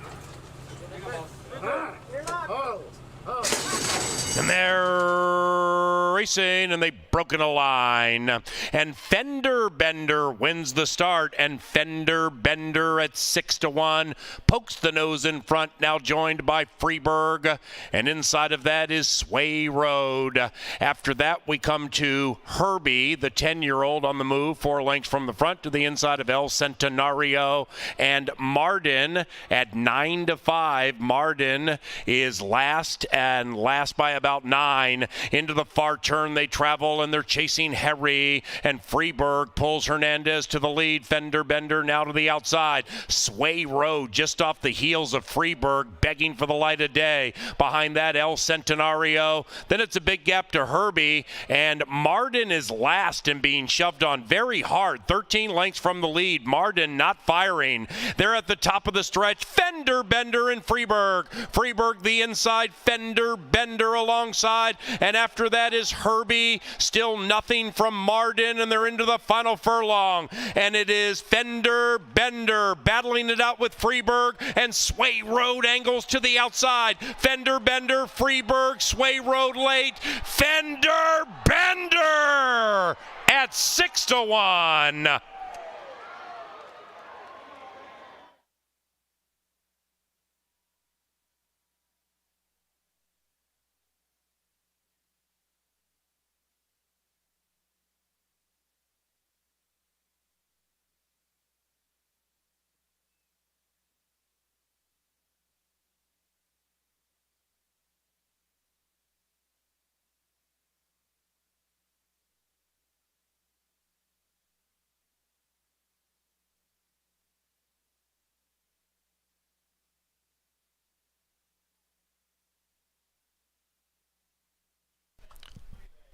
Photo finish. TVW photo.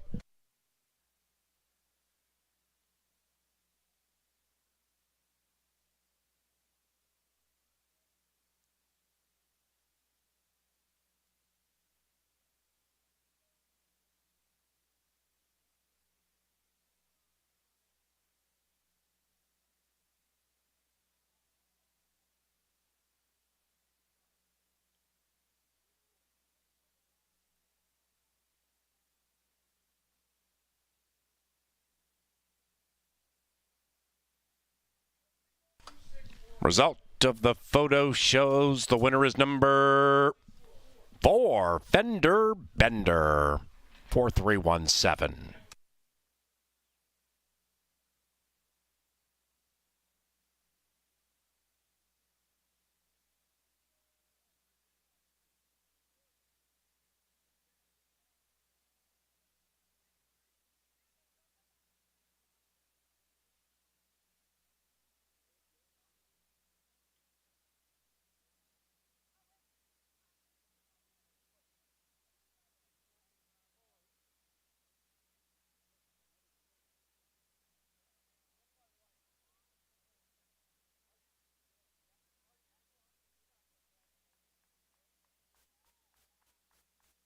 Now entering the winner's circle, Fender Bender and Miguel Arroyo. Fender Bender is owned by Don Hoover and the winning trainer, Nancy Sheehan.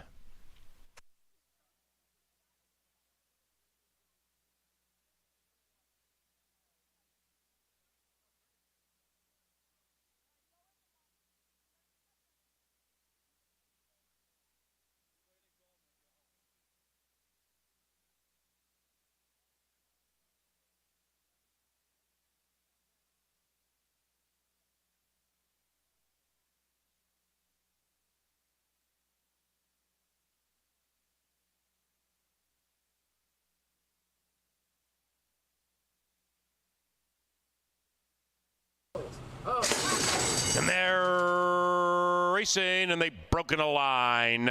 And Fender Bender wins the start, and Fender Bender at 6-1 pokes the nose in front, now joined by Freeburg, and inside of that is Sway Road.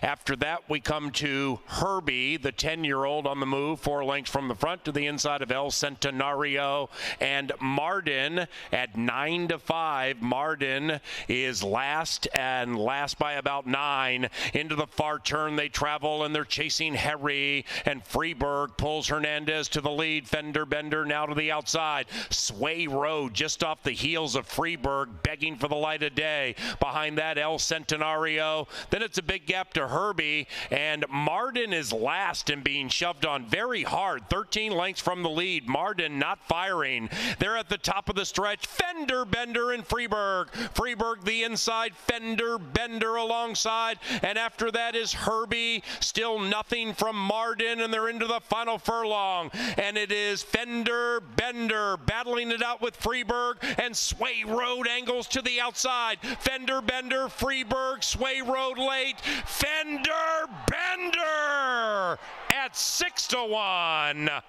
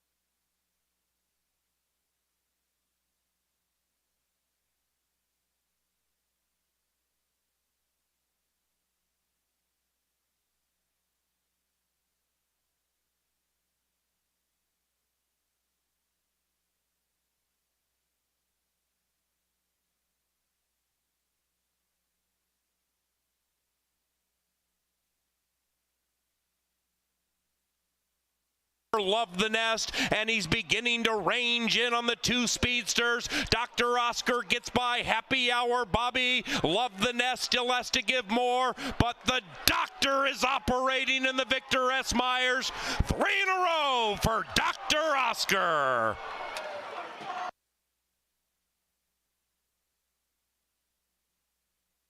Nicely, and between runners is Saint Serena. Here comes on the outside She's My Warrior, trying to capture Brewhouse, who's still very game. Brewhouse from She's My Warrior. 2 and 5 to the line together. Brewhouse is the Genter champion.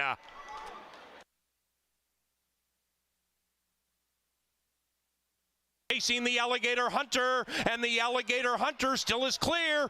Quinones beginning to get into that 7 a little bit, and now he drifts out badly. And here comes Hotshot Kid, but now he makes a left turn, and the Alligator Hunter, as erratic as a shopping cart, but he's the Strangis champion.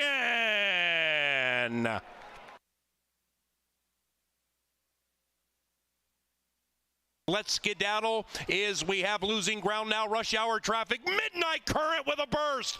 Midnight Current with a keen turn of speed is gone. That was very impressive. 4.59 in the turf Distaff.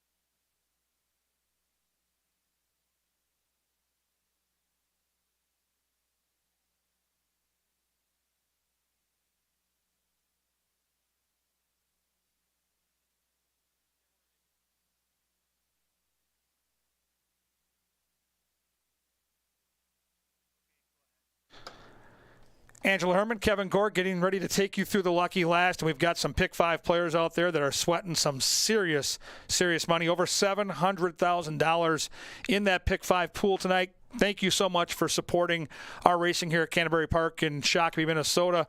If you're alive, good luck. It looks like a very difficult hurdle, Ange. These are low-level maiden claimers, but that's what makes the sequence so great.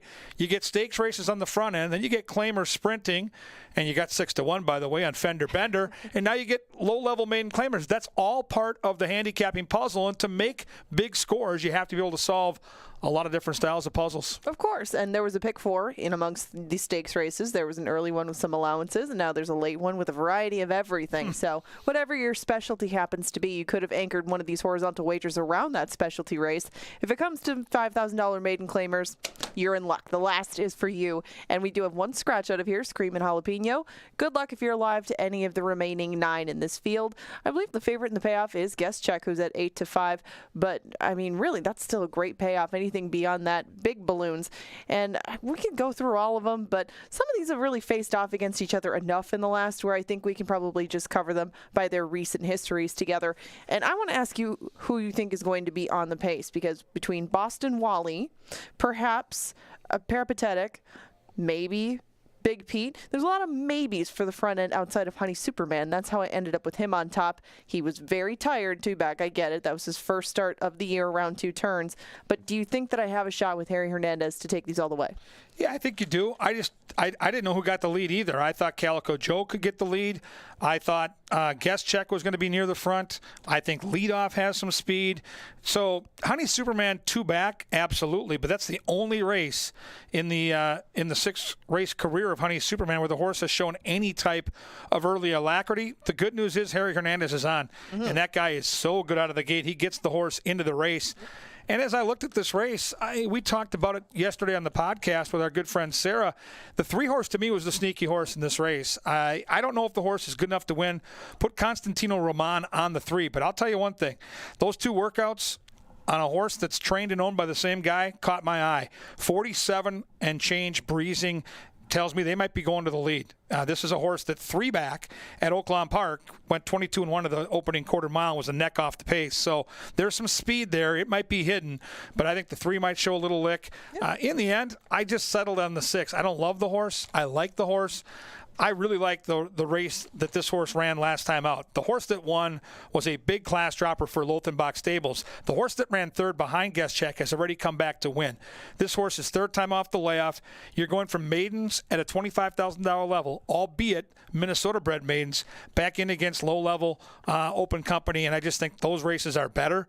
A breeze, I don't know. I just feel like Michael Beeler just became a dad with his beautiful wife, Lori. Congratulations to him. Aww. And I think tonight's the night for Guest Check. That's fair enough. And Guest Check tries. I mean, he is a trier every time. He's got 5 pieces out of those 9 starts. Even if none of them are wins yet, you know that you're going to get an honest effort out of Guest Check. Not necessarily the case for a lot of his competition. Now, I was interested in Pirate Bird a little bit. This is only his 2nd start of the year. He scratched out of, I believe, a turf spot yesterday. Or sorry, no, 2 days ago, my mistake, to go into this spot instead. And Pirate Bird ran well that day, got a little bit tired in the stretch, understandably, but the track was kind of working against him that day, too. Shaq's My Daddy just about went wire to wire. Pirate Bird made an excellent close. Now, I know this is going from state breds to open company. Do you think that close is good enough to at least get involved in here? Because right now he's 7-1. I thought that was very fair. Yeah, 2nd off the layoff. Should get a great trip. I think the 4-horse is very live at that price, and I think the pick 5 is paying near $15,000. So I have a good friend of ours that's sweating on that horse and should get a good trip. And I like the 10. I think the 10 has a chance with Rye Huckleberry outside if he doesn't get too far back early. So it's a very, very tough race to feel good about it. But I do think this is a race that if you are alive, you got a chance for some huge, huge money. All right, this will be the 4th highest handle in Canterbury history, which is unbelievable. So fans really appreciate you getting involved. Yeah, Top 4 all-time handle tonight, and this pick 5 was such a cool story. Love getting a carryover. $700,000 to play for. Good luck to all of those. I hope your horses get good trips. If it comes right down to it, I hope you win that photo. We'll see you tomorrow. Big day tomorrow. Extreme Racing, Family Day. Oh, the wonder of it all. 1 o'clock Sunday. For Angela Herman, I'm Kevin Gorg. A good night to you all.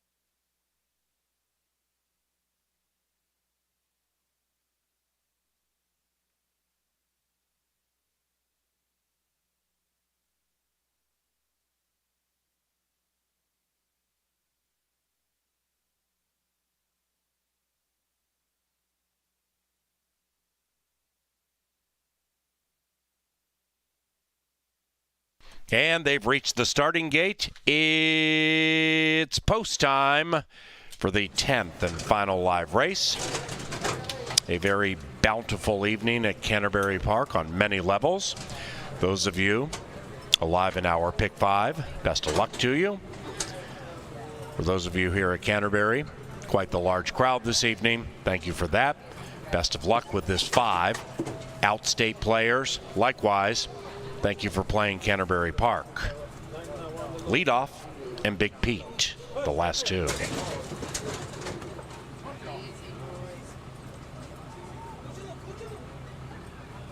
Come on, push, boys.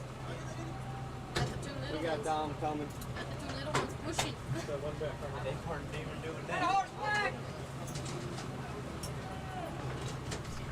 There in the gate.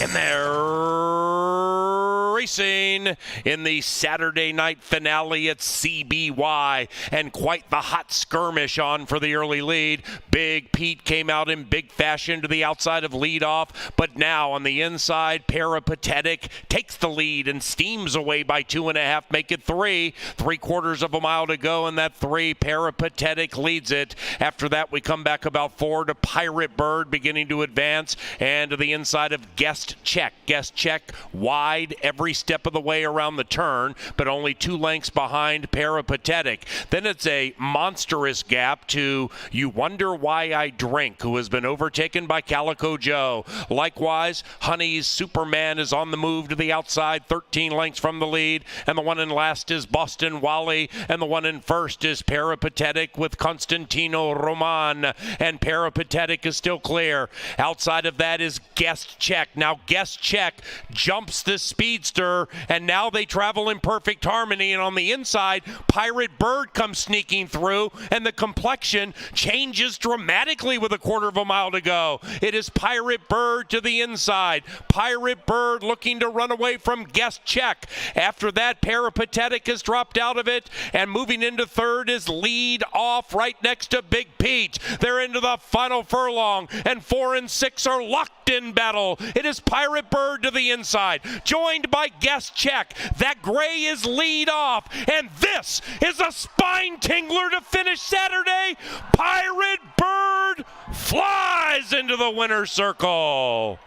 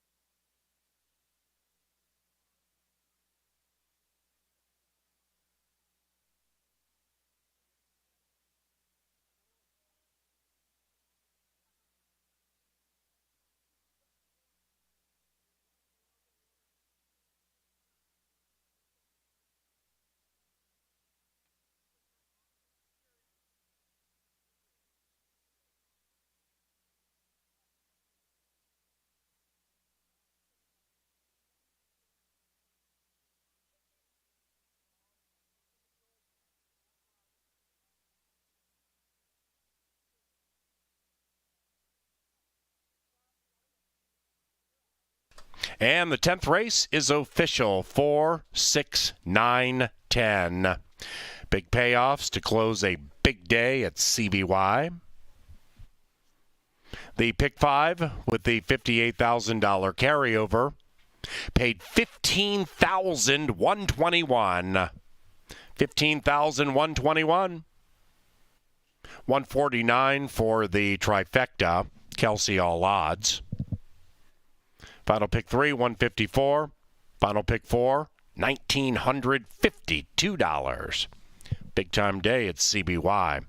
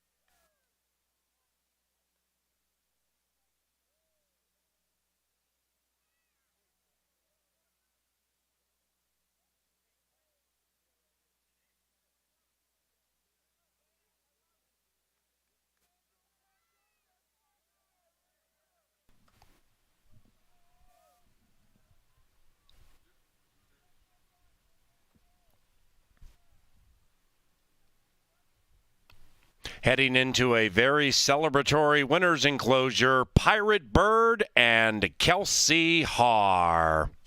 The winning owners, Tequila LLP. And the winning trainer, Clint Stewart. Pirate Bird is a 4-year-old chestnut son of Americane out of Longfor.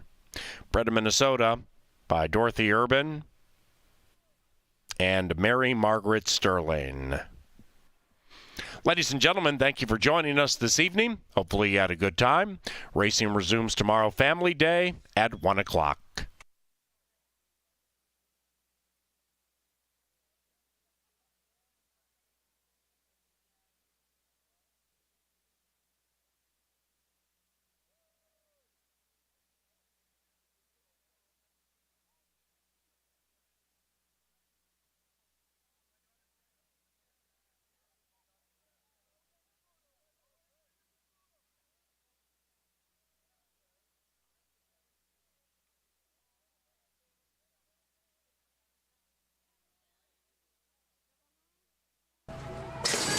And they're racing in the Saturday night finale at CBY, and quite the hot skirmish on for the early lead. Big Pete came out in big fashion to the outside of leadoff, but now on the inside, Peripatetic takes the lead and steams away by 2.5, make it 3. 3/4 of a mile to go, and that 3, Peripatetic leads it. After that, we come back about 4 to Pirate Bird beginning to advance, and to the inside of Guest Check. Guest Check wide every step of the way around the turn, but only 2 lengths behind Peripatetic. Then it's a monstrous gap to You Wonder Why I Drink, who has been overtaken by Calico Joe. Likewise, Honey's Superman is on the move to the outside, 13 lengths from the lead, and the one in last is Boston Wally, and the one in first is Peripatetic with Constantino Roman, and Peripatetic is still clear. Outside of that is Guest Check. Now Guest Check jumps the speedster, and now they travel in perfect harmony, and on the inside, Pirate Bird comes sneaking through, and the complexion changes dramatically with 1/4 of a mile to go. It is Pirate Bird to the inside. Pirate Bird looking to run away from Guest Check. After that, Peripatetic has dropped out of it, and moving into third is Lead Off right next to Big Pete. They're into the final furlong, and 4 and 6 are locked in battle. It is Pirate Bird to the inside, joined by Guest Check. That gray is Lead Off, and this is a spine tingler to finish Saturday. Pirate Bird flies into the winner's circle.